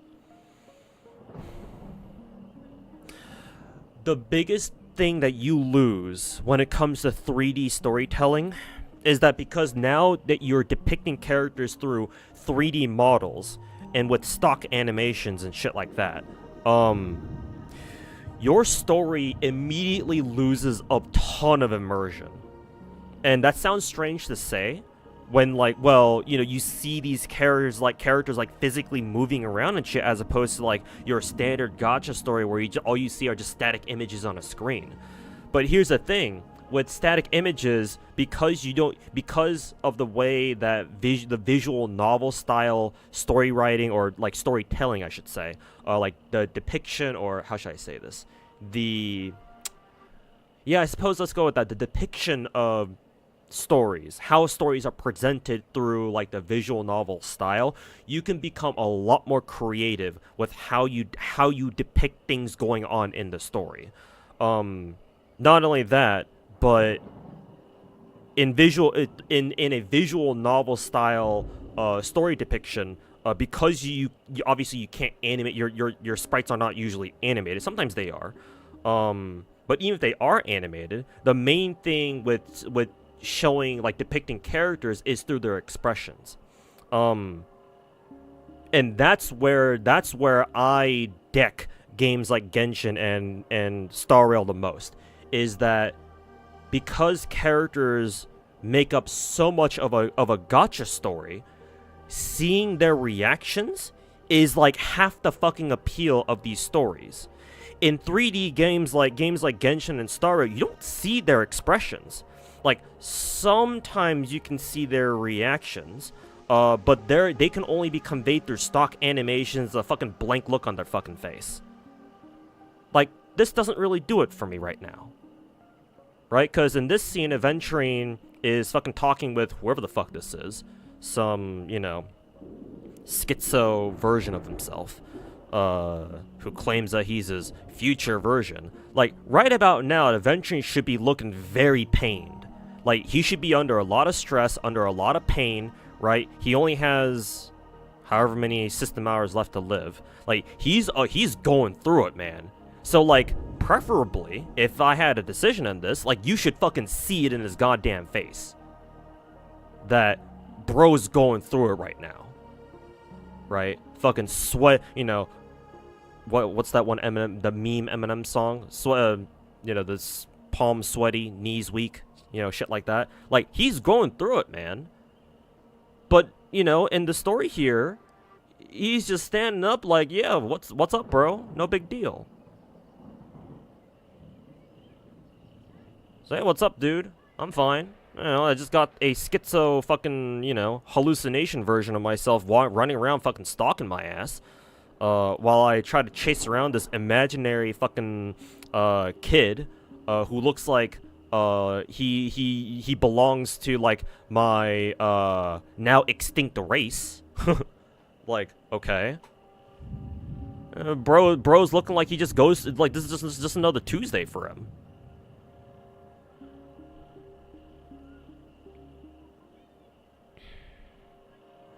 Like, in the beginning, back when Genshin first came out, the 3D storytelling model was unique, because obviously Genshin was the first, maybe not the first, but it was definitely the first successful, like, wildly successful and well-known gacha game to do this, to implement something like that. And so in the beginning, at the time, you know, fucking 4 years ago, back in 2020 when Genshin first came out, it was novel, it was exciting, it was like, wow, this is, like, the story can easily hook people in, because you can see your characters fucking run around in 3D space doing shit. And that's not usually what gacha games did back in the day. And honestly, still really don't. But after 3 or 4 years of watching nothing but fucking stock animations, character models like walking around and shit and pointing like this awkwardly or some shit like that, personally, maybe y'all in chat are, you know, you still fuck with it. Maybe you don't mind that still. But for me, man, it's just like, we gotta deal with this shit for another god knows how many years.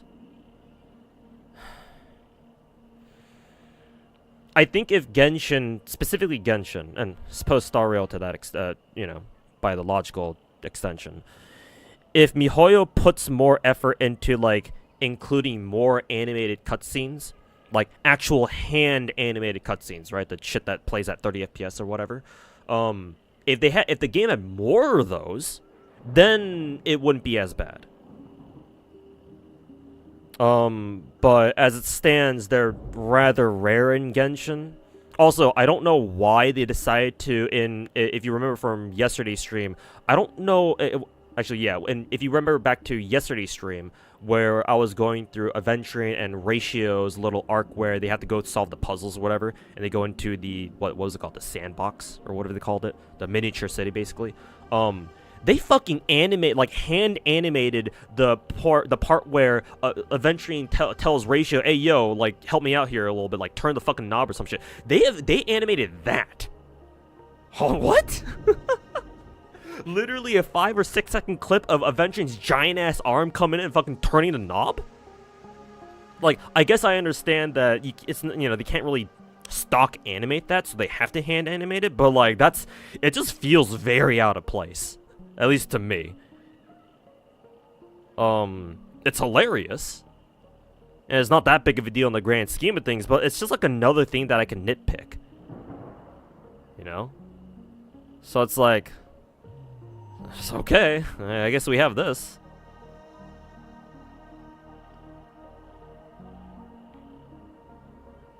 Yeah, it's... So, anyways, what the fuck was the original question again? I think the original question that Twitch chat asked me was like what's my definition of a good story? Basically, the best... Let me reiterate here. At the risk of me sounding like a fucking broken record. The best gacha story is Lost Belt 6 and Fate Grand Order. There will be no gacha game that ever comes close. For reasons I will try to explain at a later date. So in case you disagree with that, hold your objections. Well, you can bring it up again in a future stream. Preferably when I have like a little bit of time to like rant about it. But yeah, just sit on that for now. Yeah. And to explain, go into a little bit more detail as to like what I think a good story is. Well, first of all, again, like I mentioned earlier, like fucking 20 minutes ago, show not tell, because MiHoYo does not do that, at least not a lot. Honestly, my favorite part of Aventuring's little backstory here is that what with Hannah telling me to take a look at the quest like subtext, where it gives you like the whole fucked up censored text of you telling of the objective telling Aventuring, you know, basically go fuck yourself. That's pretty cool. Like, that's the sort of thing, that's the sort of detail that I want to see, basically. Unfortunately, it's only a detail. It on its own, it doesn't like single-handedly save the story. But like, more of that, please, basically.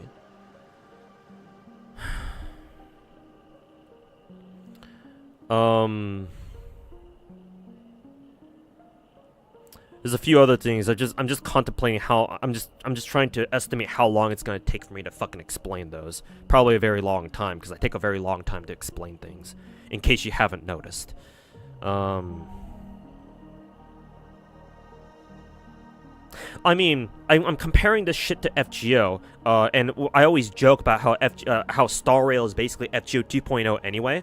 I'll explain this part and I'll move on, because I want to get on with the story.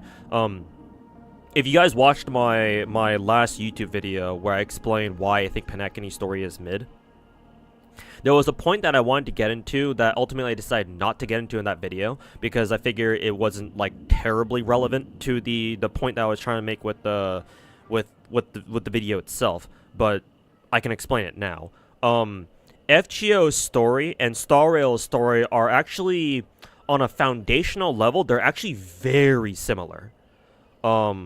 Like, me memeing that Star Rail is FGO 2.0, it's like, it's not even a full meme, it's like half of it is true, right? Because if you think about it, in both FGO and Star Rail, you play a main character who joins this crew, and that has this like grand like objective or some shit, right? And you have a crew that you work with, and you go to different worlds. You start world hopping to solve different problems or whatever, whatever the fuck, right? Like, March is obviously your MASH XP. Welt is comparable to Dr. Romani. Himiko is your Da Vinci, right? While there's no like direct, like, how should I say? There's no direct like FGO doesn't really have a Daniel, or Danhung, right? But, you know, Danhung serves as part of your crew, so that's fine, right? He's part of the actual Astral Express crew. And then Pom Pom, I don't know, he's basically foe, I suppose. Like your team mascot, right? Your token mascot. So, yeah. Like, just off that alone, FGO and Star Rail Star are instantly extremely similar. And so because of that, as someone who's played FGO for the past 6-7 years, like, it's just so easy to compare these two storylines. Where the biggest problem that I have with Star Rail is that Star Rail is the pacing of the story is way too fucking fast.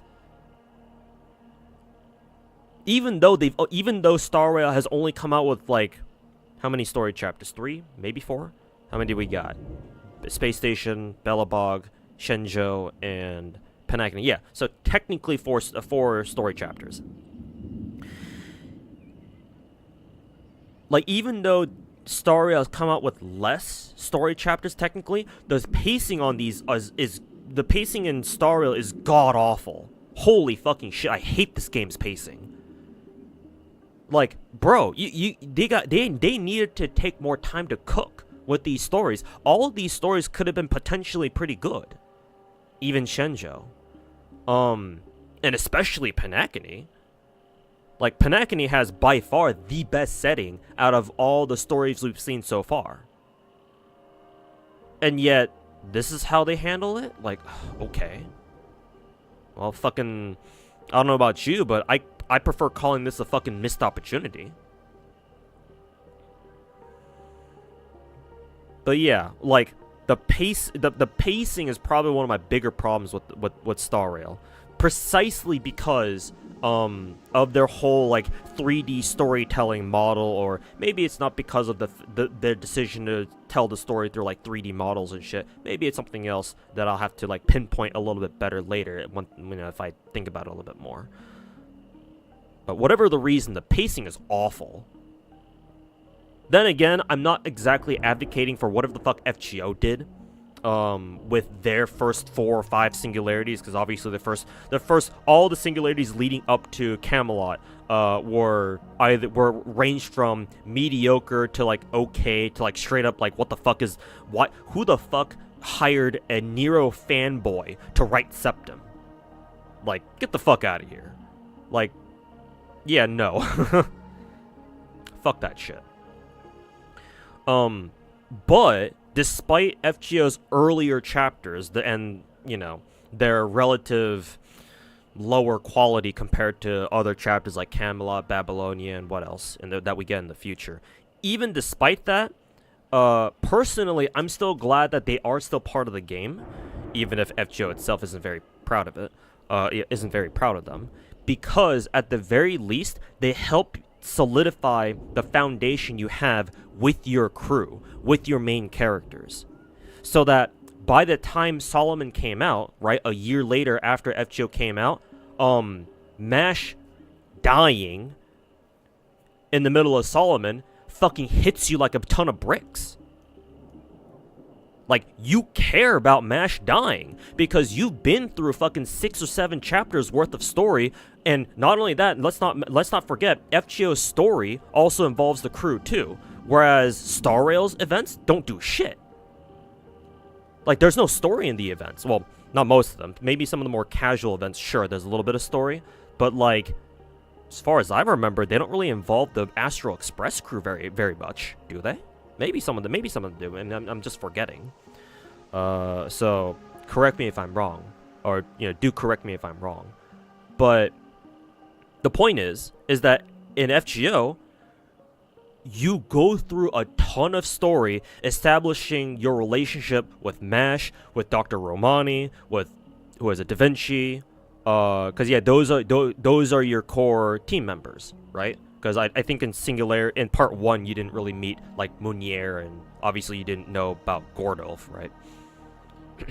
Actually, maybe technically you knew about Munier because you did have other team members. They just were never brought up. But yeah, because Da Vinci, MASH, Dr. Romani were the main supporting cast members, so you interacted with them the most. But, you know, by the time Solomon comes around and Mash dies, or she dies, and Dr. Romani, he reveals himself to be, oh, who's Romani actually? Oh my god, he's actually Solomon.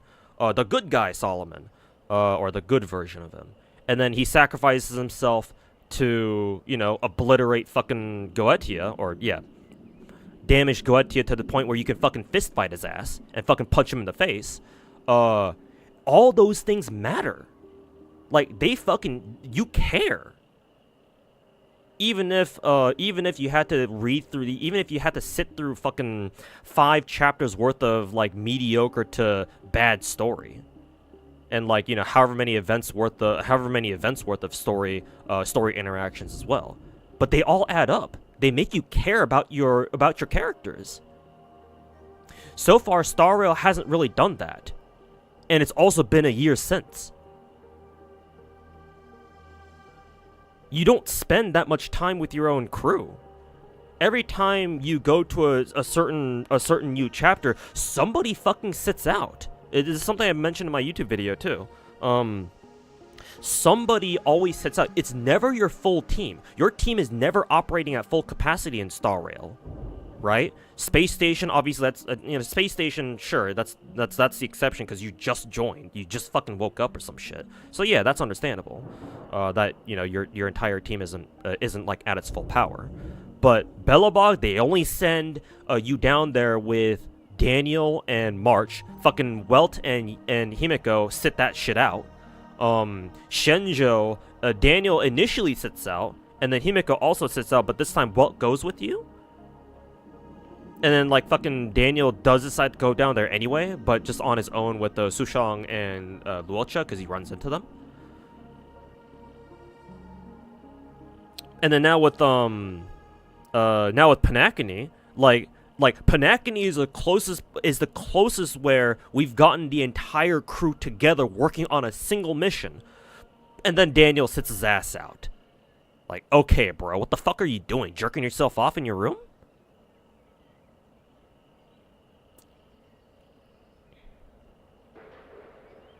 And, like, technically, even if Daniel decided to join us for Panakini, like, where's Pom Pom? Like, hell, in FGO, even though Foe doesn't do shit, at least he's there with us. He fucking follows our asses into each of the singularities, even the fucking lost spells. So even though he doesn't do anything, he still feels like a part of the team, cause he's there fucking with us. You know, when we're doing our shit.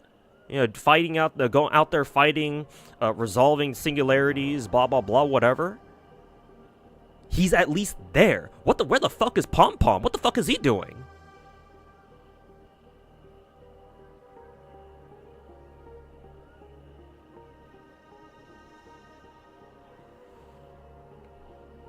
Hey Ritas, how's it going? Welcome back. I'm ranting about Star Rails'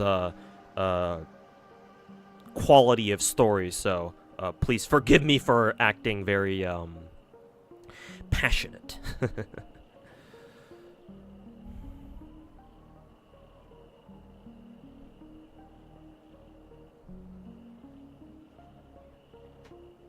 You didn't do shit and we love him for that? Yeah, exactly.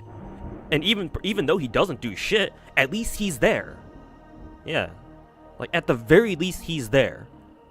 Like, he could decide just to stay behind in, you know, Chaldea or, you know, whatever our base is now. But no, he doesn't. He chooses not to sit back and just, you know, relax while we're out there. While we're out there, the rest of us are out there busting our balls. He follows us. I mean, and even something as, like, simple as that, like, you know, just because you follow us, that feels like a very simple thing to do, even though, you know, technically he doesn't do anything. It still makes the world of difference to us. I care much more about Foe as a mascot than I do about Pom Pom. Precisely for that reason.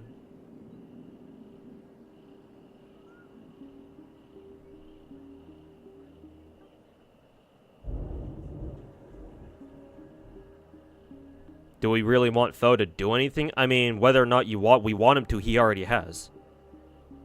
Like, may I remind you that he basically sacrificed his intelligence to resurrect MASH for us. So he's already done his job. So not sure what the point of asking that is.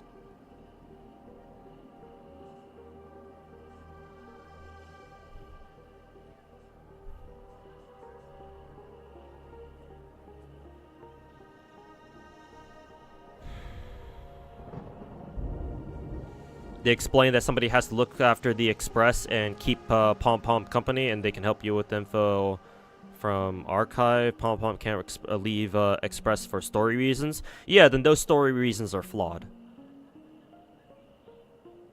Yeah, no, that's a huge Mihoyo L from a writing standpoint.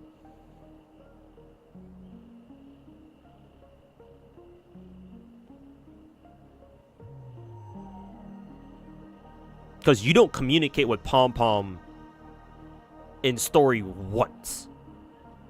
Only when you're, at least not when you're on, you know, when you're out and about doing shit. Like, obviously you talk to him, her. You talk to him in between stories, obviously. When you're on the train, duh. But, like, once you're off the train, and you're in Panakani, you're in Belobog, you're in Shenzhou, or any future planet, or, you know, story location, you don't talk to him a single bit. Whereas in FGO, Da Vinci, Romani, Gordov, they all do mission control. So they talk to you, they communicate to you. And when they can't, they explain to you very clearly, oh yeah, we can't, you're gonna be in the dark. Like, we'll be back, we'll try to reestablish contact as soon as we can. But for now, you're on your own.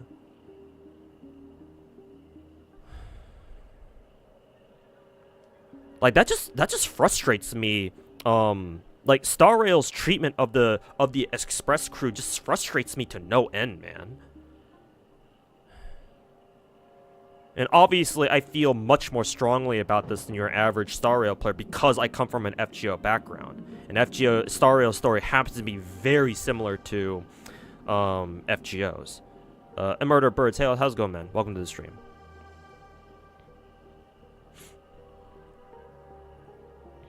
Wonder if all the hate for Paimon had an effect. Probably. Unless they confirm it themselves, we'll never know for sure, but I would say probably.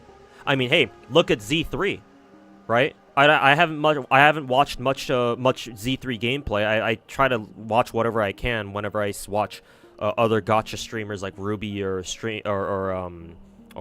her name, Sweetly, play the Z3 beta, the third beta going on right now. But, like, I'm pretty sure Z3's story, a lot of it is, like, they've gone back to the whole, like, visual novel style, right? They've got some animated cutscenes in there, sure. But, like, a lot of their story now is visual novel style, right? Where you have characters just stand on screen, sort of static. I think they are animated to an extent. And then you have the text box on the bottom. I mean, Star Rail does that too. So does Genshin. But it's a lot more akin to like a visual novel. So like the fact that with Z3, their third new age game, they've gone back to a visual novel style, I don't know, man. You ask me, I think that they've realized that people are kind of starting to get tired of the whole 3D model like method of storytelling. But that's just me. Feel free to disagree. Because again, like we'll never know if that's actually the case unless Mihoyo themselves comes out and says, "Oh yeah, this is the case."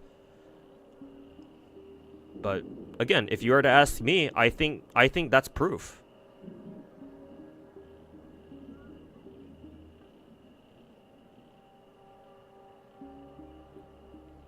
Character interaction, yeah, that's the other thing too, yeah.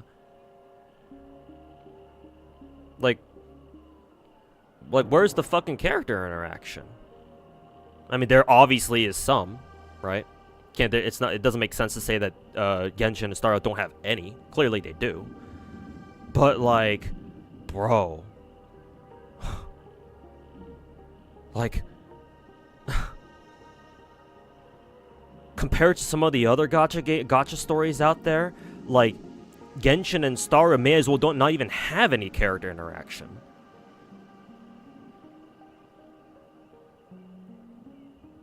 good sprite work can carry better than 3D models? Yeah, in my opinion, yeah. I agree. Because, yeah, it's all about the expressions. You can go ham with sprite expressions in a way that 3D models just simply cannot compete with. I mean, they can, but that requires MiHoYo or the devs or the animators to, like, go super ham on, like, what their models are capable of doing. Like, they have the option, but clearly MiHoYo has decided not to invest into that. And it shows. Not really enough to make it feel alive. Oh, okay. It's not perfect. I mean, I guess I'll judge it for myself when Z3 actually comes out and, you know, everybody can play it, but...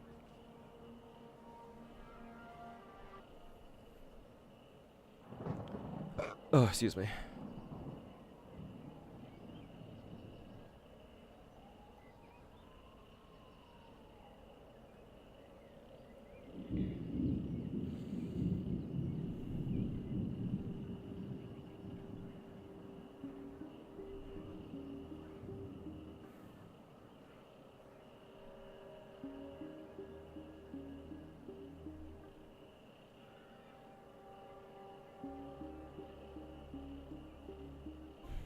How far into the mission are we? We're still going through Aventuring's backstory. I don't know exactly what point in the story we are. But yeah, anyways, I should probably save the rest of this rant for later. But yeah, to answer the original question, personally, how many points did I make? I'll give you 2. 2 points that I would personally look at that would constitute a good gacha story is establish your main roster first and foremost. Make it very clear who you are working with. Ideally, the game should give you a squad and like a sidekick that you can rely on, right? Somebody to immediately relate to, or maybe not relate to, but someone to immediately like bond with, and like that's your anchor, right, throughout the story. Because if you don't do that and you do whatever the fuck Star Rail is doing, where you interact with a whole bunch of characters, but then you ditch them, you ditch their asses when you go to the next when you go to the next planet, or like the next chapter, story chapter, whatever, you never talk to them again. Well, you don't never talk to them again, but maybe later, but like you don't, you cease like regular communications with them. Like you don't, like mentally, you don't really have a solid foundation to like rely on. Like, it's just you, for the most part.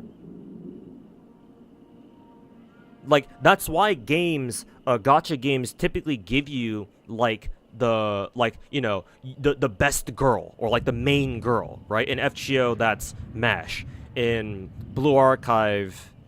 Actually, in Blue Archive, who would be your main girl? Maybe, like, Yuka? I guess Yuka is the closest thing to like, Blue Archive's main girl, right?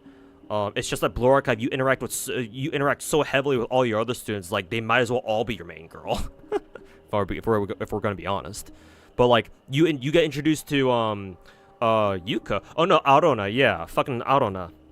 Sorry, I completely fucking forgot about her. Here I am talking about how you should write good gacha stories. I forget the fucking main girl for Blue Archive. Sheesh. But yeah, like they give you Arona in Blue Archive. Who else? I suppose an Azure Lane? What the fuck is Azure Lane's story anyway? But like, at least with Azure Lane, they let you, when you first make an account, they let you choose, like, they let you pick and choose who your main girl is gonna be. Like, you're one of the 3 starters between Laffy, Javelin, and Zed. So like, that helps, right? Who else? Oh yeah, Arc Knights, you have Amiya. Genshin, you have Paimon. For better or for worse. I mean, technically Star Rail does that too with March, right? March and Daniel. March for the waifu, and then Daniel for the husbando. Which, that's pretty cool, actually. You know, whichever you prefer, you can make them your best guy, or your best boy, or best girl. But yeah, a lot of gacha games do this because that's, you know, having somebody who will always be there for you is so important for like the gacha game story mentality or psyche or whatever the term is here. So yeah, establish a main character, establish a main roster, make sure that you know that they are the homies. Like, they are your homies in the story. Like, they got your back kind of thing. Right? Because most people require a solid foundation in, like, a new world, like a new story setting. Even if it's a fictional story, most people require something like that. So that you know you have somewhere to start. You know you have somewhere to work from. And you go from there. And then the second part, I guess 3 things. The second part would be the show, not tell, right? Because showing, not telling is a far more interesting way of depicting story. And, like, showing how the story unfolds or how the plot unfolds, right? Rather than just, oh yeah, adventuring telling you, oh yeah, by the way, I smashed my fucking adventuring stone before, so that way, I fucking, duped the shit out of, Sunday. Yeah, that no big deal. Alright, so why didn't you fucking show us that, you smashing the fucking stone then? And then explain it later. So that way it kind of ties back into what we saw in the past. So that would be the second thing. And the third thing, again, character interaction. I suppose point number 3 would kind of tie in with point number 1 about how you need to develop like a main roster kind of thing. But I would still consider its own thing because character interactions would extend to all the rest of your characters as well.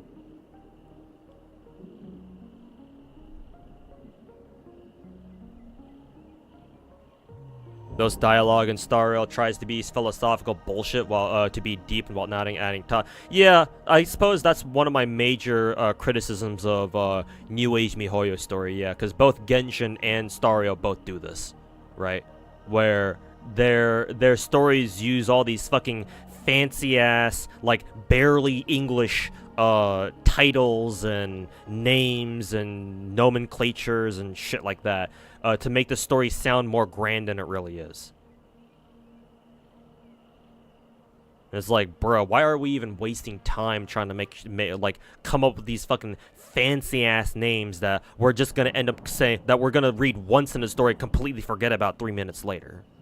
Like, holy fuck, dude. Like, MiHoYo can go fuck right off. At least with Genshin, that's slightly more acceptable because at least with Genshin, there's a very clear overarching storyline, right? With how you're looking for your lost sibling. Turns out they're in charge of they're the ones in charge of the abyss that keeps popping up everywhere on Teyvat, doing shit and like screwing with people and other shit. So like at least with that, okay, sure, at least Genshin gets a pass. But with what is the fucking overarching storyline of Star Rail? Like, I still don't know what that is. Like, what is it? Like, we have a Stellaron. We're like Trailblazers housing like a Stellaron or something. Are we trying to like figure out what the fuck to do with it or what? Or are we trying to figure out March's true identity or whatever? Like, what is the point of us traveling around at the moment? Like, sure, we're a nameless, but like, oh, the objective of the nameless is to like protect the safety of the cosmos, or like protect the cosmos or protect the universe. Bro, what the fuck does that even mean? Like protect the cosmos? Okay, what? So basically, any story or any situation we get into where, oh, we beat up bad guys, we're protecting the universe, guys. Like, bro. Like, could you maybe make your main objective like a little bit more specific? Like, are we out there to kill the Aeons or some shit? I don't fucking know. Maybe you guys gotta tell me, chat.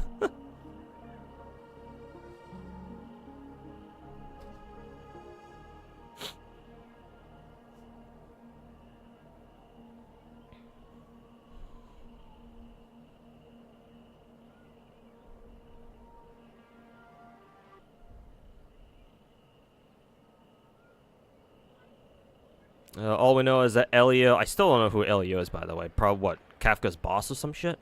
Has some kind of future that he knows of, and he's trying to orchestrate it so that we can stop Nanook, the Aeon of destruction. Okay. Like, we don't know who Elio is. Like, we've never met Elio. Kafka, the few times we meet Kafka, she fucks right off, like 3 minutes later. God knows where Silverwolf is at any given time. So, like, okay, cool. But, like, can we do anything to, like, help him? Or, like, what are we, like, for example, what the fuck are we doing in Pinakini that's related to, like, the grand storyline of Star Rail? Like, as far as I'm concerned, we're in Pinakini to, like, investigate, like, the disappearances of, like, a couple of Nameless or some shit, or, like, former Astral Express crew members or whatever. And that's basically it. Like, what does us being in Pinakini have to do with Elio's fucking shit? Like, can y'all explain that to me? Yeah, like, I don't doubt that we're building. I don't doubt that Star Rail's story is, like, trying to build up to something. I'll give it the benefit of the doubt. But, like, it would be very nice to know what that ultimate goal is, right? Like, what our main objective right now is. Because, again, going back to FGO, we know we know why we're at Chaldea. It's because we need to stop the we need to solve the singularities. Because fucking Lef, whatever his name was, like Lef Laner or whatever, he sabotages Chaldea, blows everybody up. And so we're the only ones left, so we gotta pick the pieces, and, like, we gotta get in there and solve these singularities, right? Like, our purpose, our objective in FGO, at least from a story perspective, is very clear. But, like, with Star Rail, it's like, what are we doing?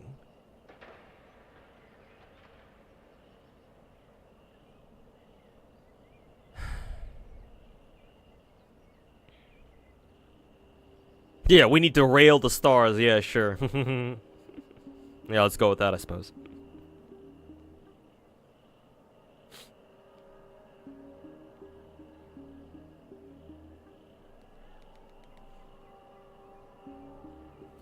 It's the cat in Kafka's art. Oh, Elio? Interesting. I don't know what he looks like.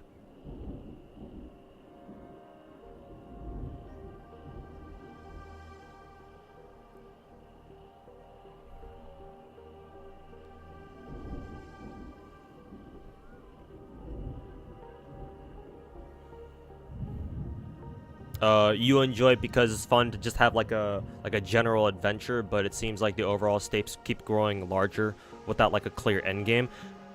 Ideally, you want your story to have a clear end game, or like some sort of like main goal or objective that you know you are working towards, and everything that you're doing, or at least most of what you're doing, contributes to you getting a step, getting closer to achieving that goal eventually. Like, ideally, that should be the case. And then if you're the type where, you enjoy the, like, a more laid back or, like, less, like, you know, grand, like, objective kind of, like, story building, then, like, you can interject, like, you know, silly little events, every now and then. Or, like, maybe throw in a story chapter that's a little less serious. Right? Give you a break from, doing the super heavy story stuff.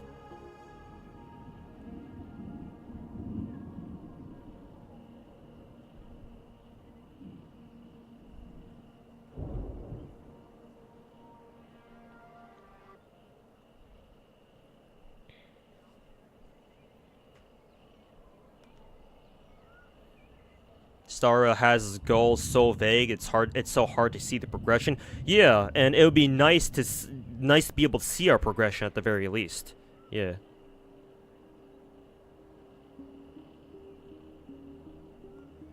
Like, it'd be nice to know, like, what we're running around all these planets for. And, like, how that contributes to, you know, our ultimate objective, whatever the fuck that is.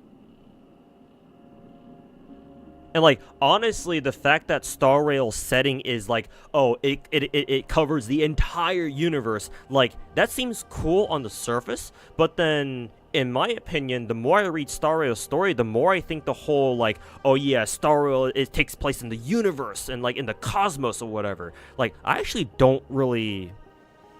I'm not a big fan anymore. Yeah, I'm not a big fan. Not as much as I used to be, like, a year back.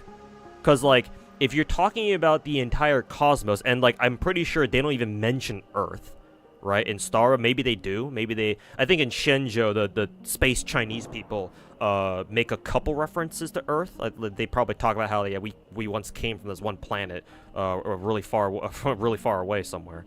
So they probably reference Earth like a couple of times. But other than that, we've never been to Earth. We don't go there physically. Never. At least not so far. Maybe in the future. But we never go back to Earth. We don't know. Like, do we even know what happened to Earth at this point? Because like, we don't even know how far into the future Star Rail takes place, do we? Maybe we do. But like, if it's sufficiently far enough into the future, then like, does Earth even exist in this timeline? Like, did it get destroyed because our sun blew up or some shit? Like a sun died or some shit or whatever? Or what's going on?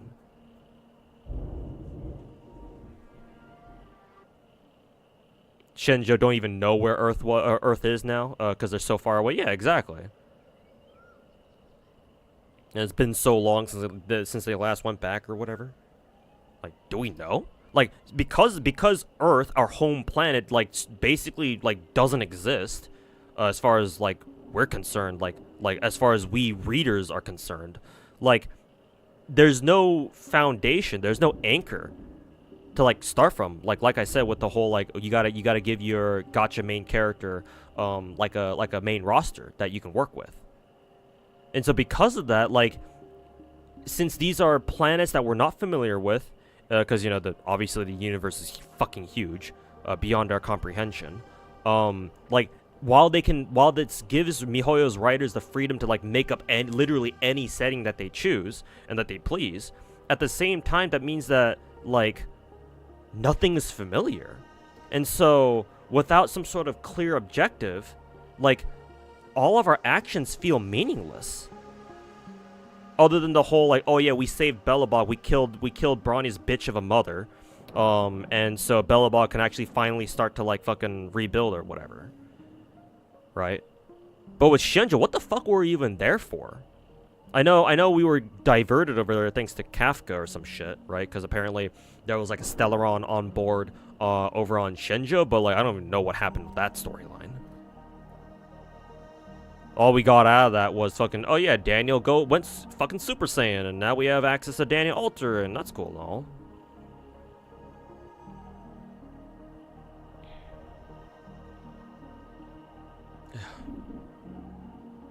But yeah, it feels very Star Rail, like your purpose in Star Rail feels very nebulous. Is I think how I would describe it.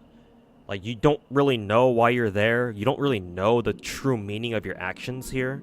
Like you don't really have a context for why you're doing this, other than you know bad shit happening. So you got to be the good guys and stop the bad guys and shit.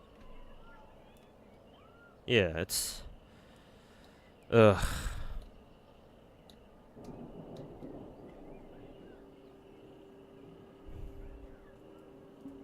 We needed to prove that the Stellaron hunters were innocent. We need to vindicate them, and that that didn't have anything to do with the Stellaron that was brought on board in that one Shenzhou flagship. I see. Okay.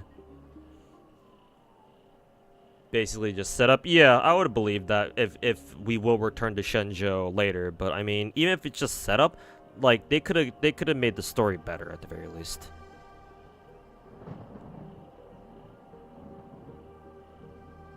Like that's not really, in my opinion, that's not really how you like set up for later chapters. If I'm being honest, or at least they could have done a much better job with it.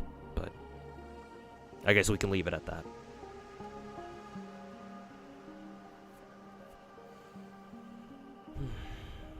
You didn't like Bronya betraying her mother? I don't know. I don't know enough about Honkai for me to really have an opinion on that, because I believe Kokolia also shows up as a character in Honkai Impact, right? Obviously, that's where Bronya's from too. So I don't know. I won't comment much on that because you know, maybe that has like Honkai Impact implications as well that I am not qualified to speak on. So.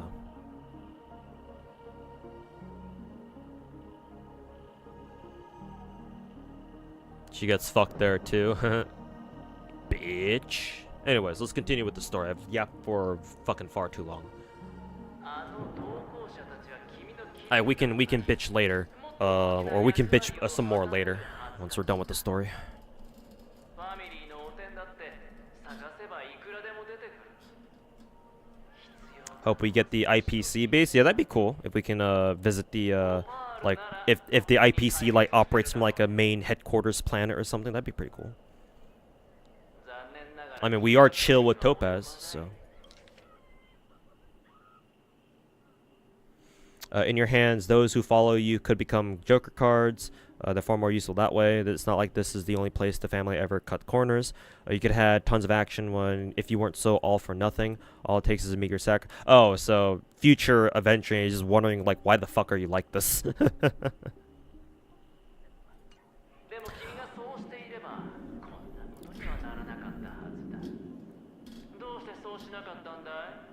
Like why the fuck are you like this? 君が言った小細工は確かに効率的かもしれない。でも僕はそれができないんじゃなくて、そうするつもりがないんだ。わかるかい？だって不公平な対戦なんて楽しくないだろ。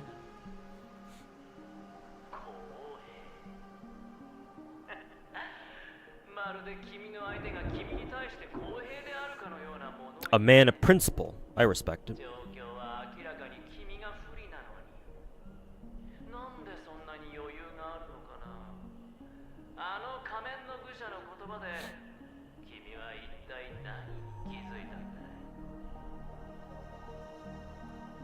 彼女は僕に全てを覆せるほどの答えをくれた。全てを覆せるだって？つまりテーブルの全てを消し去るってことか。Yeah, let's kill everyone. Yay! それは反則だろ。 Ah, because he realizes Aventuring plans on killing him too, little bitch.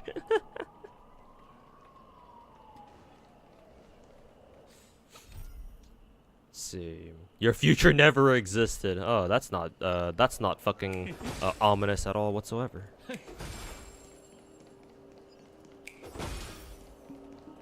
Is there anything else here?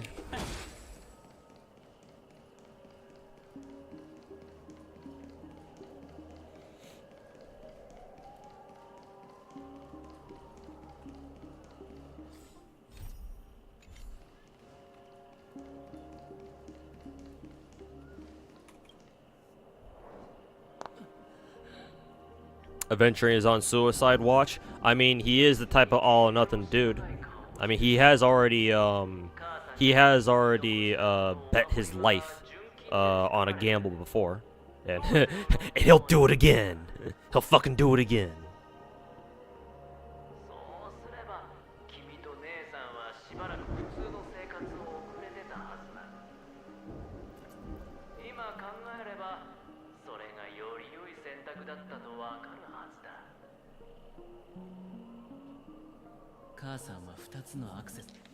Your expression right now is hard to put into words. Lucky Charm Mom gave you is made from gold. Why did you never consider selling it? You could have lived a normal life like Big Sis that way. Looking back, that was a better choice. 一つはネックレス、もう一つはお守りだ。三つ目はない。 It's never about the money. I mean, you know, he does talk about having Joker cards after all.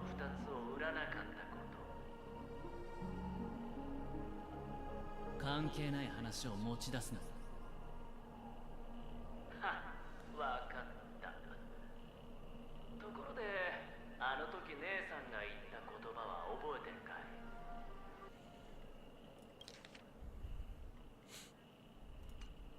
あなたは地母神の祝福を受けた子供で、一族を幸福に導ける。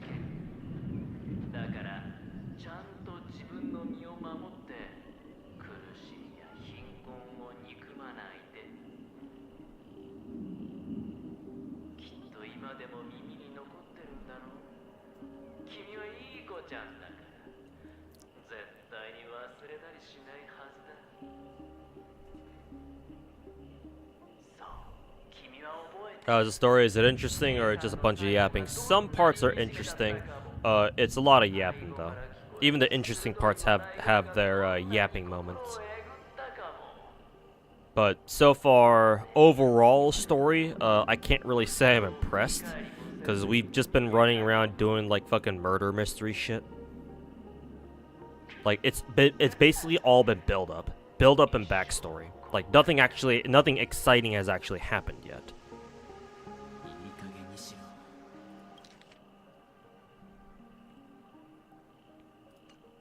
他に話すことはないのか。話を遮られたのはこれで2回目だ。君は本当にわかりやすいね。No firefly either. So yeah, 2.1 story can go fuck right off. Is venturing growing on you yet? It's actually, that's interesting you asked that. Now, actually yes, Aventuring has grown on me actually. I still don't think he needed all this backstory. However, having read through it, especially this last couple of minutes of story, I do respect him of being a man of principle. Because future Aventuring is going on all about like, oh, you could have had it easy if you just didn't like fucking go all out, all in every single fucking time.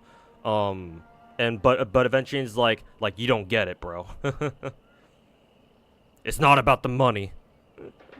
So I gotta give Aventuring's character props at the very least. I don't know if I like him, but at the very least I can say I can respect him. He's a man who commits to the bit.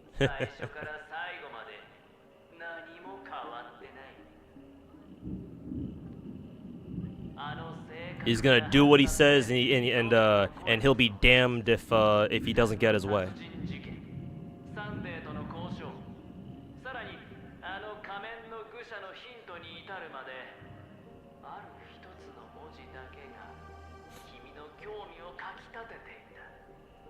Oh, did I miss something? No, I don't think so. Yeah.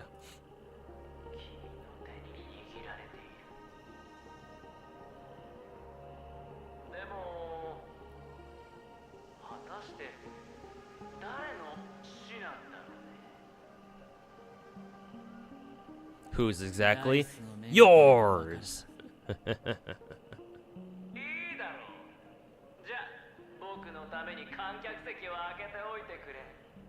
Also, we still don't know who this motherfucker is.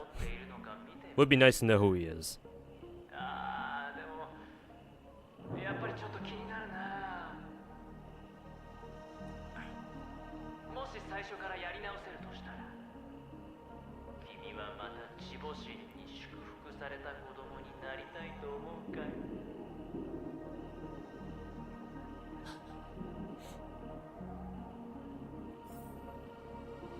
A lot of people said that Aventuring got too much backstory and should have gone to somebody else. I don't have a problem with Aventuring getting this much backstory. My question is why they felt the need to give him this much backstory. My question is not so much why him, because like plenty of other gacha games do this where they focus on, like in a new story chapter, right? They focus on like somebody who's not part of your main roster, and they give them a lot of backstory and whatever. It's pretty common. So my question is not so much why Aventuring, but why this much? Like, did we really need to have this much backstory? Like, they could have made it a lot more concise and still have like more or less the same effect. So my concern is slightly different. Well, slightly. My concern is much different. I mean, that makes sense because most people who play Star Rail don't care about how good the story itself is. They just care about seeing their favorite character on screen. Yeah. If their favorite character's on screen, oh, goated story.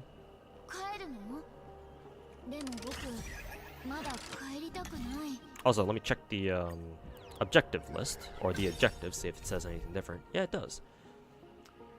Oh no, it's the original one. Okay, we're still chasing that kid.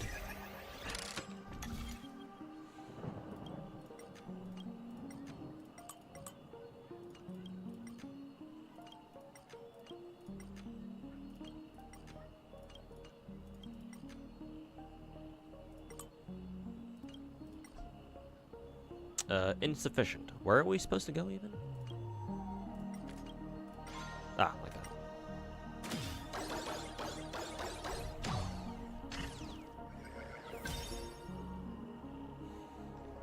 You know, Akron will sell what they had, so they had to go hard on this guy. Remember me? I almost don't buy that simply because MiHoYo should know at this point that waifu banners sell much better than the husbando banners. This is an FGO where the husbandos sell basically just as well as the waifus do. At least as far as I'm concerned, it's not. As far as I remember, it's not.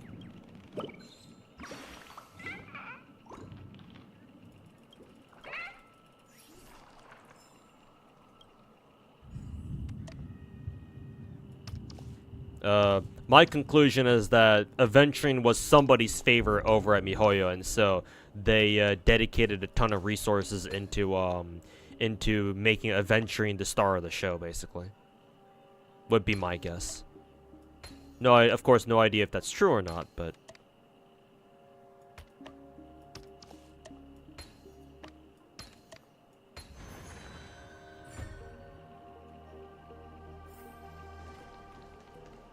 No way, Ezechio, like that. If Hannah's in chat, I can ask her to pull up, several of our husbando banners. Proto-Arthur sold like fucking crazy. Godjuna sells like crazy every time his ass pops up. Because it's motherfucking Godjuna. Like, the FGO husbando enjoyers are something else, man.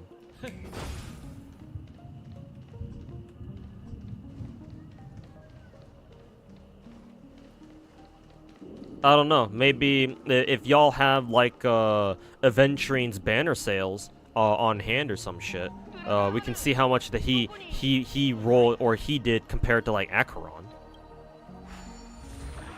Probably an unfair comparison because his banner is literally right after Acheron, so like yeah, he was gonna get screwed either way. But even still, man. Also, do we have a rocket launcher anywhere? I would like a fucking. I would love a fucking rocket launcher again. Fucking blast these motherfuckers. There's a rocket launcher poster over here. The fuck can we find one?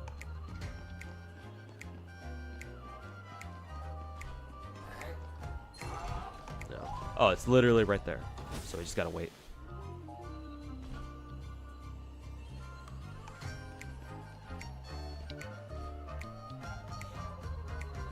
Don't know, you blacked that. Yeah, if you get hit by one of these things, you immediately reset. Let's see. Wait a minute. Is this not the rocket launcher? Oh, it's this one right here. Okay.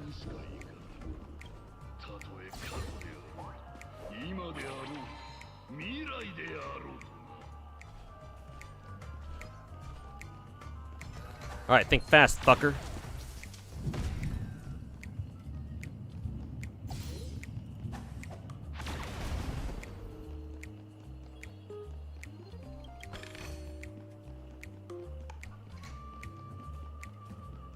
Best part of 2.1 story right here, chat.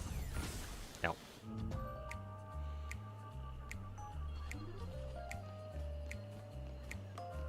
That blows. We have to go through this entire thing again.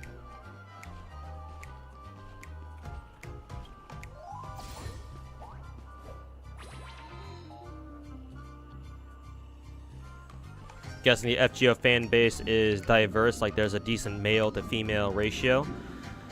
Possibly.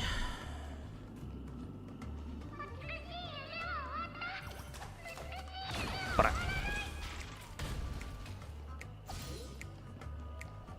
oh, so who the fuck was talking to me? Oh yeah, I gotta wait for this enemy to go over there so I can blow up both of them at the same time.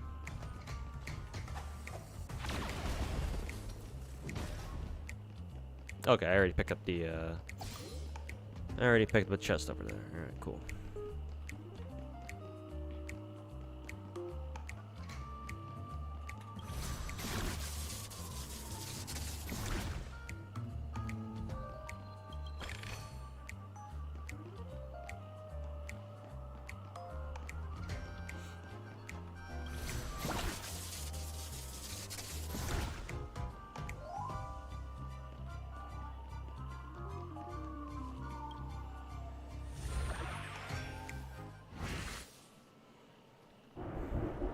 Husbandos make gachas, waifus are always a waste. I don't know if you're being sarcastic or you're just memeing or if you're completely fucking serious, but assuming that you made that comment seriously, unfortunately, no, they don't. If you're talking about gacha games that have both waifus and husbandos on them, typically no. You have your exceptions, of course, but...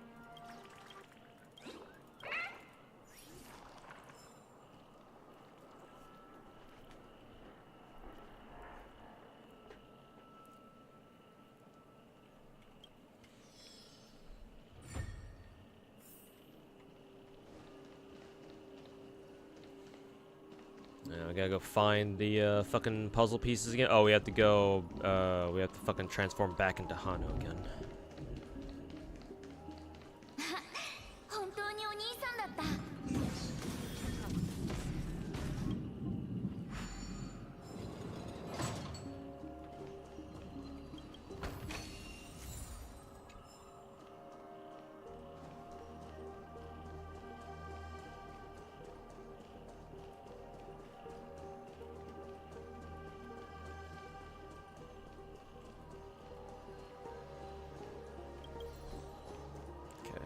It's the first piece, second piece is on the other side.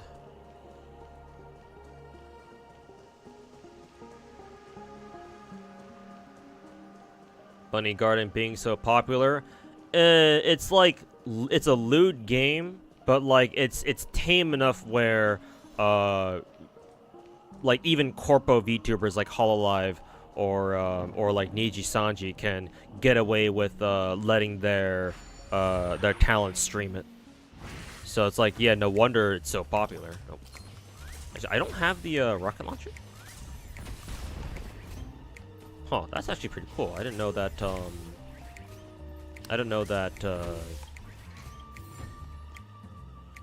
you get the enemy to blow up the wall for you, actually. It's pretty cool.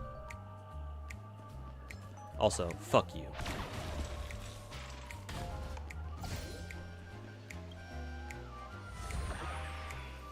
Is Star Rail's story better than Genshin's? Strictly speaking, no, because Genshin's been out for longer. It's had more time in the oven to cook. And unlike Star Rail, Genshin actually has an overarching story, as in you're looking for your sister or your brother, depending on who you're playing. And it turns out they're in charge. They're the ones in charge of the big bad Abyss organization or whatever the fuck. And so you gotta stop them or whatever, or you gotta convince them to you know, not be evil.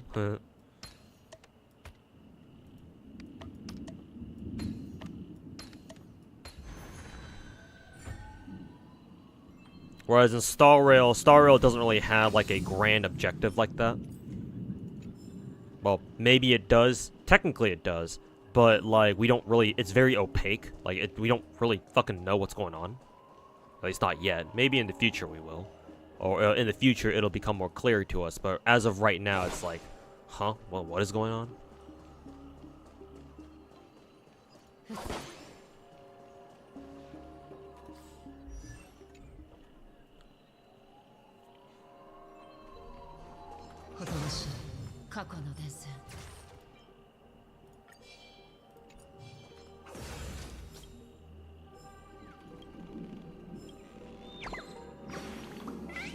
So, Genshin's story by technicality is better.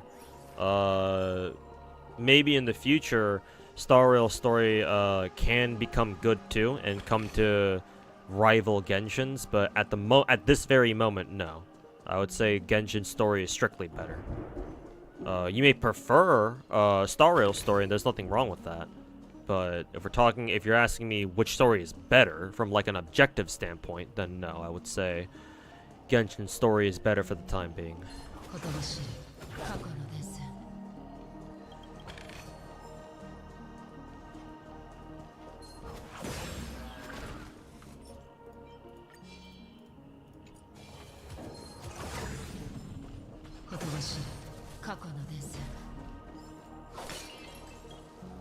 Oh.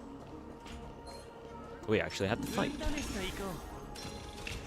shit. Fucking fat fingered that. 願いましょう。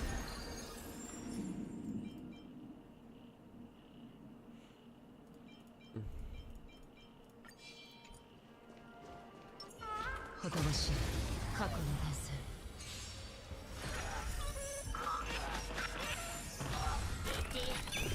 いいところに来たわね。運命最悪の力。素晴らしい。さようなら。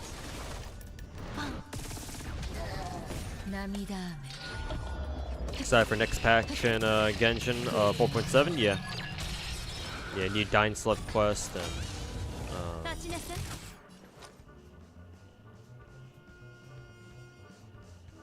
see. Yeah, new Dying Slave quest and Chlorine finally.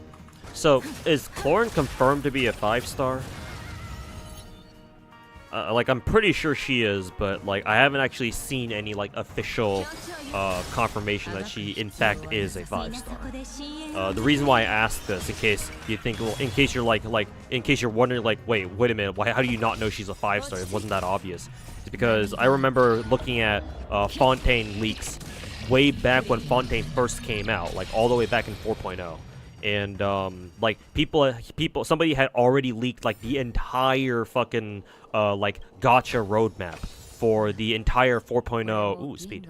The entire 4.0. Yeah, the entire 4.0 arc gacha roadmap, and like Chlorine was on it. But like at the time, Chlorine was apparently only a 4-star. So to this day, because of that leak, in my head or in my mind, Chlorine is a 4-star. Apparently, people told me that, like, oh, it's only because people are only saying that because people were saying that, oh, she has the design of a 4-star, so that's credible. I mean, Genshin players, half of all of Genshin's player base is fucking retarded, so I can believe that.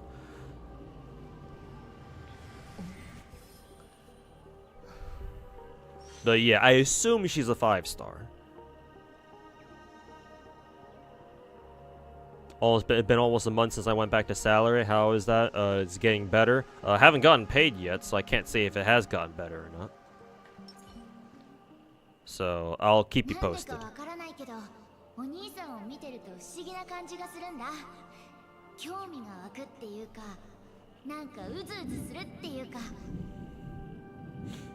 Yeah, murder birds. Yeah.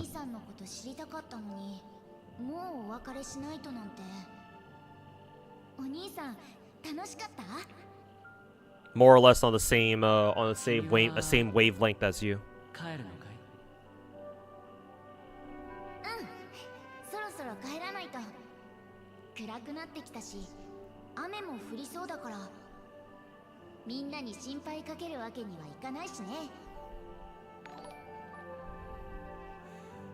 Leah Miota, thanks so much for the 3-month resub. Welcome back.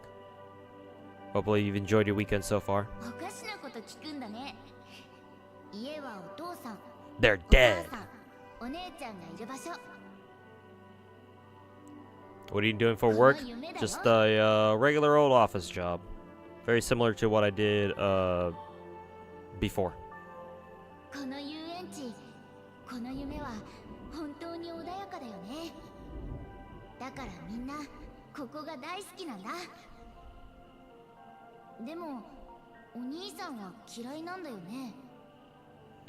Why don't you like it? Oh, I wonder why.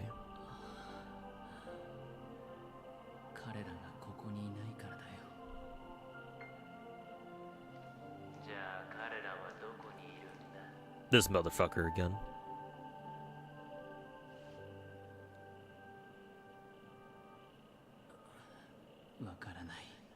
Ow, fuck.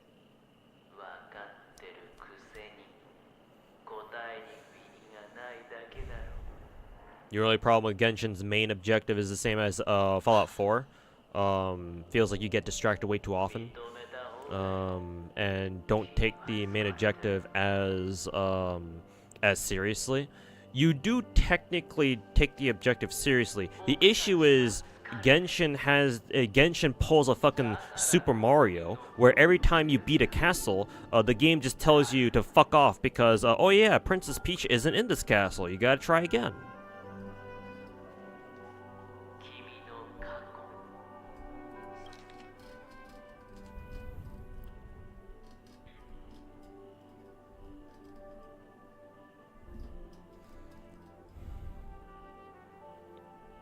Your past and future?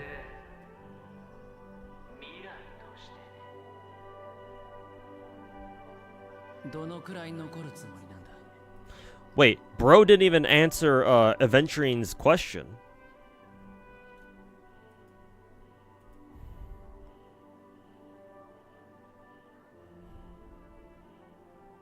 Because they're not here. I assume Aventuring, when he said because they're not here, he's referring to his own family.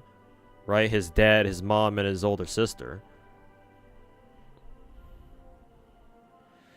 But then future Aventuring's like, no, you do have them. Your past and your future, they're also here with you. Bro, I don't give a like, what? Nah, bro. Nah, bro. Your past and your future do not constitute your fucking family. They're you. They're your identity, not your family. Those are two very different things. Though, to be fair, your family can be a part of your identity, but they're not the same thing. So, like, this is a logical fallacy here. The fuck? Who fucking wrote this? Unless Aventuring here, when they say there, he's actually referring to himself, but in that case, he wouldn't say that. He'd say it in a different way. Maybe he'd say something like, because I feel like I don't belong here or something. Then in which case, if he said something like that, then future Aventuring, whatever the fuck he says here, then this would make more sense. But like, is he not talking about his family? Or am I mistaken here? Who else could he be referring to? Like, why the fuck would he refer... If he's talking about his past and future, why would he refer to them as in like third person? That's very strange. I don't understand why the dialogue developed like this. Somebody want to explain that to me?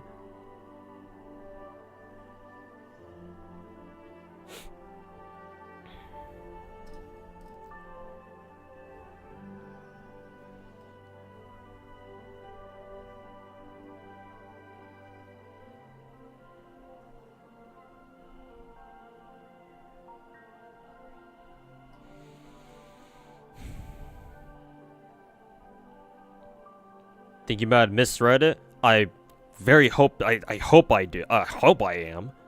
Because if I'm not, then this is a very awkward conversation. Maybe the translation's off? That's what he's saying. The two visions are his past and future. Yes, I know that, but that's not what I'm talking about. He's not answering it. He's answering his kid self. No, like his family isn't here in his dream. What? He's answering his kid self? Well, who's he?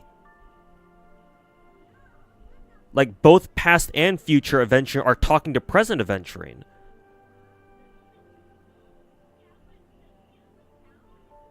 So what's your point?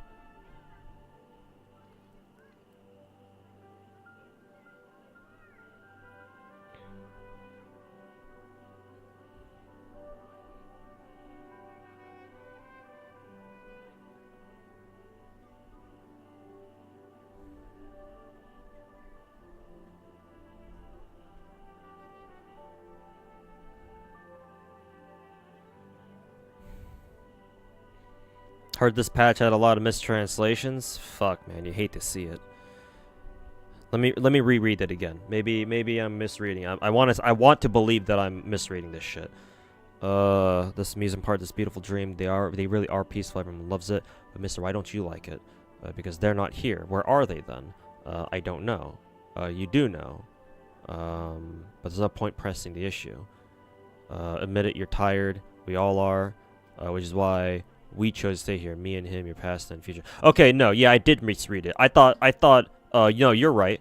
I thought future Aventuring was talking about, like, who Aventuring considers his family. No, this ellipses here breaks it off.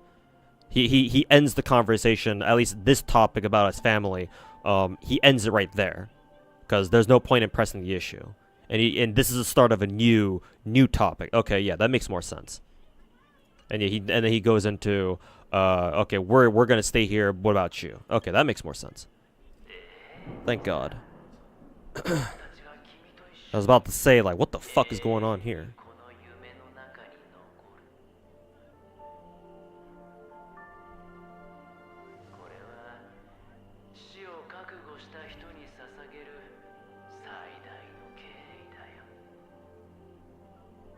The homies.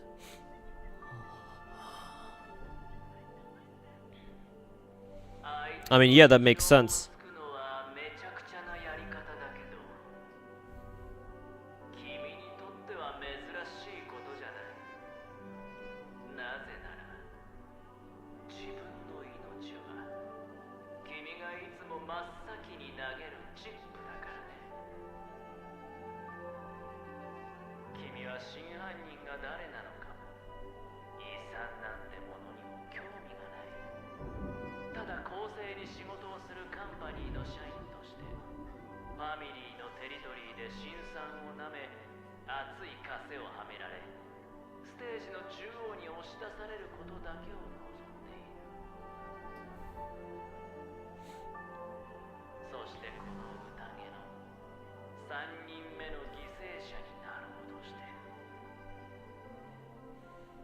There's like some persona thing. I am you and you are me. Kind of, yeah.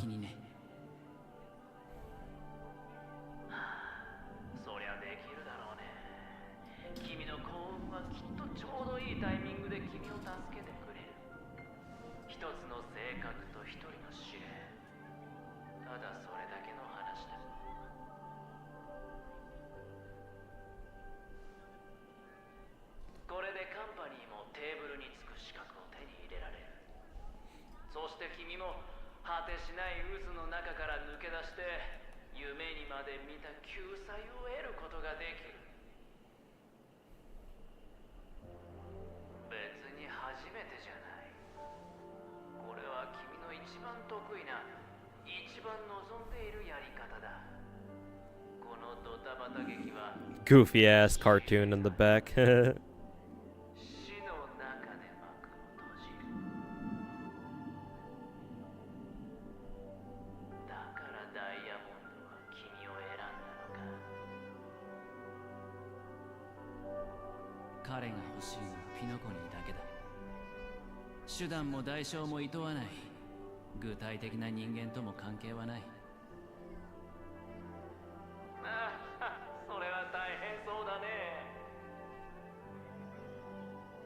急に思いやりが出てきたけど、両親がいたんだのかい？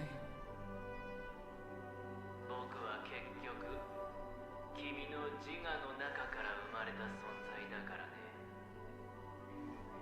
投げ出したチップを取り戻すことの難しさは、よくわかってる。僕は君がすることを止められない。君が行く場所も。僕たちには変えられない。腹水盆に帰らずってやつさ。僕たちにできることは全てのチャンスをつかんで1秒でも多く勝ち取ることだけだ。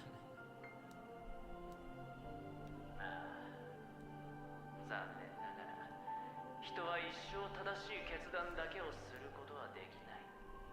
たとえ常に幸運が味方しているとしてもね。君は常に勝ち続け、負けたことがない。でもどうして君なんだ？どうして君じゃないといけなかったんだろう。もし幸運な人の奇跡が彼の愛する全ての人、さらにはそれ以上に多くの人の不幸の上に成り立っているとしたら、もし君のもたらす雨が守護神の慈悲と恵みの象徴なんかじゃなく、何度も訪れる無意味な死でしかないとしたら。Is this race like naturally lucky? Apparently they are, yeah. his people are like just naturally, they like have naturally good luck stats. Too bad it wasn't good enough to save them because they're all extinct now except for him. その終点にたどり着いたら、僕たちの迷いも答えが得られるかもしれない。分かった。僕は先に行くよ。この先で君を待ってるから。最後の時間を使ってこの子にちゃんと別れを告げるんだ。できる限り後悔なく死ねるようにね。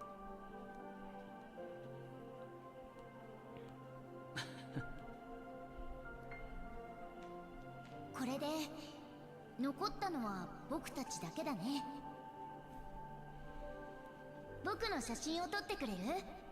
記念にしたいんだ。いいよ。Would this technically count as a selfie? It would, right? Well, we gotta pull a firefly?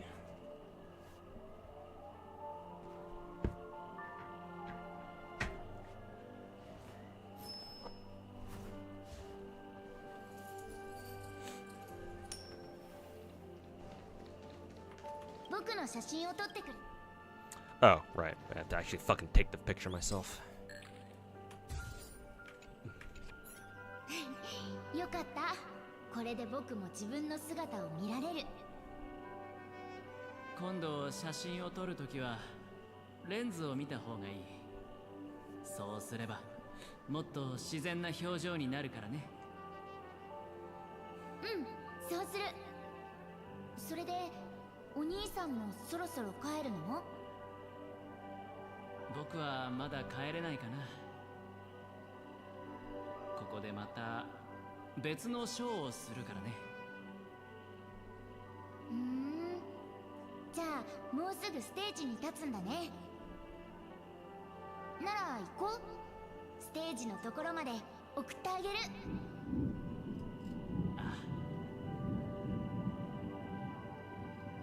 お兄さんって役者さんだったんだ。道理で綺麗な服を着てると思った？いや、実は僕は商人なんだ。でもここでショーをするんだよ。黒い服を着た人たちみたいに？でもお兄さんは黒い服を着てないよね。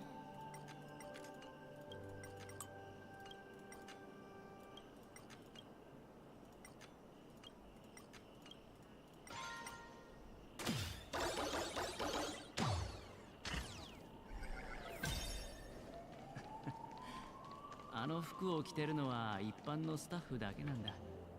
僕のポジション。Hey, it's no longer censored. Cool. 彼らよりずっと上だから。すごいな。僕もお兄さんみたいにかっこいい大人になれるかな。More burbs. 君ならきっと僕よりずっとかっこよくてすごい人になれるよ。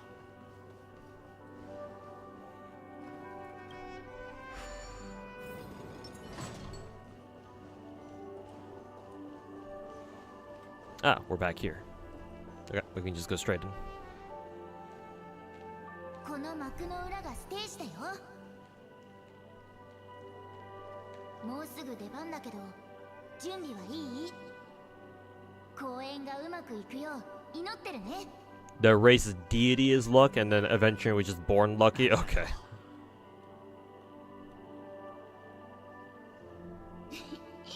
まだ緊張してるみたいだけど。よし、じゃあ手のひら合わせしよう。チボ神の加護があればお兄さんも気が楽になるはずだから。手のひら合わせはちょっとした儀式なんだ。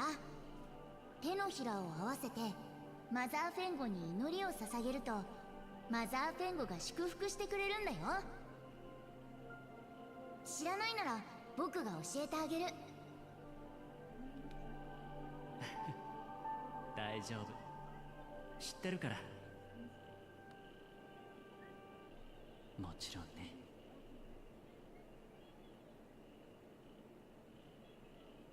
ここでお別れだね、カカワーシャ。 More もう cutscenes. すぐカティカ人が来る。 This is where we watch his entire family die. カティカ人は僕たちのお金も食べ物も奪ってお父さんとお母さんまで殺したのに、これ以上何が欲しいの？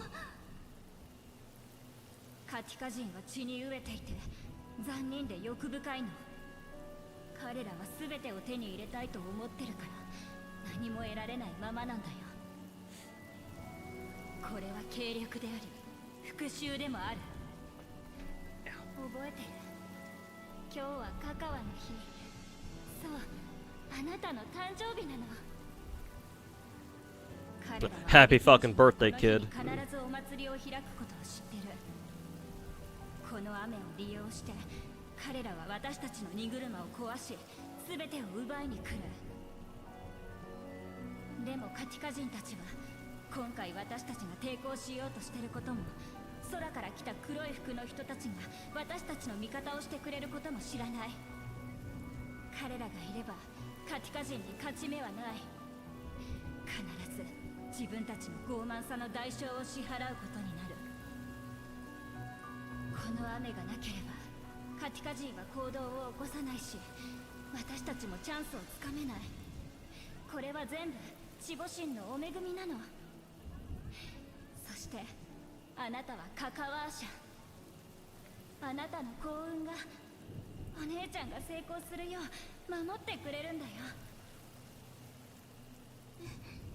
でも誰か死んじゃうかもしれないし、お姉ちゃんだって危ないし、これのどこが幸運なの？どうしてこんなことするの？エビキン人は必ず仇を討つ民族だからだよ。守護神が私を呼んでる。お父さんとお母さんも私を待ってるから答えないといけないの。でも守護神はあなたが生き残れるよう幸運を授けてくれた。あなたが生きている限りエビキン人の血が絶えることはない。 You have no idea what all this adventuring stuff is supposed to other than be for or other than be crying porn or cry porn or sag porn. I suppose in putting in emotions for any reason is supposed to be good storytelling in China. Not just China, because apparently people think that Adventuring's backstory was good. So it's not just a Chinese thing. Can't be. あなたの体を流れる血が永遠に巡りますように。旅がいつまでも平穏でありますように。計略が決して露見しませんように。さようなら、カカワーシャ。スターピースラジオが本日のニュースをお伝えします。カンパニー市場開拓部のスポークスマンによると、無種生窟ガンニアで小規模な反乱が起きたとのこと。現在状況はコントロールされている模様です。反乱を起こしたのはカティカという部族で、この部族は長い間カンパニーに対して不満を抱いており、市場開拓部の現地での活動にも深刻な悪影響。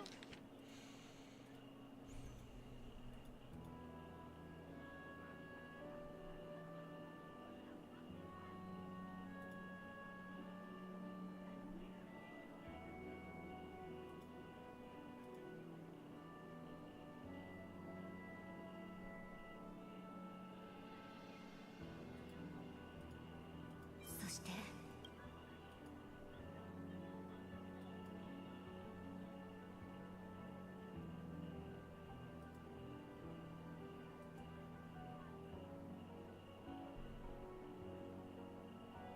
を与えていました。カティカはカンパニー保護下にあるエビ金属に大規模な襲撃を仕掛け、判明しているだけでも6728人が死亡、3452人が行方不明となっています。負傷者は現在医療救助組織トラウマフロントが受け入れており、スポークスマンはこの深刻な人道的災害に深い哀悼の意を示すとともに、全生還市民に向けて本件に関する重要なスピーチを行いました。最後、彼は私たちが生まれながらにして持つ基本的権利を守るため、生死、種族、思想にかかわらず、孫悟の大槌は全ての生命に振り下ろされるでしょうと述べました。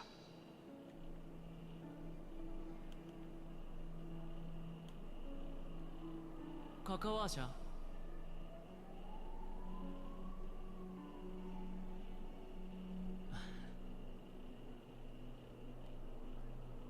さような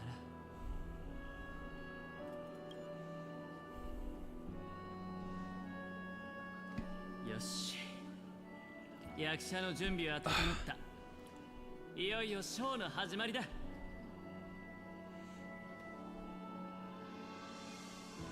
この公演は君に捧げよう。これが君に忘れられない思い出を残してくれることを祈ってるよ。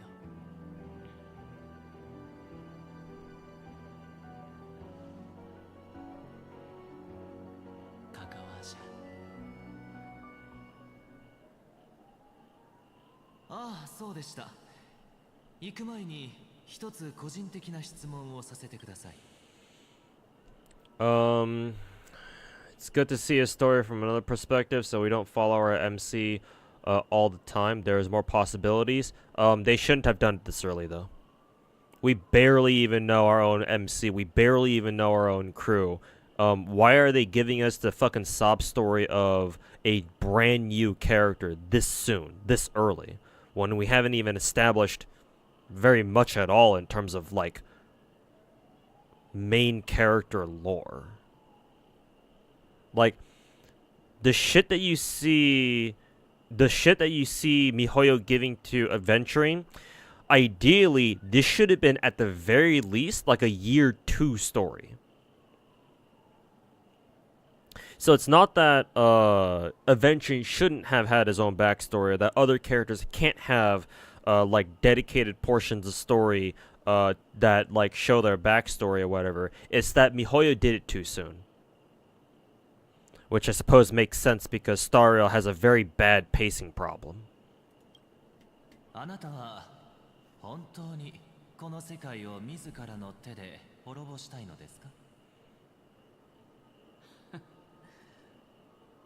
仮に、あくまでも家庭の話だけど、僕がダイスを振るたびに毎回この結果になる可能性があるなら、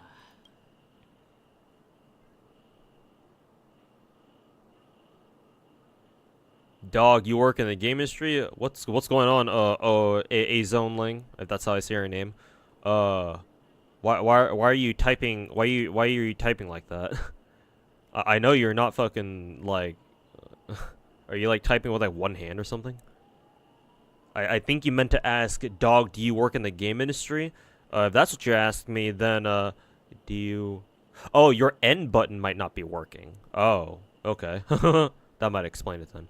To answer your question though, no, I've never worked like professionally in the game industry. I just have played too much gacha games. That's it. Yeah. I've played too much gacha games and I've spent too much time writing shitty fanfiction. So, when it comes to how not to write a story, I kind of know those things. I can tell you how not to write a good story. Now, how to actually write a good story, I don't know. I wouldn't know. But when it comes to identifying bad stories, or like where like a story like has problems, that I can do a much better job of. So.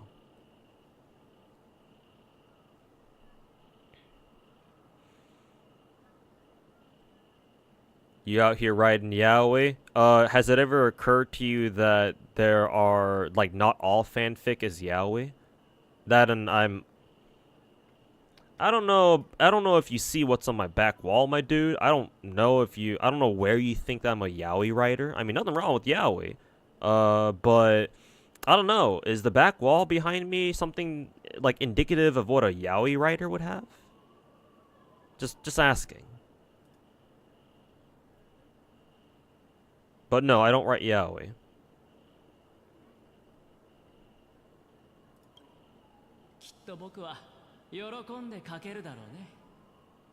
Yeah, surely. God, that was a shit ton of fucking yapping.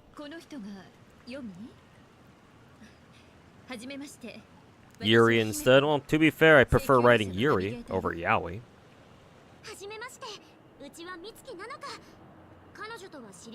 People seem to get upset that you're not drooling for the story. Yeah, because I am not most people. I am definitely not most people.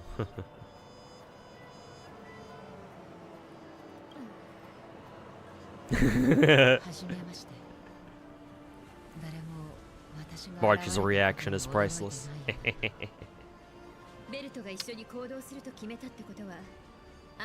It was good yapping? Not really. I didn't quite see the point of most of it. Some of them was good. Some of it was good, but most of it was just. All right, here we go again. Mihoyo back at it again with their yapping. What did I miss? None of you seem surprised by my arrival. Since Walt has decided to travel with you, it means that he still trusts you and trusts judgment and your close friendships. And then he's talking this one.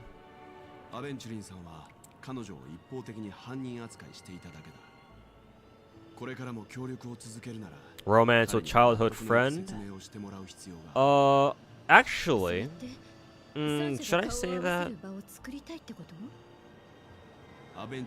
Yeah, no, I don't think that's a spoiler. The last fanfic that I worked on before I left off.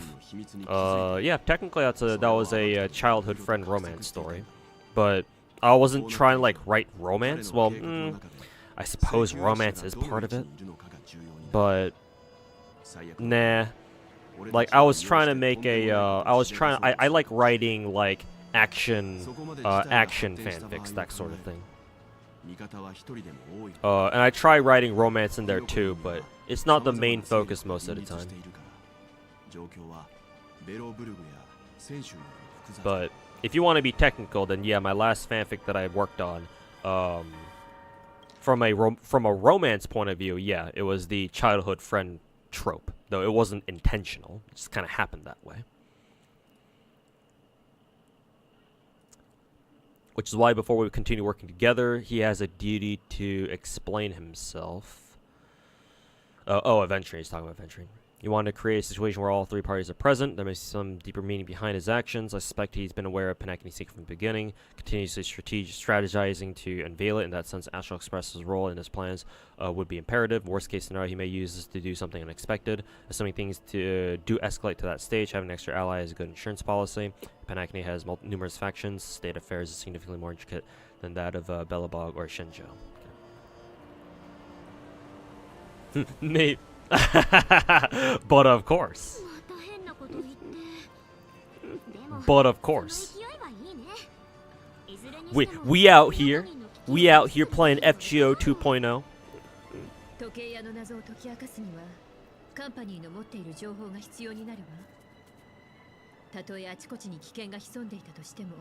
March has those moments. Hey, at least that's one consistent thing about March. You say dumb shit, she gives you weird looks. And personally, I enjoy that. It's like March's reactions to you saying dumb shit is like some of the best moments in this game, like unironically, because like it's like all she needs to do, like all they need to do is just animate her fucking squinting at you, and that shit is hilarious. Like it's such a simple reaction face that they just need to give her, but like even such a simple reaction like that just makes all the fucking difference, you know? So like fucking like whenever you say dumb shit, like that's like half the fun of your dialogue options, because you get to see March just look at you like you're a fucking retard. And that shit is fun, bro.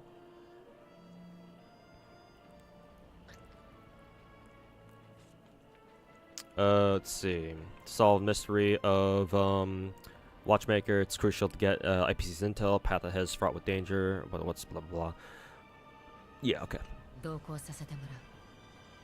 じゃあ出発しよう。でもどこに行けばあいつ Yeah, the bombastic side eye. 焦らなくても大丈夫よ。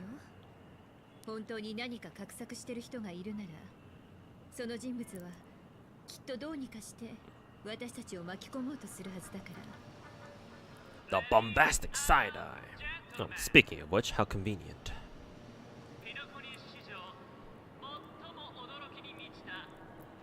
Actually, how did Aventurine even get hold of Panakine's PA system?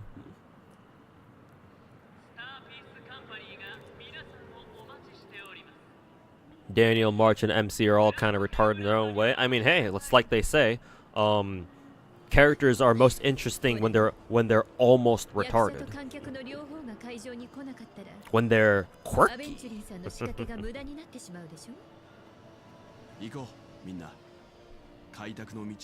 I mean, that's why every VTuber under the sun claims that they have some form of autism or ADHD, because hey, whether that's true or not, you know, it makes them all the more interesting, you know. Do we have to talk to everybody? I guess we do. Himiko, what do you got? He's just broken, yeah, bribe people maybe. True. Let's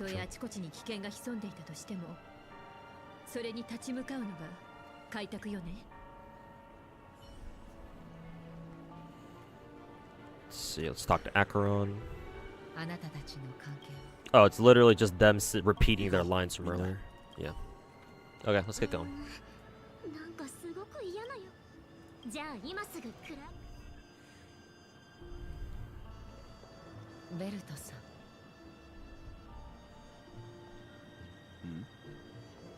What's up? 仲間に私の正体を教えなかった。君が言ったように話したくないんじゃなくてできないんだ。あの長い話を手短に誰かに伝えるのは俺でも難しい。Mumei's whole shtick. I mean, hey, technically, you know, I'm most likely partly autistic too. It takes I was gonna say it either takes a fucking superhuman or some fucking retard to willingly play 9 or 10 gacha games at once. But no, if I'm a superhuman, I'd be spending my time doing more productive things and playing 10 different gacha games. So no, the only types of people who do what I do are fucking, you know, retards or autistic nerds like me. So yeah. People really are the most interesting when they're almost retarded, so what they say is true. Anyways, who we using here? Let's go with Acheron, Calf. I kind of wonder when we're gonna get an ice abundance character. That'd be nice. That would be nice. Might as well go with Luocha then. Luocha, and then finally Silverwolf. You know, we're all retards here, yep. I mean, if you play gacha games, yeah, there's something wrong with you.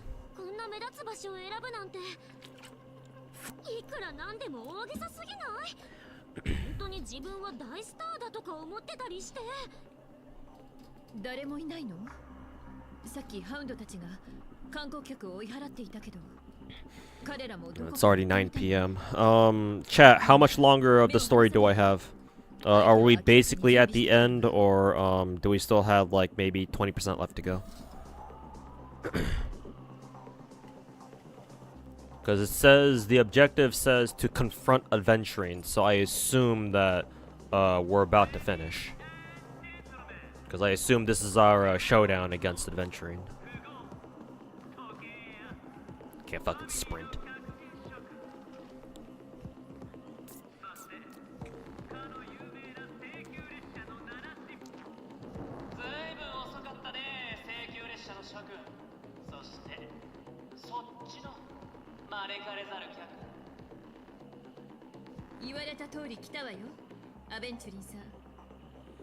礼儀としてそっちも姿 We're を見せ basically たら at the end. Okay. Hopefully we can finish it. もちろんそうするさ。でもその前に改めて今夜の主役を紹 Our 介させてほし guest い。 of honor. 拍手で迎えよう。性格ちゃん。We're on TV. このステージと彼女の正体は真犯人逮捕とは何の関係もないはず。 Another dumb look from or another retarded answer from us. Another March reaction face. Got Jota a single roll. Hey, congrats, man.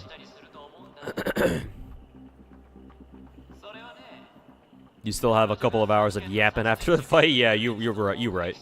You're probably right. 無境の中に怪我や死は存在しないっていう定説がエソラごとだと証明するのに最適な人物だからさ。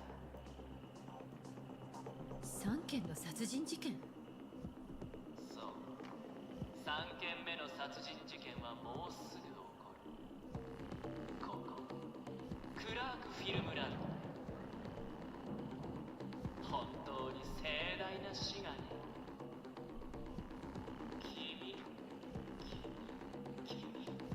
そして君、全員が死ぬだろう。そして We're all gonna die. それは全部君のせいだ。性格ちゃん。君はここで死そのものになるんだよ。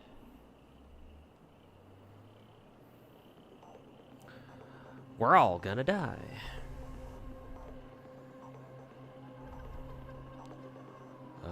You sure you're gonna survive this? 孫悟を甘く見ないでくれ。琥珀の王の奇跡が僕に出口を教えてくれるんだ。もっとわかりやすく。 We're all gonna die.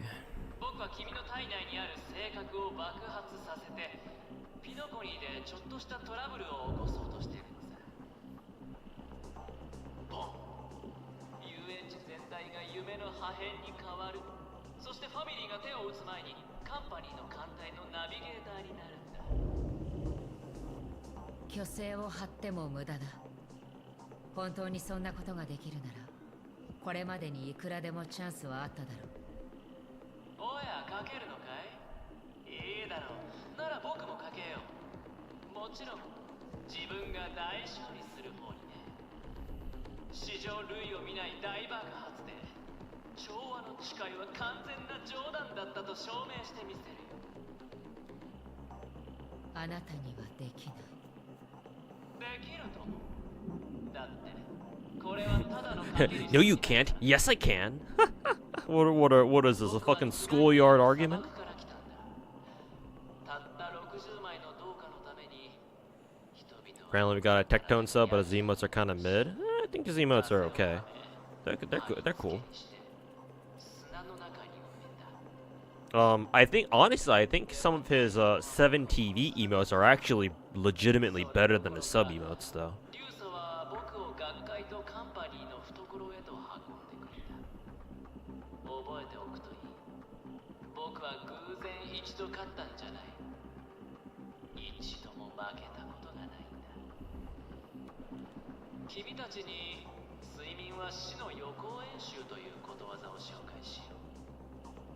生命体はなぜ眠るのか。それは僕たちがまだ死を迎える準備ができていないからさ。毎晩夢を見るのは死に向かっているのと同じことだ。まさに今この瞬間も僕たちは死の志を抱いて眠りについている。そして死も僕たちの夢の言葉に合わせてやってくる。みんな Motherfucker, are you done yapping yet? 君たちは断れない。断る理由がない。そしてその余地。 Like, I get you're about to die, but like, please hurry it up. Oh, nice, finally. Oh, we actually, that's a good detail. They actually show MC still having her own preservation lance.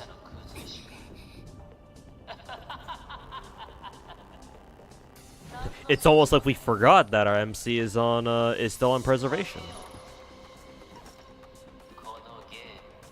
This is important. Let me out of speech. Nah. No, I don't fucking care. I'm going to murder him.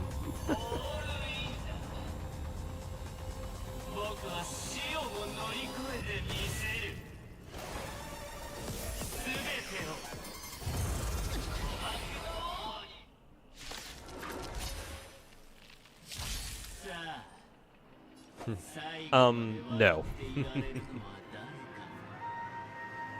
He's a Fatui? Yeah, I guess so.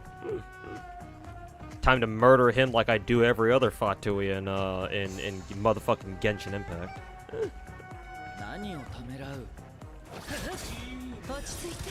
Brr.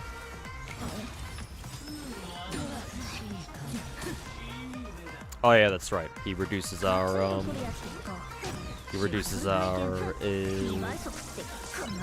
energy.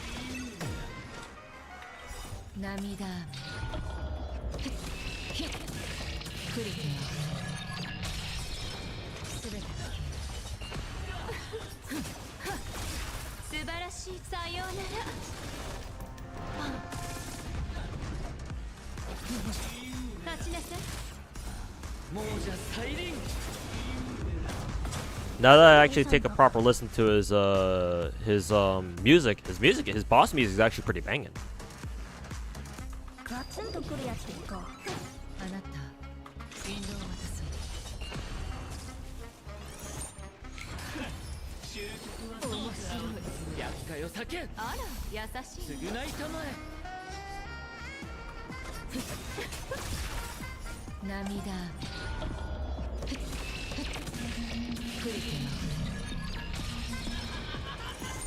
Alright, phase 2. This is where we gotta deal with the whatchamacallit, it's the extra dice, I think.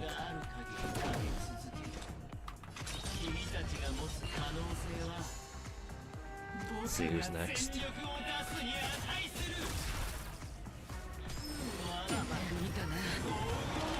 Yep, dice time.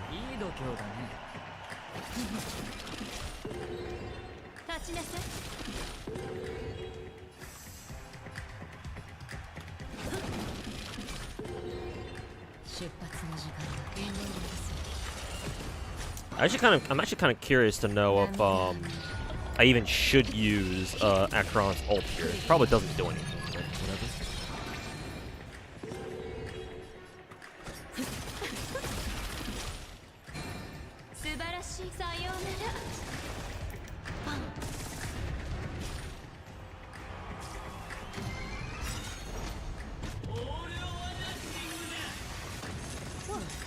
Ow, ow, ow, ow. Honestly, this is the best part of 2.1 story so far. We actually get to beat the shit out of Acheron, and we get to jam out while doing it.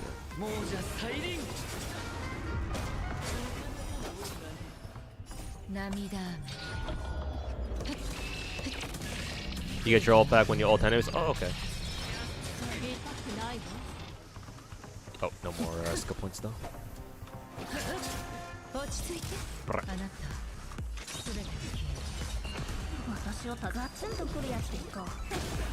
How high is your Acheron's crit rate? Let's see. Should be about 71%. Yep, 71.3.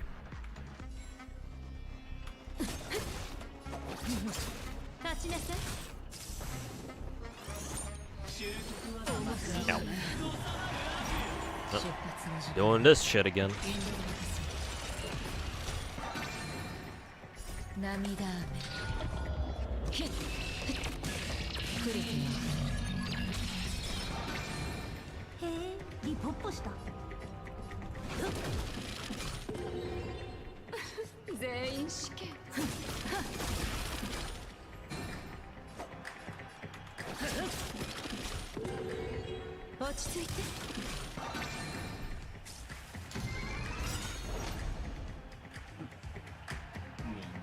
Oh, it's because he took shock DOT. Okay.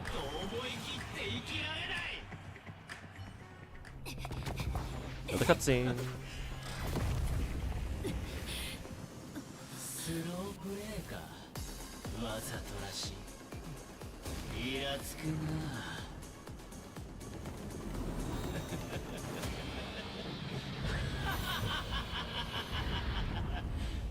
思いっきり楽しむために全てのチップをかける。理性を捨ててこそ本当のゲームができる。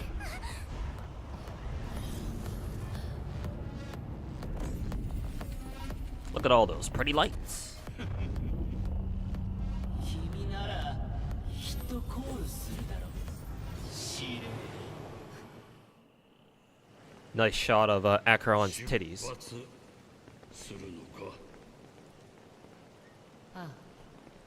Yeah, Gate of Gamba. The Gate of Gamba.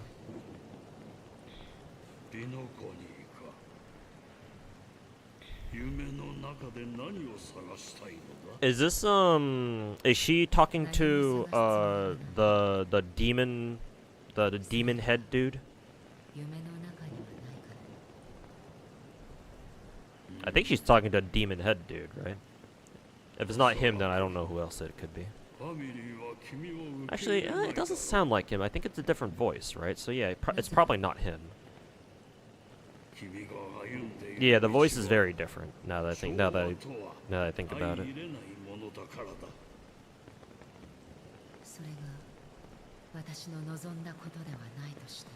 What are they yapping about? They pass to the place you mentioned, Panakini. What do you hope to find within a dream? Not looking for anything. They are in a dream. A family will open the doors for you because the path you walk is not accepted by harmony. Maybe that's not what I want.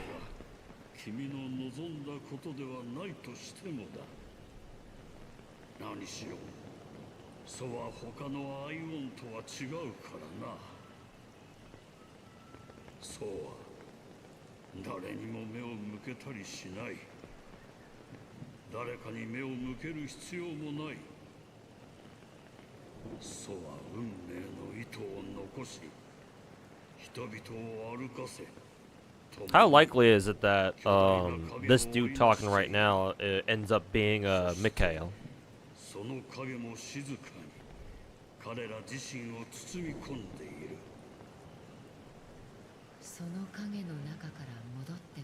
But then again, what the fuck is Mikhail doing on a planet like this? We don't even know we don't even know where this is.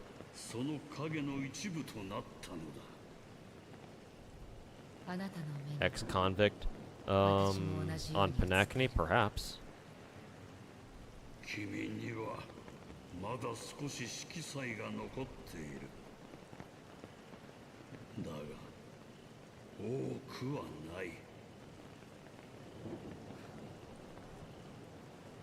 Old man Gandalf.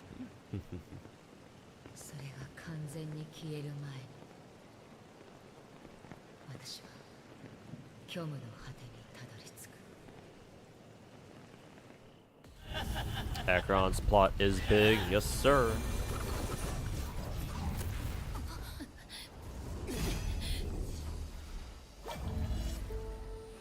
Alright, here we go.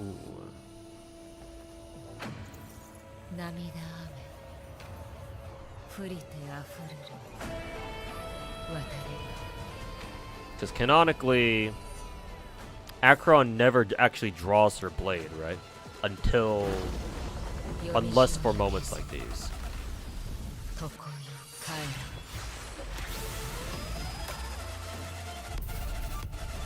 Oh, there's those Honkai Impact wub wubs. Anyways, Acheron, crush his skull. Anyways, alright Acheron, obliterate his Gamba. Destroy his Gamba. Mods, refund the Gamba.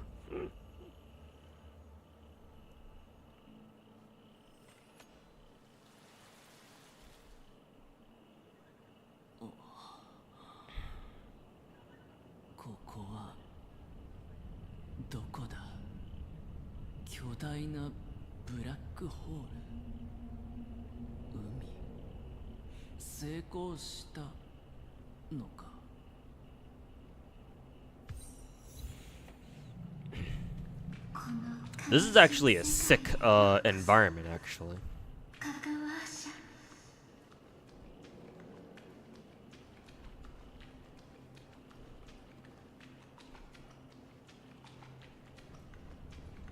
あなたの幸運は私たち、すべてのエビキン人にとって最も貴重な宝物なの。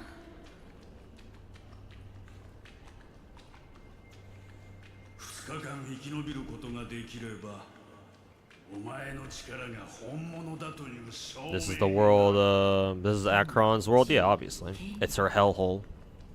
カンパニーはあなたが望むもの、望まないもの。 I like how Aventrain's model is running towards the black hole with the fucking, with that derpy ass smile on his face. 残念だが、ここはあなたが期待している場所じゃない。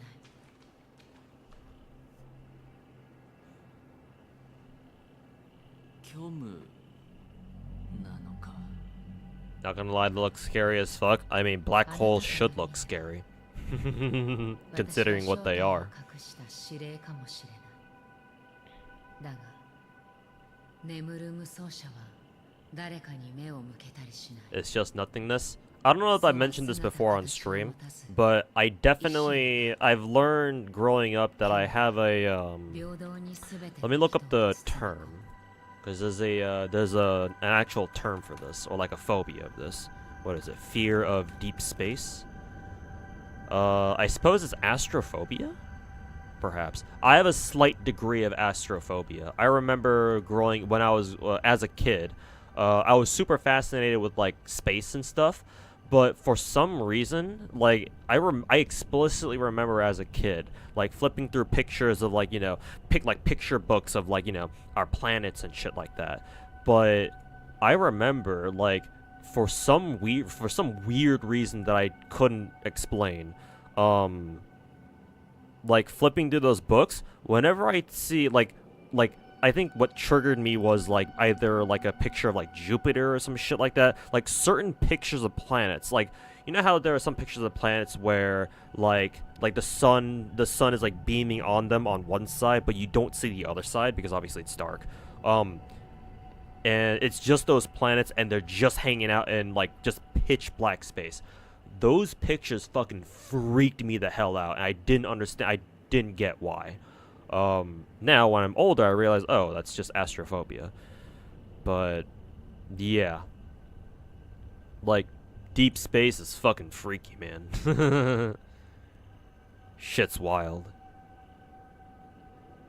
Can you do the anime glasses thing? Sure, if you do this, if I just do this, but, like, unfortunately, real life is not anime.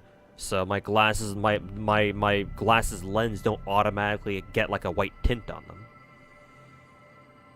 Yeah, photophobia too. Gacha phobia. Nice. Makes sense.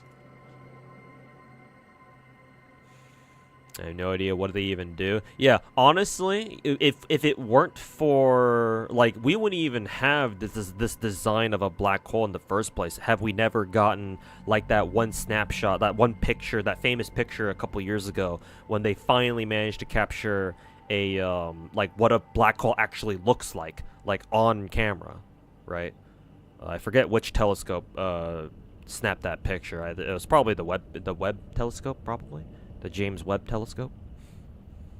But yeah, if it weren't for that picture, like, our modern day depictions of black holes wouldn't exist. Like, this wouldn't exist. And all it does it with bad lighting.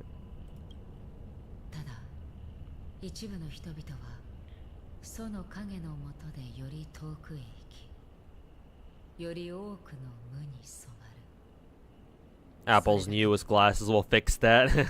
Wicked. それだけって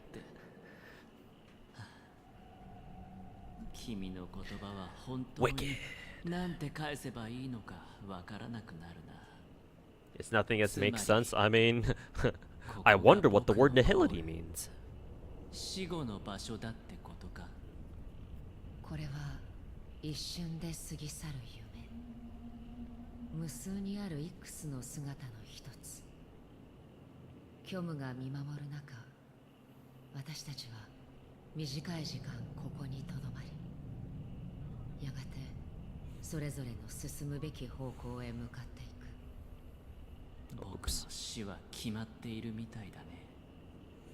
あなたがそれを望んでいたとしても、私には約束できない。目的が達成され Crazy how people were struggling against adventuring. どういう意味かな? It's Hoyoverse. 遊園地でのあなたのショーは Most people who play, a lot of people, I should say, who play Genshin and Star Rail don't actually play the game. 実践的な技法。 Remember, ほとんどの人を a lot of Hoyoverse's player base are casual and ここま normie. での労力を払い、自分の命までかけた理由がかつて否定されたとされる事実を、ピノコニーの無境に本当の死は存在しないという事実を再確認するためだったとは誰も思わないだろう。どうして僕がそんなことをしなくちゃいけないんだ? そうしなければあの連続殺人事件以上に隠された秘密に You've seen the TikTok teams? Yeah. 夢の中の死を利用してこそ Like, thematically, his boss fight is super cool. この宴の中で Like, it looks great. 人々が常に探し求めている約束の場所。 Like, personally, I don't mind if we fight him again as a boss at some point. I mean, obviously we fight him in MSC, but if he ever shows up again, I wouldn't mind. Let's see, real death doesn't exist in Dreamscape, and the Dreamscape because it's the only way you can uncover his secrets more unspeakable than serial murders. To use his dream death to get there to that promised land. People constantly seek in this grand gathering, Panakani, Legacy Watchmaker, True Land of Exile. Okay. 私も予想していなかった。まさか偶然知ったあることが全てをつなぐ鍵になるとは。それはあの人の正体だね。 Oh, this is the part where they talk about, oh yeah, by the way, Trailblazer is the key to everything. 殺人事件はいい口実だけど、それだけじゃ不十分だ。ピノコニーで実際に 1,2 件程度の殺人が起きたところで影響を受けるのは一部の人間だけ。世界に波紋を広げることはできない。 So he wanted to die? Technically speaking, I don't even know if this counts as being dead. Probably on the border between life and death. ファミリーは調和を利用して高い堤防と壁を築き、人々が大海原で溺れないように守ってる。同時にこの死を隔てる壁を使い。 Oh, this is the part that was mistranslated? It's our Stellaron friend's identity, isn't it? Not friend, Stellaron hunter? Okay. Does that change anything though? Oh, well, yeah, obviously it does. Because we're not a Stellaron hunter. Trailblazer, that is. Yeah, so they are talking about somebody else. Stellaron hunter. So, what, Boot Hill? I don't even know if Boot Hill is even a Stellaron hunter. Well, are they talking about... Well, I mean, Kafka's crew is literally called Stellaron Hunters, aren't they? So are they talking about somebody from their little group? Even if there are 1 or 2 murders on Panakani, most people won't be personally affected. They won't create any waves. This dream of theirs is on a boundless sea. It's a lonely island. The family used to use the harmony to build a high wall and isolate them from the vast and treacherous ocean of the outside world. That barrier they built keeps death out, but also keeps the secrets that are lost in that watery abyss from floating to the surface. In a beautiful dream free of suffering, who would want to go fishing for those secrets? No one, unless...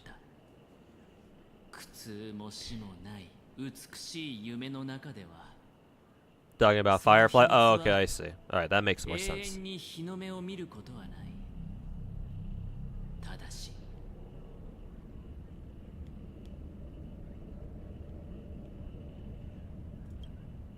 誰かが壁の向こうへ行き、生きて帰ってきたなら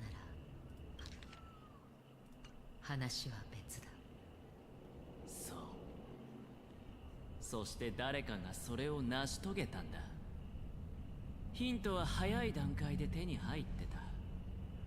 口の聞けない人が声を出せない人を指していないなら、あとは言葉を話せない人以外にありえない。深海から生還したもののステージに立って話すことができない人。彼女が今も無事にピノコニーにいると知って嬉しく思うよ。ヒント、証拠じゃないのか。残念だけど証拠はないんだ。僕の推測を裏付けられるのはファミリーが死に直面した時に見せる誠実さだけ。彼らは部外者に対してとても寛大だけど、寛大すぎて逆に何か隠そうとしているように見える。真相を解き明かすには証拠がいるけど、何かを疑うだけならそんなの必要ない。僕にとっては後者で十分なんだ。あの記憶域ミームを見つける必要はない。 Yeah, because they mentioned Firefly here, so it remains あれと consistent. 同じように僕を殺せる誰かがいればいいのさ。私には Firefly's drip marketing also spoiled the fact that she's a stellar hunter. I didn't even notice. わざわざ全体放送を流し Honestly, rather than a spoiler, considering apparently this part is mistranslated, I guess that would be more fitting. Or it kind of ties loose 誰かが ends. 壁を打ち破る可能性にかけていたからじゃないのか。あなたは確かに幸運で、運命は私たちの道を交わらせた。そして幸い私は刃物を持っている。美しい夢の幕を切り裂き、あなたの調和の烙印を一刀両断できるほどの鋭利な刃を。あなたは狡猾だな。 Drip marketing really ruins the story for people who haven't played it yet. I guess that's fair, but to be fair, people who are terminally online and like pay attention to like Honkai's Twitter or Stariel's Twitter, those are the type of people who have already finished the story to begin with. But yeah, ideally, yeah, they shouldn't spoil anything, preferably.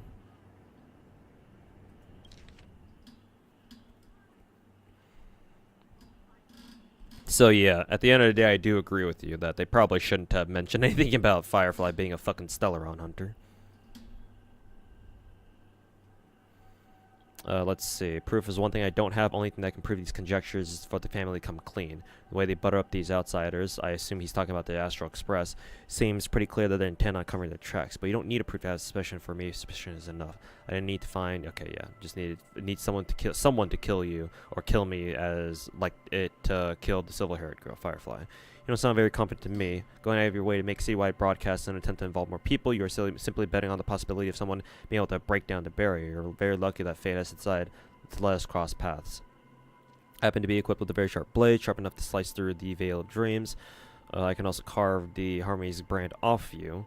You possess great cunning, deliberately setting us up to be on opposite sides, constantly repeating the words of the emanator in front of the others, leaving me no choice but to draw my blade against you. That's how you win.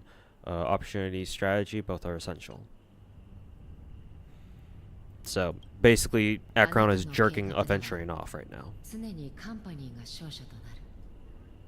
たとえ最後に賭けに負けたとしても、ファミリーにとって死者の命は大きな損失につながるものだからな。大きな賭けだと思うだろう。でも Truth is, the game was rigged from the start. Seems like it. カンパニーは必ずしも勝つとは決 Oh, まってない。 actually, no. ある重要なことにおいて、僕には退路がないんだ。性格を爆発させることは僕には Wish this was an option for the overworld. I mean, technically it is. Just keep spamming your technique button. 僕がステージから退場するときに身を Or just wait for her to use her second idle animation. もし君が最後まで刀を抜か What was the last line? Detonating a Stellaron can't do it. Avengers is too broken to even safeguard your escape from the stage. Okay. So yeah, that was a bluff. 全てを失うことになる。もしを話していても意味はない。あなたは勝った。あなたはその深海へ行くチケットを自分の手で勝ち取ったんだ。この後深淵から戻って来られるかどうかは次の大きな賭けになる。He'll be fine. 一度も迷ったことはない。He'll be fine. 迷ったことはもちろんあるよ。でも僕は自分の幸運を信じるしかないんだ。それ以外 He'll be 僕には fine. 何もないからね。この夢から覚めたら行くべき場所に行くといい。あなたの賭けはまだ終わってないからな。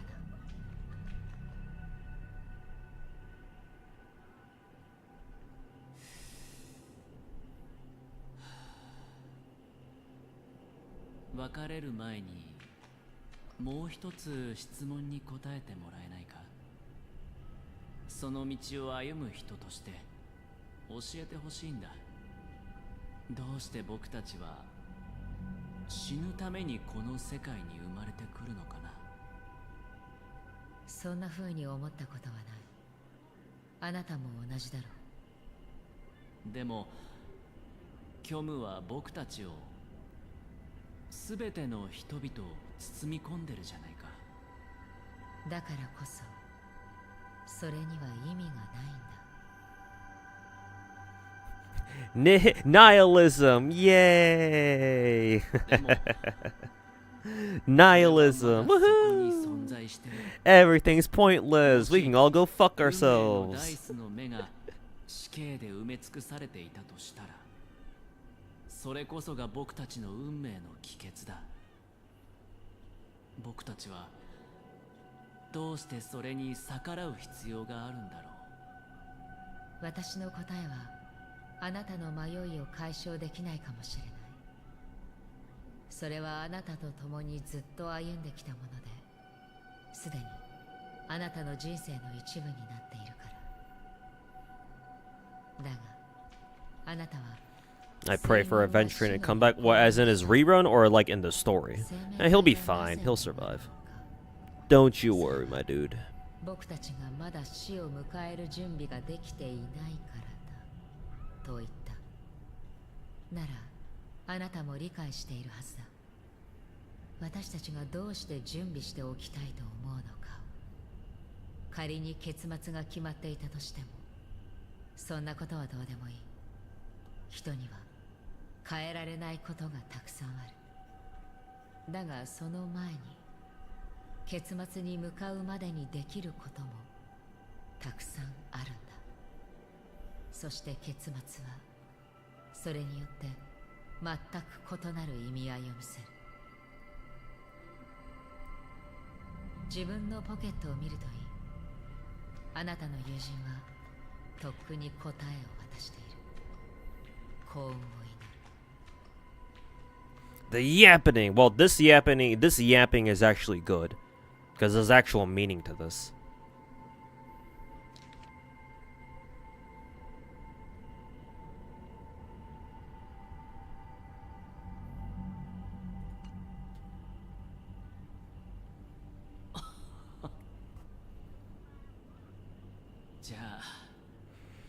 Like, this sort of yapping is actually cool, and I don't have a problem with. This little fucker, though. やっぱり最後はこの無境から出ることを選ぶの？ああ、ここには彼らがいないからね。父さんも。Ironic that this yapping has meaning because of a nihilist like Akron. Yeah, but remember, in order to be a nihilist, you have to recognize that there has to be some meaning out there for nothingness to even exist.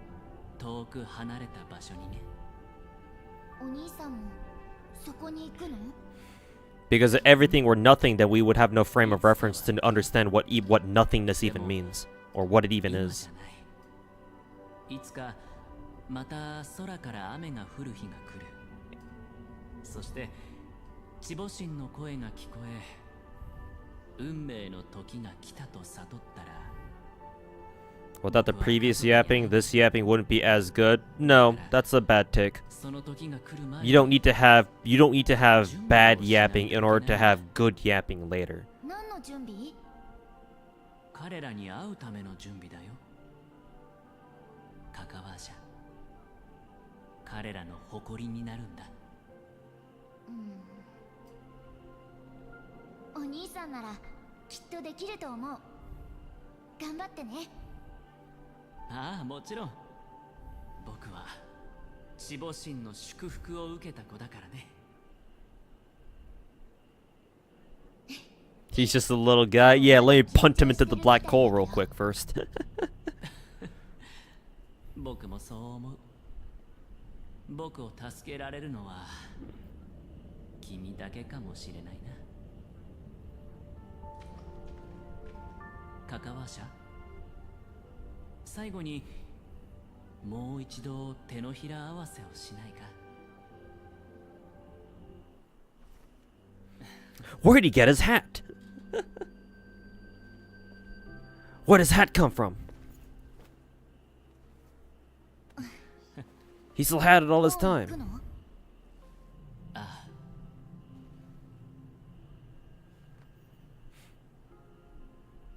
地母神が三度瞳を閉じますように、その血が永遠に巡りますように、旅がいつまでも平穏でありますように、計略が決して露見しませんように。僕たちはカカワのオーロラの下で再会する。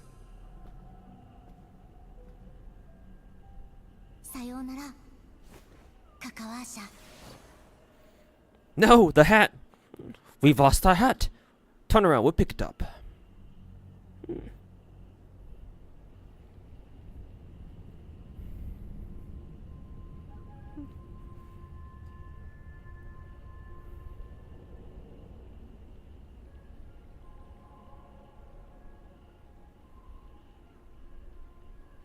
We've lost the hat.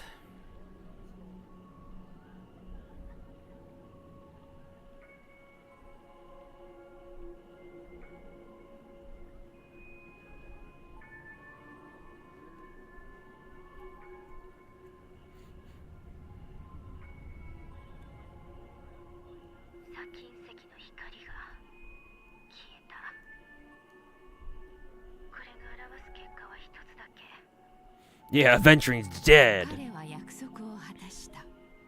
But is he though? Dun dun dun. あなたの奇跡はファミリーのテリトリーに届けられました。次は私たちの役目を果たして収穫を始めましょう。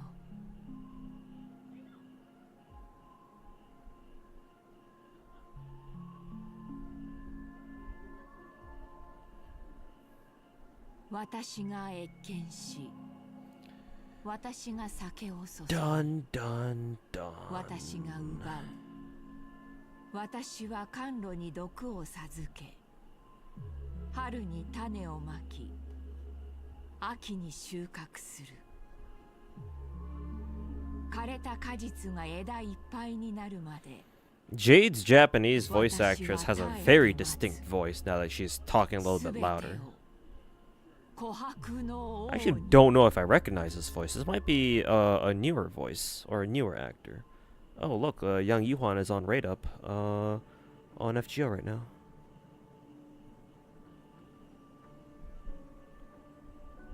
And whose POV is this?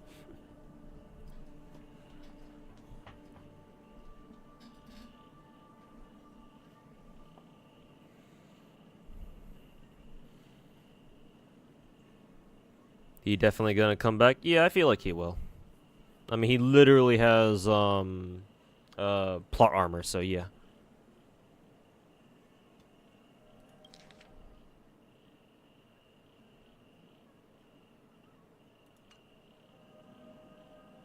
Yes, Tuhu desu. Kazama desu. Hey Sam, welcome back. It's you. What have you done? 何もしていません。ただあなたが目覚めるのを待っていただけです。私は性格ハンターのサム。以前にも会ったことがあるでしょう。もっと早くあなたの前に現れ It's you. What have you done? 事実を伝えたかったのですが、予想以上の妨害に遭いまして、11回試したのですが、すべて失敗に終わりました。The fuck is Sam yapping about right now? Didn't do anything but wait for you to wake up. Maybe before, yes, we fucking fought you before. Originally planned on showing up earlier to reveal some truths to you, but went into some roadblocks, blah blah blah. この世界とのつながりが強くなりすぎて、脚本の束縛から逃れることができなくなってしまったようです。エリオの言う通り、あなたも私もこの夢の地で忘れられない収穫を得ることでしょう。私は彼やカフカのように人の心を知り尽くしているわけではありませんし、銀狼やジンのような。 So yeah, Sam was correct me if I'm wrong, chat, but considering he's mentioning the rest of the Stellaron Hunter crew, Sam was, we always kind of knew Sam was part of the Stellaron Hunter crew, right? Like, I'm pretty sure we always knew that, right? Yeah, okay, yeah, that's what I thought. I just wanted to get that clear. 一つしかありません。そう。そう。君に見せるしかない。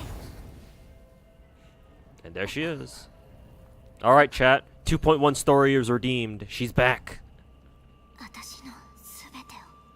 She's back, chat.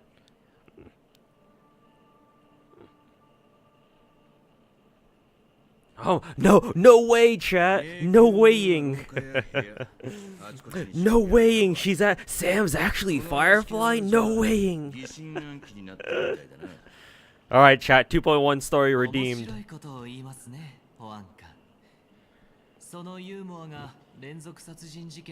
Alright, chat. Go home. 2.1 story is saved. Firefly shows up. We have her back now. We have our waifu back. Best girl at Penacony is back. All right, chat. Y'all can go home. Come back when 2.3 drops.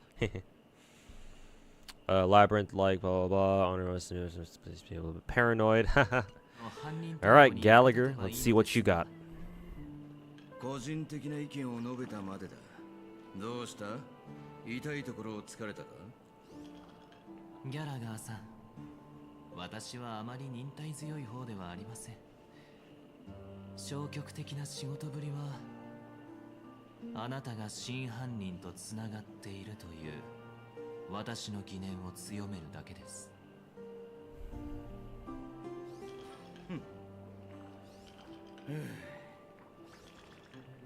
悪党ならず者、酔っ払い、ゴロつき。 Am I hearing? Oh no, those are just sounds coming from the sandbox, I think, or the sand pit, whatever the fuck they call it. さっきの言葉を撤回しよう。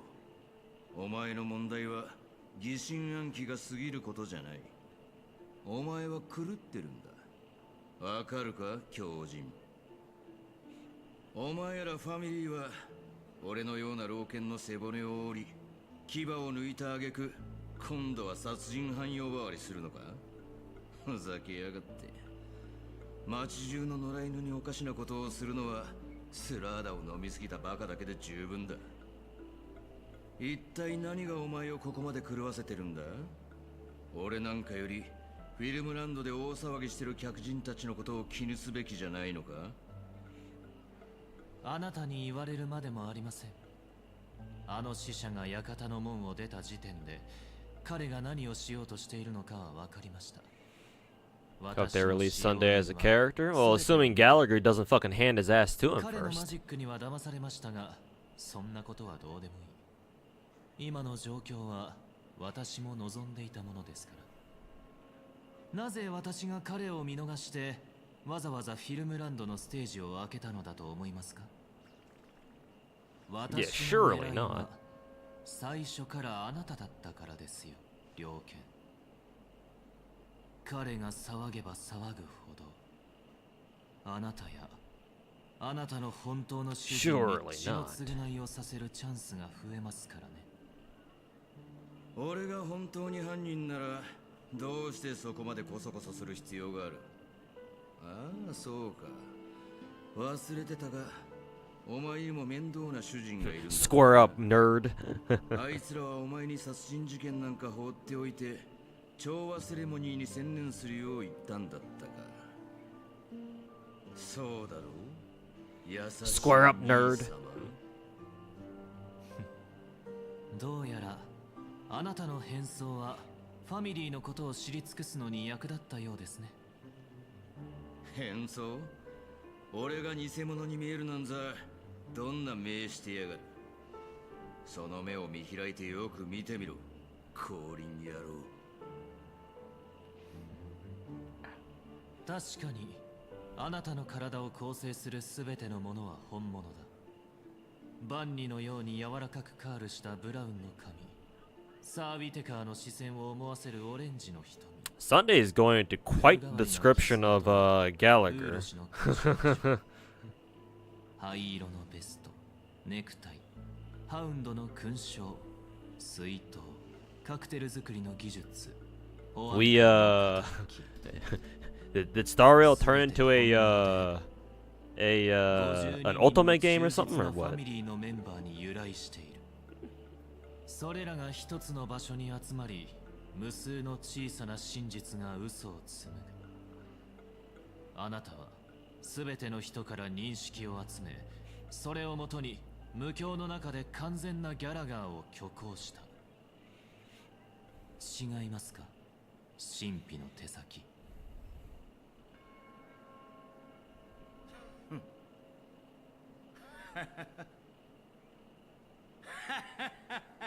すごいな、やるじゃないか。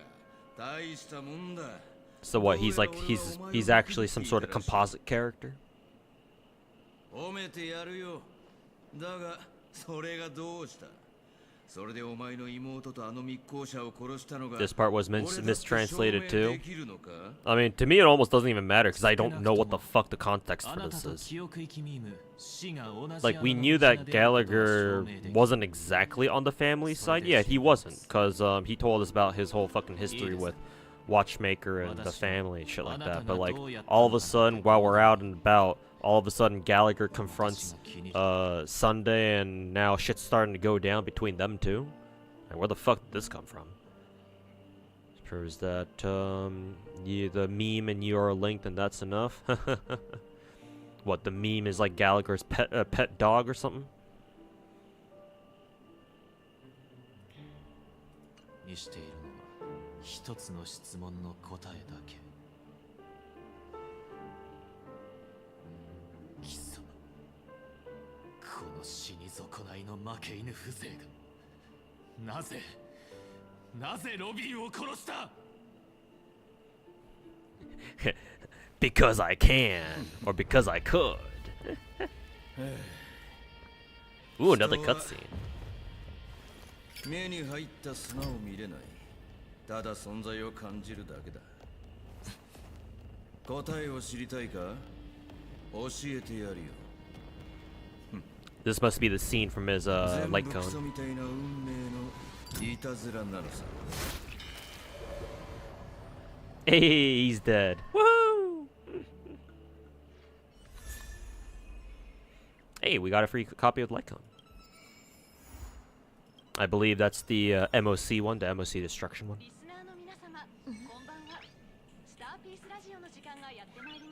し。こんばんは。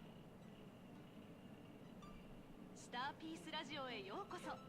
まずは今日の Have I met any big VTubers IRL? No. I don't care about meeting VTubers like the VTubers that I watch IRL. I mean, it'd be cool if I had the money. I wouldn't mind like traveling to like a con and like going to like their panel or like watching a concert if they're having one. But that's not like as so long as I have the money, it's not like a top priority for me. Even if I did have the money, like I prefer just hanging out at home, you know. I care about VTubers primarily as content creators.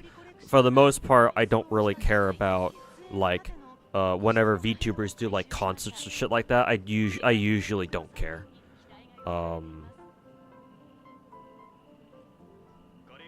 So yeah, no. Haven't met any VTubers IRL, and I probably never will. Now I can do the event. Oh yeah, cool. Hey, look, chat, I can do the event now.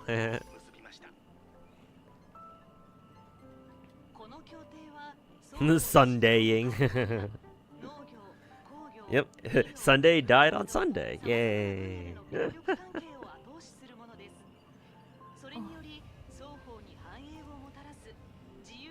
Time to memer. Yep, it's time. It's time, chat.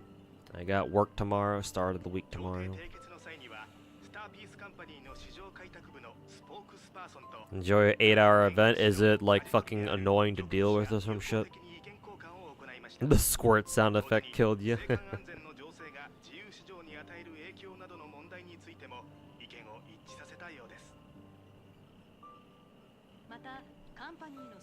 Oh god, even the radio's fucking yapping. Make it stop! I've already dealt with fucking 6 hours of constant star rail yapping.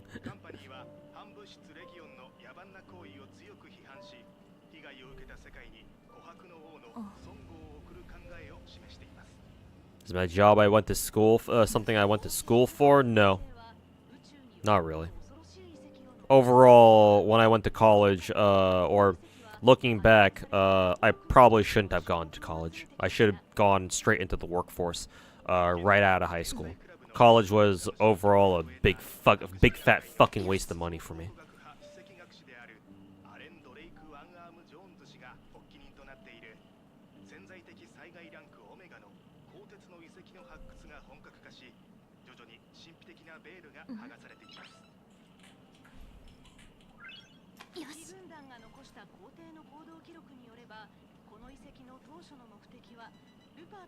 Would I go to college? I'll keep that information private.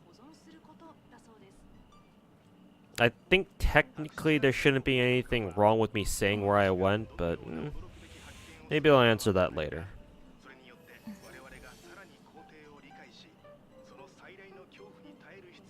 What was my major? Initially, I got into college as part of like a pre-dental program, but I quickly remembered that, oh yeah, by the way, I fucking hate biology.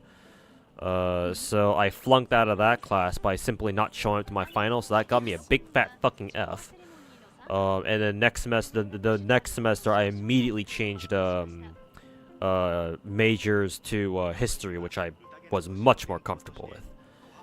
Too bad a history degree didn't fucking do shit for me. But even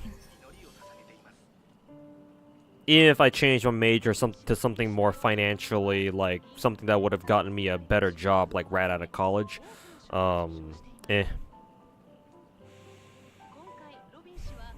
didn't really have a purpose when I attended college, to be honest. Like, if you're not going to college for like a specific purpose, like because you want to get like a certain degree, or like you want to go there to make relationships and network with people, so you can get a job right out of college, like there's no point in you going to college in the first place, I don't think.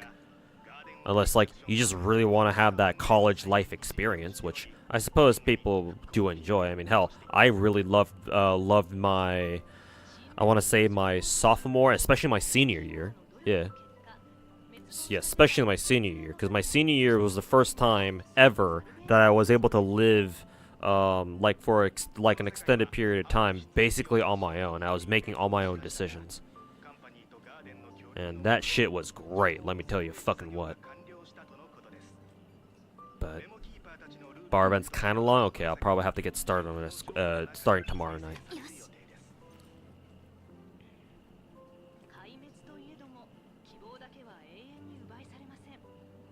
ンパニーは銀河のすべての文明に長期的な発展へのサポートと損を提供してまいります。もちろん別のした世界もその中に含まれています。 UC, CSU, or something else. It was a private school. I don't think it's, I don't think it's, I don't think there's anything wrong with me saying that. But no, it was a private school.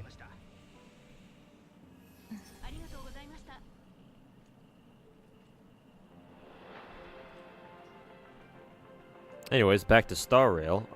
Now I actually finally understand why, Numi, Akuma Nimune, did a complete fucking 180 on Gallagher. Now I understand. I guess Numi must have been a big fan of Sunday.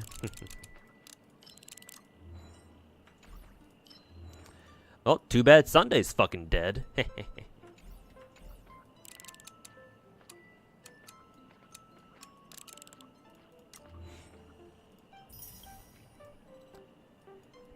Too bad he's fucking deader than dead.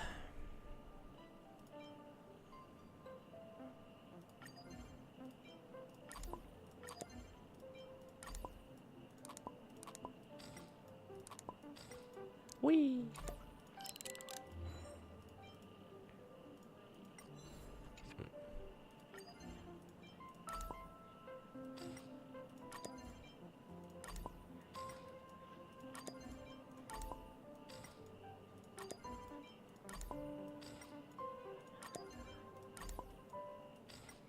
Is that a fucking leprechaun or something? Oh, here's Robin. Make her the biggest sticker.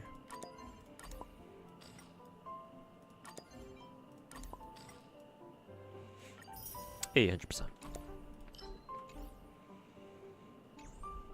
So many fucking notifications. God damn.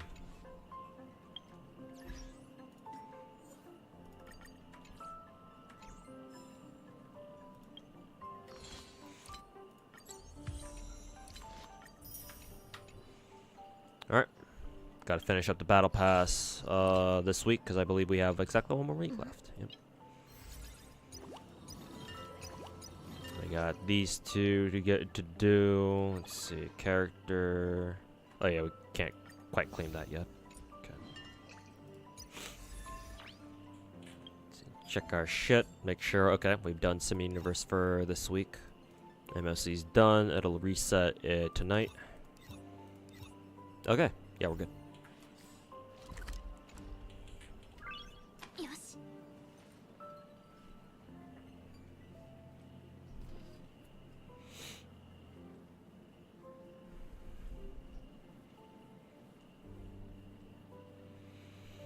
Never really understood the interest in Sunday or Robin myself. Attractive characters. You don't need a reason to thirst after good-looking characters now, do you?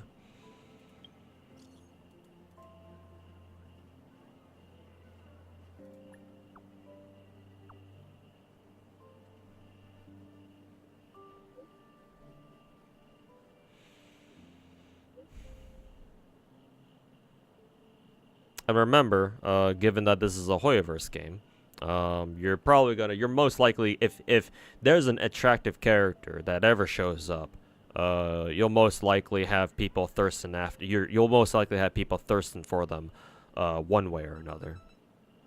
So. But yeah. Now we don't have to worry about Sunday anymore, though, coming back as a Gacha character, because he's fucking dead.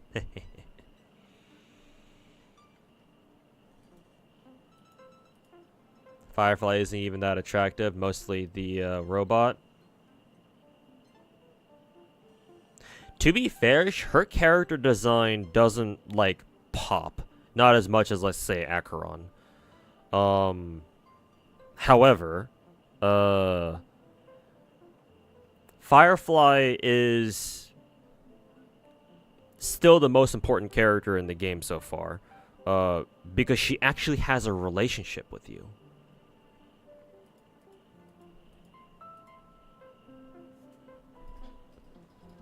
And, I don't know if any of y'all know this, but, because, you know, Of course we wouldn't, because we're all here fucking on twitch.tv watching some dude stream a fucking stupid fucking gacha game. But would you believe it when I tell you, chat, that, like,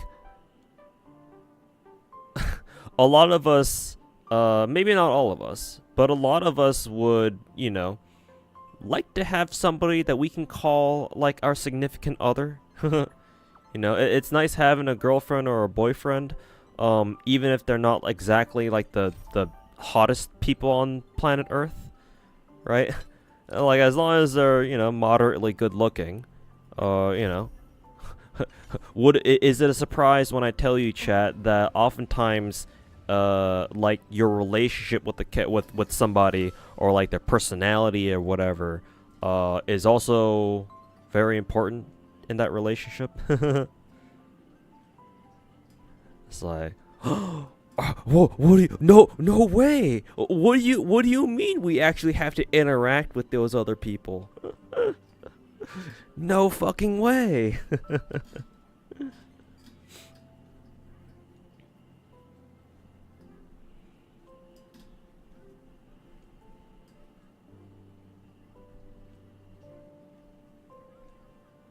Yeah, who needs social attachment, right?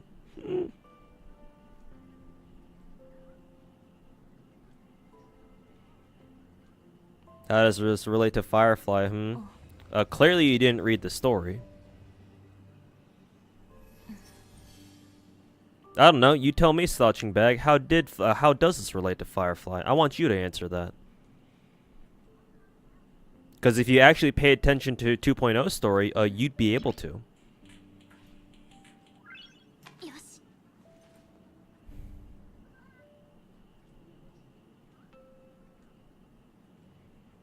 Fake weeb dog, the spirit of Abe is tisking a hold on you. More than a spirit of Abe, I think I gotta fucking bring back Albert Einstein from the dead, because he's the only one who can make you actually type like a fucking normal ass human being. So I don't know, man. Fix your fucking autism, Ozone, and actually start typing like a normal fucking person.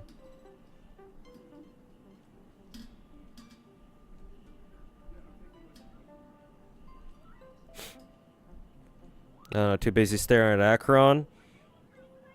I don't blame you for that. But Firefly is a better character.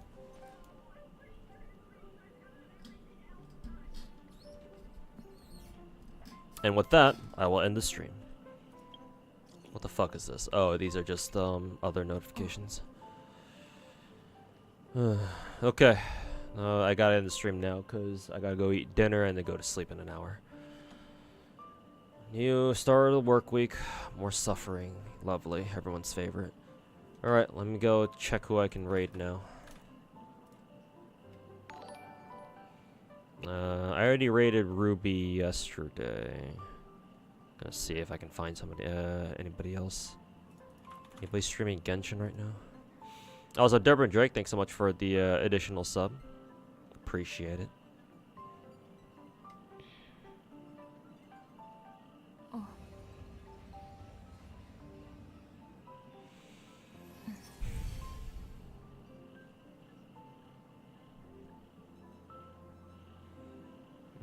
Actually, no. Pocket's still streaming.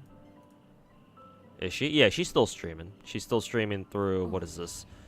Chapter 13. So yeah, I'll send you guys over to her. Actually, yeah. Let's go raid Pocket Chalk.